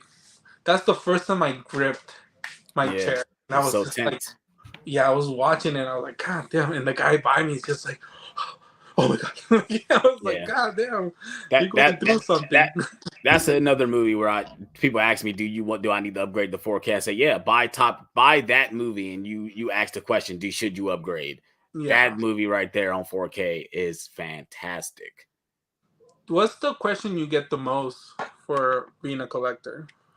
So obviously the main question is, why do I collect movies? I mean, obviously that's one of the main questions. Why do you collect movies? Or why do you collect physical movies when you can watch everything streaming? And then two is obviously, why should I collect, or why should I collect movies? And I always tell them, I say, well, you want to preserve the movies that you love. I mean, you want to make sure you own the things you want to watch. And like it's always for me is just and watching on the best quality. Yes, streaming is cool, but I mean, like I'll take watching Titanic on 4K than watching it on stream, like hands down. And I think it's there's something different about putting the disc in and kind of just going through those special features. If you kind of waiting for the other person to get back from the bathroom, you kind of be like, okay, I'm gonna start it soon, but you go through those special features, or you kind of, I don't know, it's a different, you don't get that lag, you don't get the shift of changing quality. Yeah, I've had that happen to me a couple times. I think I was watching House of the Dragon the other day on Max, and it was just the quality dipped a little bit. Like, well, it's because my internet is probably flittering right now. But I know if I was watching my 4K for House of the Dragon, that wouldn't happen. I mean, the worst case scenario, my disc skips. That's the worst case scenario. But I mean, that's rarely happened to me that my disc, a 4K disc skips on me. Yeah, I think mine was DVDs. That's the only thing that's ever skipped on me. Yeah, and like I said, unless the disc is like extremely destroyed, unless you spill something on it that damages that disc, you're rarely gonna have that. And that's what I tell people a lot. I mean, well, like I said, streaming is cool, but I'm gonna have the best audio and the best visuals compared to streaming. Like I just am. It's all facts. It's not. I'm not gonna lie to you about that. And I think that's what my content always pushes, for people to buy physical media and not do the streaming. And people my comments go crazy. Yeah, they always like. And I think Happy was one of the ones saying, well, he doesn't really have, he doesn't have places to buy movies.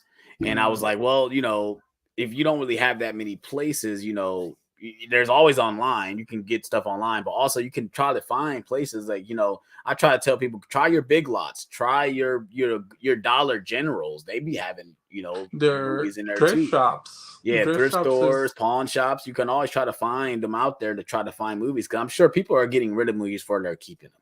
Like they are. People get rid of their collections all the time. You see it on Facebook. People selling lots. Yeah, Facebook Marketplace. Yeah, and it's crazy, but people don't understand how much it actually matters. And I feel like that's what kind of I try to push for people to. But then it sucks because everything sells out. So I'm like, damn it, why did I push people to buy? Yeah. Especially, but that's the thing, is like it's and people still get surprised that DVDs outsell all the different formats. Well, it's like, well, for one, it's the cheapest option, and then it's the most accessible option, because at this point there's still a lot more DVDs than there is 4K or Blu-ray. So, plus, I think DVD is also a way you can watch the movie in the car still. Yeah. Yep. Because mostly cars, arcade does still have DVD players in them. You definitely are right about that, for sure. Yeah, and I think it's if they're doing road trips and stuff like that, pop a movie in, and the kid is calmed down for the rest of the trip. Yeah, for sure. Yeah, that I didn't ever think about that. That's actually a good point. I didn't even think about that. Yeah, and then you gotta think about that. It's like portable DVD players. Still, you can find a portable DVD player. You can't find a portable Blu-ray player. Yeah, you do the portable and you go camping, kind of watch a movie in camping if you want to be that person. Yeah. Now, I would say, do people ask you, are you a collector, or are you a fan of movies? Do people ask you that question? Like, are you a collector, or are you a fan? Are you a movie fan? Like, do people ask you that question? Yeah, and I always say I'm a fan of movies because when I started, I used to be that person that watched every special feature. And I would watch how they made the movie. Yep. And mostly with horror. I used to get scared, and then I'd be like, let me just watch how they made it. And then and then you wouldn't be that scared, because you obviously, once you watch it as it's a movie. Like, it's a movie. Yeah. And you see the actor underneath the makeup and stuff, and then it changes the perspective. So that's the thing. I was I've always wanted to be a director type of thing. I always wanted to direct a movie, but it takes so much work. Oh yeah. And I think that's kind of I kind of stopped that dream. But I kind of do it with my TikToks and my Instagram stuff. So I feel like as a collector, we like to collect stuff and have our favorite movies, but I want to be that also person, that collector, be like, dude, do you have this movie? Yeah, I do. Let's watch it right now. Yeah. I can't find it anywhere, but do you have it? Yeah. I think there was, what was it? The Mario set from Umbrella. That's the first time it's on 4K and everything. I was like, I need to get it. Because we don't know when in the US they're going to release it like that, Right. We might not ever get it. Yeah. And then I don't know if it's even on digital. I haven't even looked.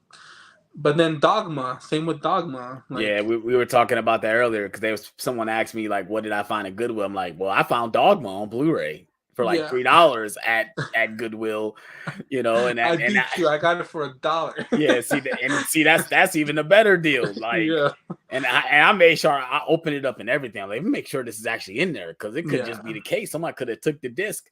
And it was all in there and everything. I was like, well, it is so weird, because me and my friend was just talking about how that movie is gone. Like, we can't find it. And I go into Goodwill the next couple of days and find it. That's the thing too with there's a great movie that Netflix put out, was Hush. Mm-hmm. It's not even on Netflix anymore, but we never got a physical for it. I'm hearing it's coming out. It's coming. Yeah, I know. I that's what I was gonna say too. That it's actually getting a physical. Yeah. But for longest time, you couldn't watch it on Netflix anymore. I think it's been years. Yeah, there's a but lot that of was movies a great movie. Like, I was thinking of since they got the announcement of the new Knives Out movie. I'm like, well, where's Glass Onion at? I need that physically. Like, and obviously it won't be a regular studio. That'll probably be something like Criterion or something releasing that, because they usually release Netflix content. Yeah, and it's hard to get into Criterion too, because you have to be like a very Oscar type of movie, right? And those, if there's not a sale, those movies are expensive. Yeah, and it's funny, we were just talking about them too, because someone asked me what's your favorite boutique label, and I guess for me it'll probably be Screen Factory. And I'm just saying it because I think I have the most of that boutique label in my collection. But they've released a lot of the stuff that I would want to own, especially horror wise.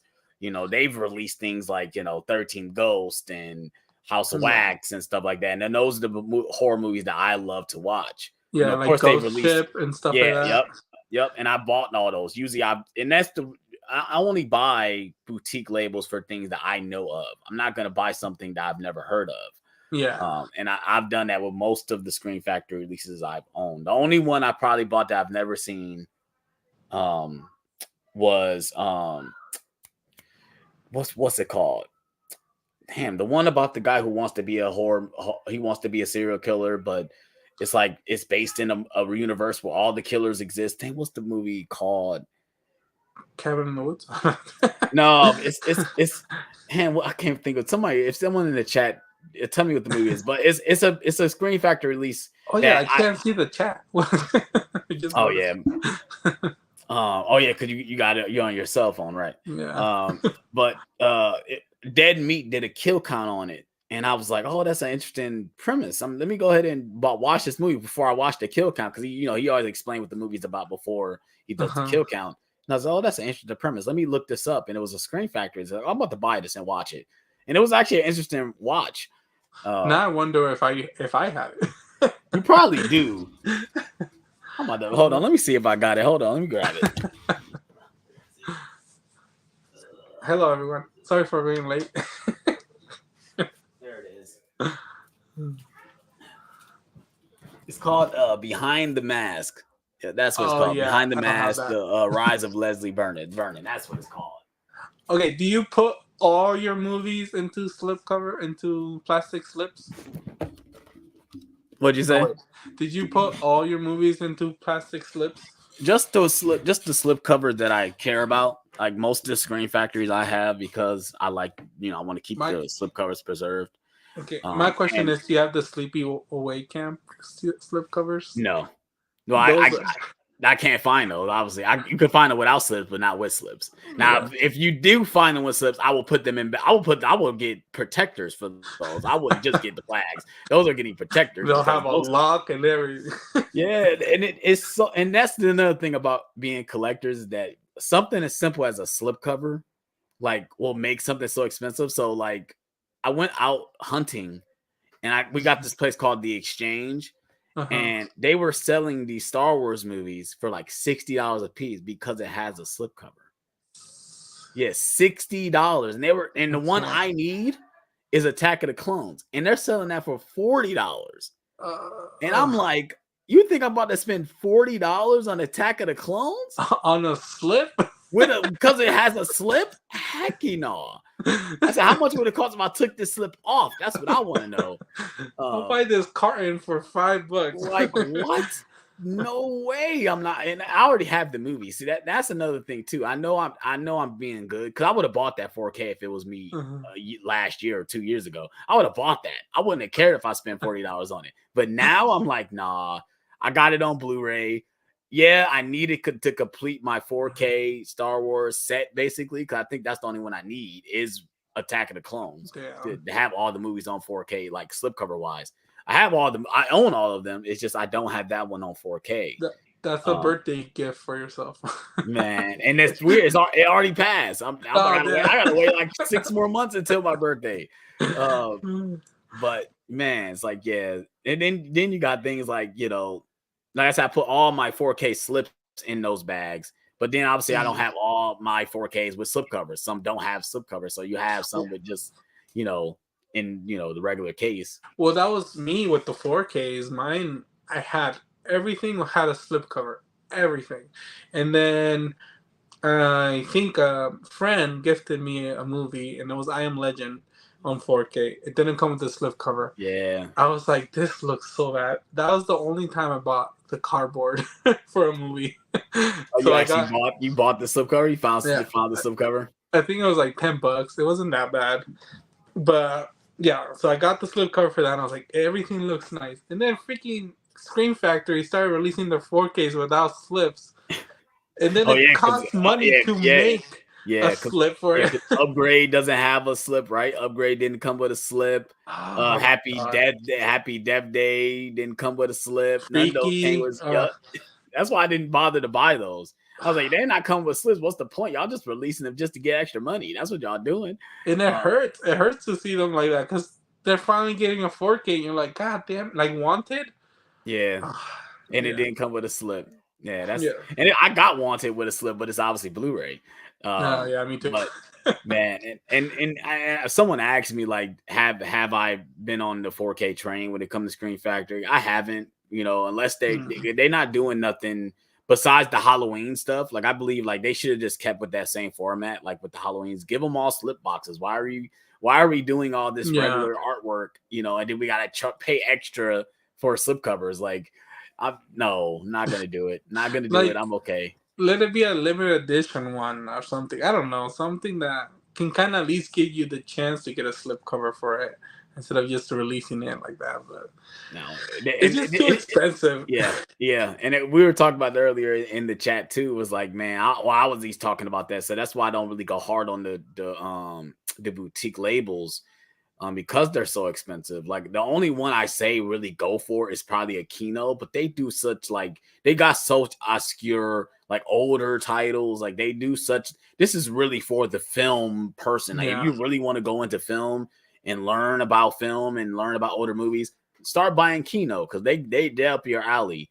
Or obviously like a Criterion, but they're way expensive. What I say with Kino, always wait for their half off sale because you can get a 4K for like $16 because they're 30 or something. Right. But that's kind of when I waited. But now I love that they're releasing like older action movies that you never expected to get a 4K, like Hard Target. Yeah. Kindergarten Cop or something. I need. That's why when you it's funny because I when you post something, like I literally just watched that and I think the 4K is actually on sale on Amazon right now for $20. I think. Jump on it. and I need to, but I knew today I had to spend some money on. I bought some stuff for my wedding, so I was like, I knew I needed to spend money on that. So I had to be good. I'm like, I want to buy it right now, and I'm like, man, I need. Dude, I'm that friend that like, go buy it, bro, go buy it. And then I'm in the background like, I'm not gonna buy it. Yeah. And I want it though, because I'm loving that Arnold's getting the 4K treatment. Because obviously we got True Lies came out, obviously the Conan movies came out. Now obviously Kindergarten Cop is out. And I'm just waiting for other stuff to come out from him on 4K. Obviously, I'm waiting on the Terminator. That's the one I really want. Is the first Terminator on 4K. That one, I'm surprised that one hasn't gotten one yet. That's taking so long. And now I think it makes sense to do it now because it's the 40th anniversary. Like it's an anniversary this year, so if it's now the time to release it, it's now the time to release it. It was kind of the same with The Exorcist, right? I feel like they waited for that anniversary. Yeah, and most studios know like when it's time to release something because they know it's going to sell. Because especially if you make it an anniversary edition and it's a special edition, most people gonna buy that stuff. Like I said, and it's funny because True Lies. Technically, this will be the 30th anniversary, but they didn't promote it as a 30th anniversary release. They just released it. But technically, this makes it the 30th anniversary. I swear to God, if they come out with a steelbook or something for the 30th. And I feel like they will because they did the same thing with the Avatar, the first Avatar. Because the first one, we got that slipcover, which I do like the slipcover for the first Avatar. But then of course they announced other versions of the movie. I'm like, well, I'm not going to buy it. Extended version. And then like I said, someone asked me like, or do you prefer slipcover or steelbook? Which one do you prefer? I think it just depends. So if the movie doesn't have a slipcover, then I go with the steelbook. Right. Because my 4K is either a slipcover or steelbook. So I go like either way. But if I do like the slipcover more, than the steelbook, I get the slipcover. Yeah, I tell everyone, for me, it obviously depends on artwork. The artwork got to be hit. But another thing is franchise. So like for me, I own all the Marvel movies on steelbook. So they release a steelbook, I have no choice but to buy it because the collector in me has to have it. Like even as much as I did not like Ant-Man and the Wasp: Quantumania, I had to buy the steelbook because I have the steelbook for other one. It would be stupid if I didn't have that steelbook in the movies. So it's same with like, so I bought, like I gave this example earlier, but I bought John Wick Chapter 3 on steelbook, but I had the other two on slipcover. I don't know why I did it. I liked the steelbook, so I bought it. And then I'm like, oh, that's stupid. They're not together. Like they're not together. I separate the formats. And I bought John Wick Chapter 4 on steelbook. Like, well, I gotta find 1 and 2 now because I have these two on steelbook. And thank God they were cheap because the first one was $5 at the Walmart $5 bin.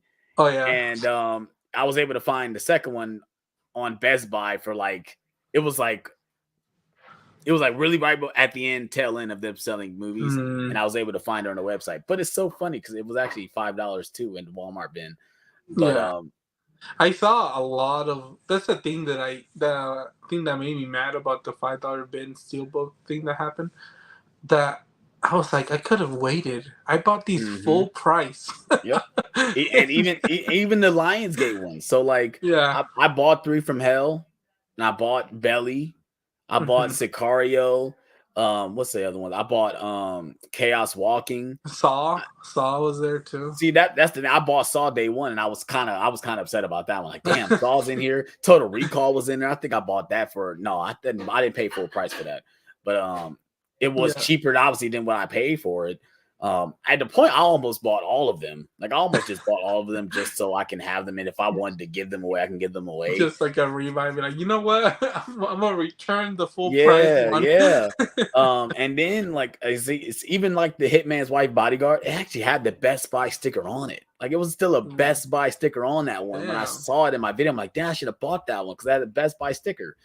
But I think that's the only steelbook I got from that bin, the Hitman's Wife's Bodyguard. Yeah, that one, because I had it on Blu-ray, but I was like an upgrade for 4K for $5. Hell yeah.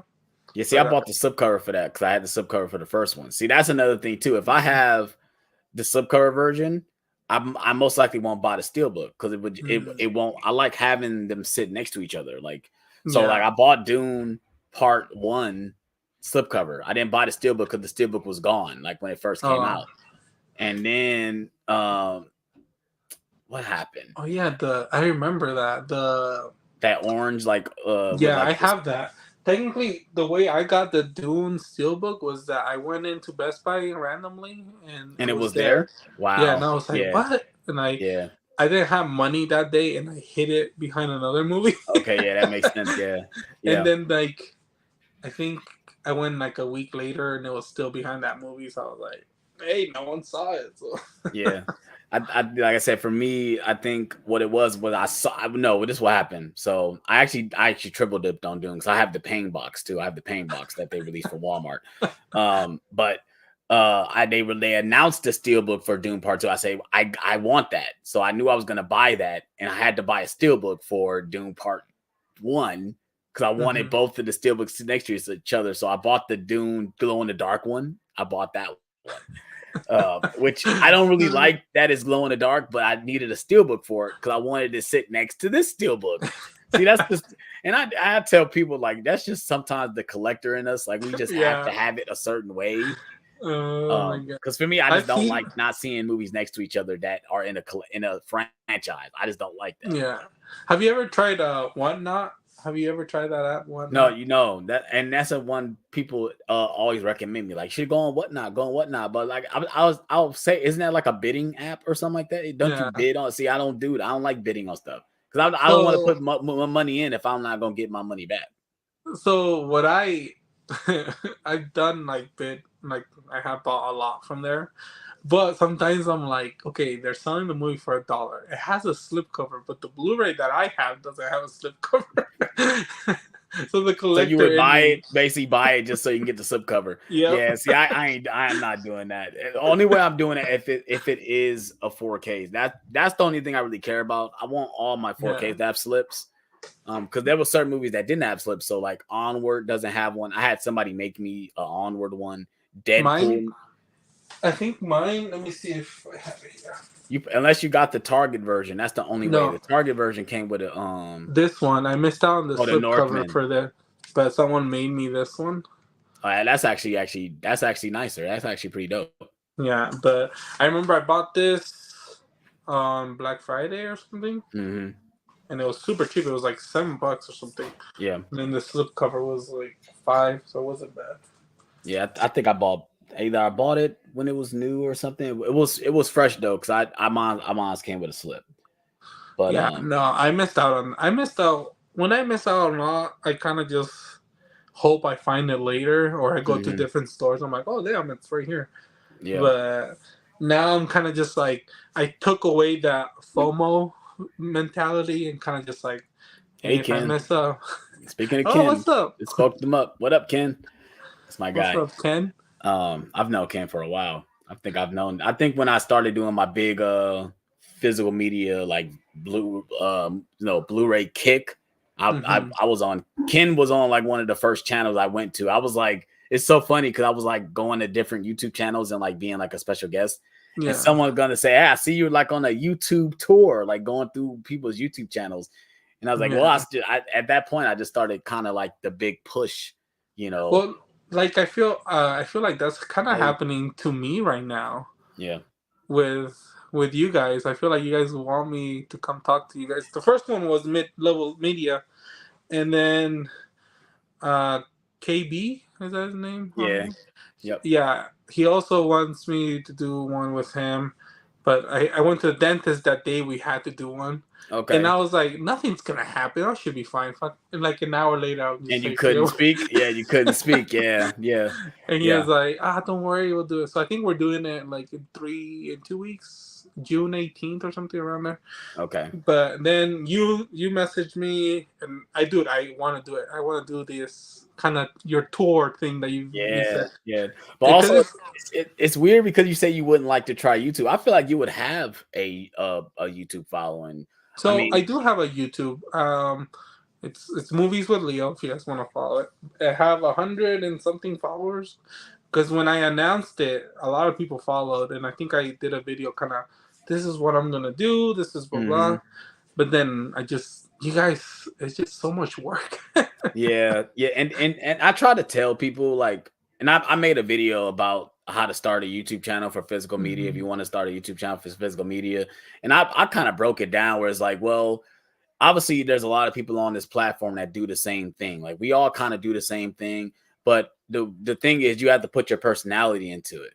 That's what makes you different from everybody. And like I said, your personality, the way you work with like how you do TikTok and stuff, and maybe not do it like that type of format, but maybe like bring your personality into doing the things that you do when it comes to physical media.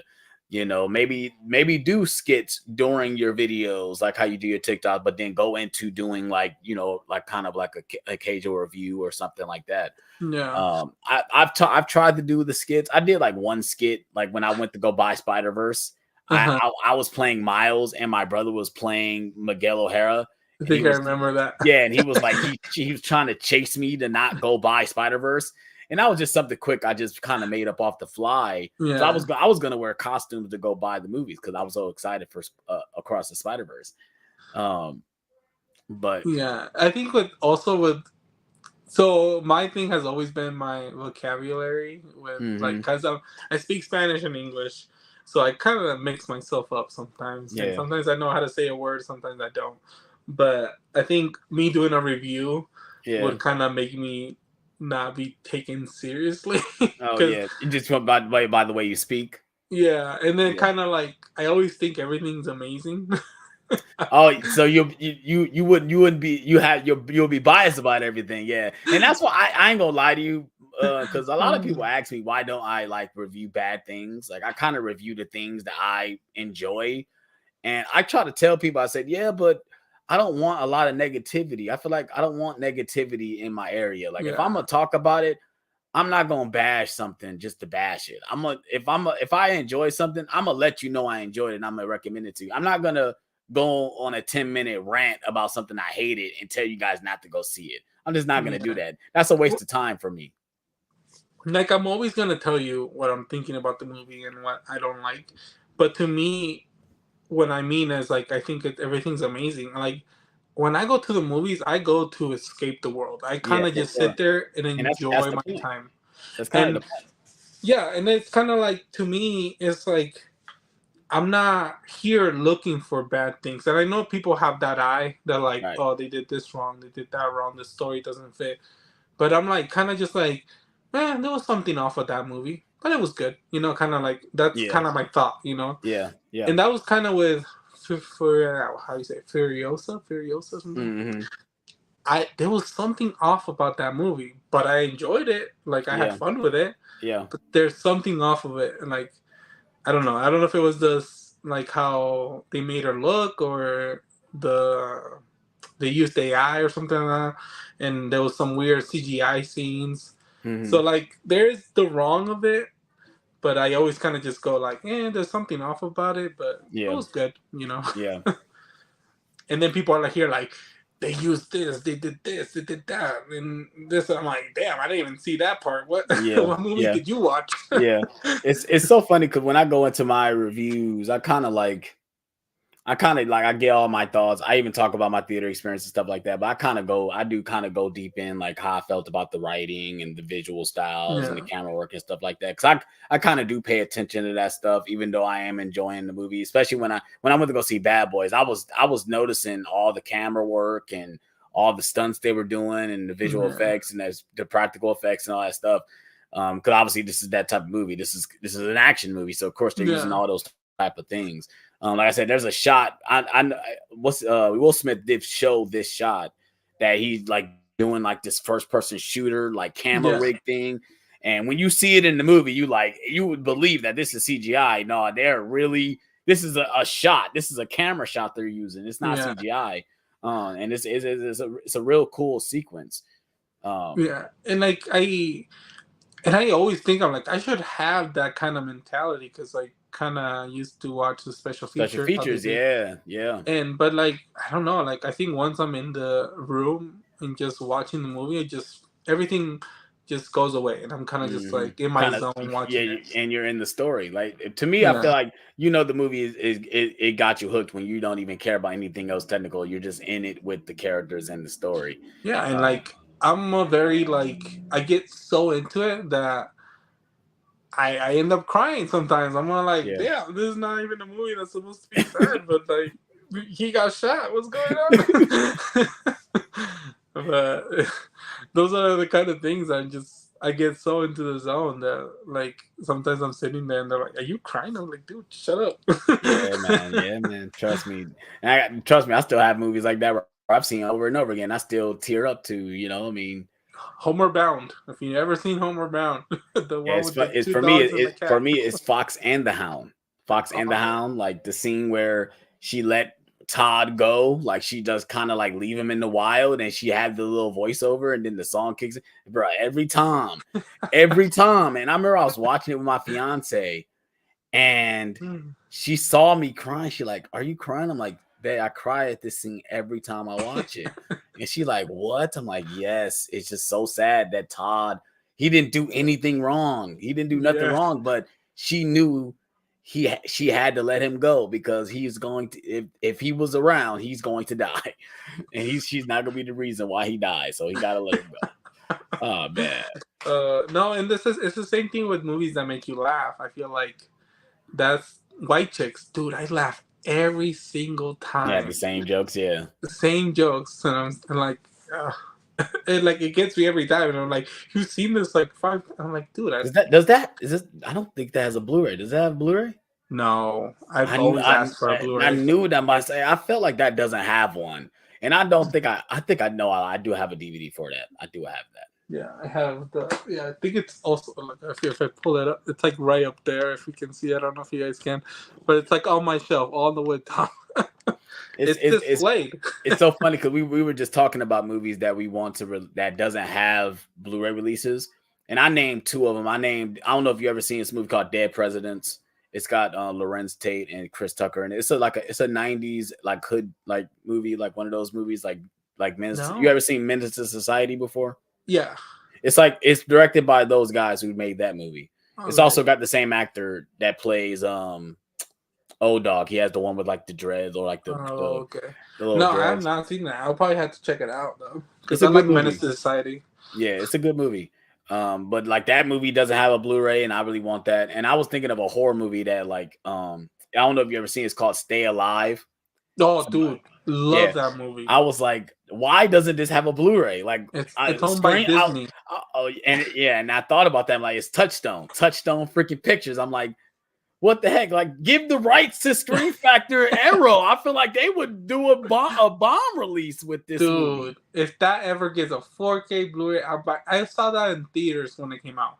So I saw the crappy version, which people say if you watch the theater one, is not as good as the director's cut unrated one. Yeah, I have the unrated one on DVD, and that's the one really to go to. Like I said, it is a lot more graphic than the PG-13 version. That movie in theaters was amazing. I think that's my second movie I've ever saw in theaters as a horror movie. Okay. And because my first one was Boogeyman. It's like a 2004 Boogeyman. Yeah, I remember that. And not very good. Yeah, scared me though back then. But then the next one was Stay Alive. Dude, I loved it. But my first movie in theaters was Spider-Man. Nice. Well, and when that came back to theaters, I missed it. And I didn't see any, and I regret it too. I didn't see any of the Spider-Man movies in the theater. I was going to the one I wanted to see, the two I wanted to see most was Spider-Man 2 and 3. I've already seen one in the theaters. I seen Far From Home and No Way Home, and I saw Amazing Spider-Man 2. I didn't really care about seeing Amazing Spider-Man 1. I think I saw Amazing Spider-Man 2 in 3D when it came out in theaters. Yeah. So the only two I really wanted to see was Spider-Man 2 and 3, and I didn't see both. My brother went to go see 3, and it's funny, he came out, he gave it like a 5 out of 5. He's like, man, I look at this movie totally different now. I'm like, well, it's because you see the flaws, but you are enjoying the movie for what it is. And of course, it's already established too. It's like, and I got to watch The Mummy when it came back into theaters, and oh my god, I love it. Like 5 out of 5. Like and it's like that nostalgia of watching it in the big screen and seeing Brendan Fraser up in the screen, doing his thing. Yeah, and my thing, I'm not really a re-release guy. That's another thing too. If I got it at home, I can make the theater experience at home. I don't need to see it on the big screen. I have a 75-inch TV in my house. I don't think I need. I can, if I want a theater experience, I can make myself a theater experience. Especially for movies that I already own. Like I own this movie. Why would I pay you guys another $17 to go see it in the big screen? But I did do it. I went to go see Goblet of Fire in the theater because that was the one I wanted to see in the theater. And I ain't gonna lie to you, I don't regret it. I'm very happy to see that on the big screen. Well, I think it's this weekend it started. The Lord of the Rings movies, the extended versions are in theaters. And I kind of want to go see them. I do, but I don't know. And if they do show it, hopefully there's an intermission. Because if you think about if you own the movies, you could take out the disc and it's 2 different discs for the extended versions. Now I wonder if there is going to be an intermission because they're over 4 hours long. Yeah. And I don't know if I'm gonna sit in the theater for 4 hours long. I don't know if that's gonna happen. I mean, would you have done it if you saw the Zack Snyder cut in the? Yeah, but this is. And no, technically, Zack Snyder is just that cut is. It's not a totally different movie, but it kind of is though. So I probably would have sat in there that long to watch it because it's something they adding this stuff back into it. Yeah. Now with the extended versions, I've seen the extended versions numbers of times. This is not something that I'm watching for the first time. Now, if it was the first time seeing the extended versions, then yeah. but I've already seen them. Obviously, I own the 4K. Like I still got the Blu-ray box set. Yeah, he's like, I seen him walk enough. yeah. I mean, at this point, like I know the like lines of dialogue to the extended version, which is bad. I shouldn't know lines of dialogue, but that's like background music. Why are you watching them deeply in there? Yep. But yeah, man, obviously we've been I've been live for about 4. Yeah, I see the time going up. Yeah, so you got any final thoughts? I'm probably about to end the stream, but you got any more final thoughts you want to let everyone know where they can follow you, where they can find you at? Instagram and TikTok, Movies with Leo. I want to thank him because I feel really bad, guys. I really do. I missed 3 hours of a live. And I'm happy I got to get in here and talk to you guys for a bit and talk to you, man. You're awesome. Yeah, thank you for joining. Like I said, I was gonna stay live. I'm like, he's gonna just pop in, or he's gonna let me know he's ready. I'm fashionably late, all right. Yeah, but it's okay. We finally got it done. I'm very happy for you to join. Like I said, maybe we got to get you on another day. Like I said, maybe like I said, if you have a computer with a webcam. This is all on the internet, so it's not like a special app or anything. StreamYard is a website. You can just click on that and go and join a live. Yeah. That's what I'm using right now. I have to step my game up because people keep inviting me to do these, and I don't have a laptop. I usually don't use a laptop. Always on my phone, so I have to step my game up somehow. Yeah, this is usually and it's funny. This is the software most of us is using. We're using StreamYard because it's a free site. I mean, you can pay for it. But this is a free site where, you can just make your own live streams connected to your YouTubes, your Twitches, and all that stuff. That's and awesome. Like I said, it's not hard. All you can do is just send a link and you can join, Yeah. No, for sure. Next time I'll be all prepared. I'll even have a headset like you, man. Yeah. Obviously, I've been doing this a while. Like once I learned how to use this is all what I've been using for live streams. Like this is. I might need a microphone too, just hanging up here. Yeah. Yeah, man, for sure. But Leo, thank you, man. It was awesome talking to you, man. Like I said, we gotta talk again, man, for sure. I definitely hit you up for sure for more lives, and maybe I'll have you on Nerd Talk one day. Maybe doing a watch along or something like that too. I'm down, always down. That'd be dope. So, but nice talking to you, bro. Hope you have a good night, and you too. See you on the next one, man. All right, man. Thank you, man. See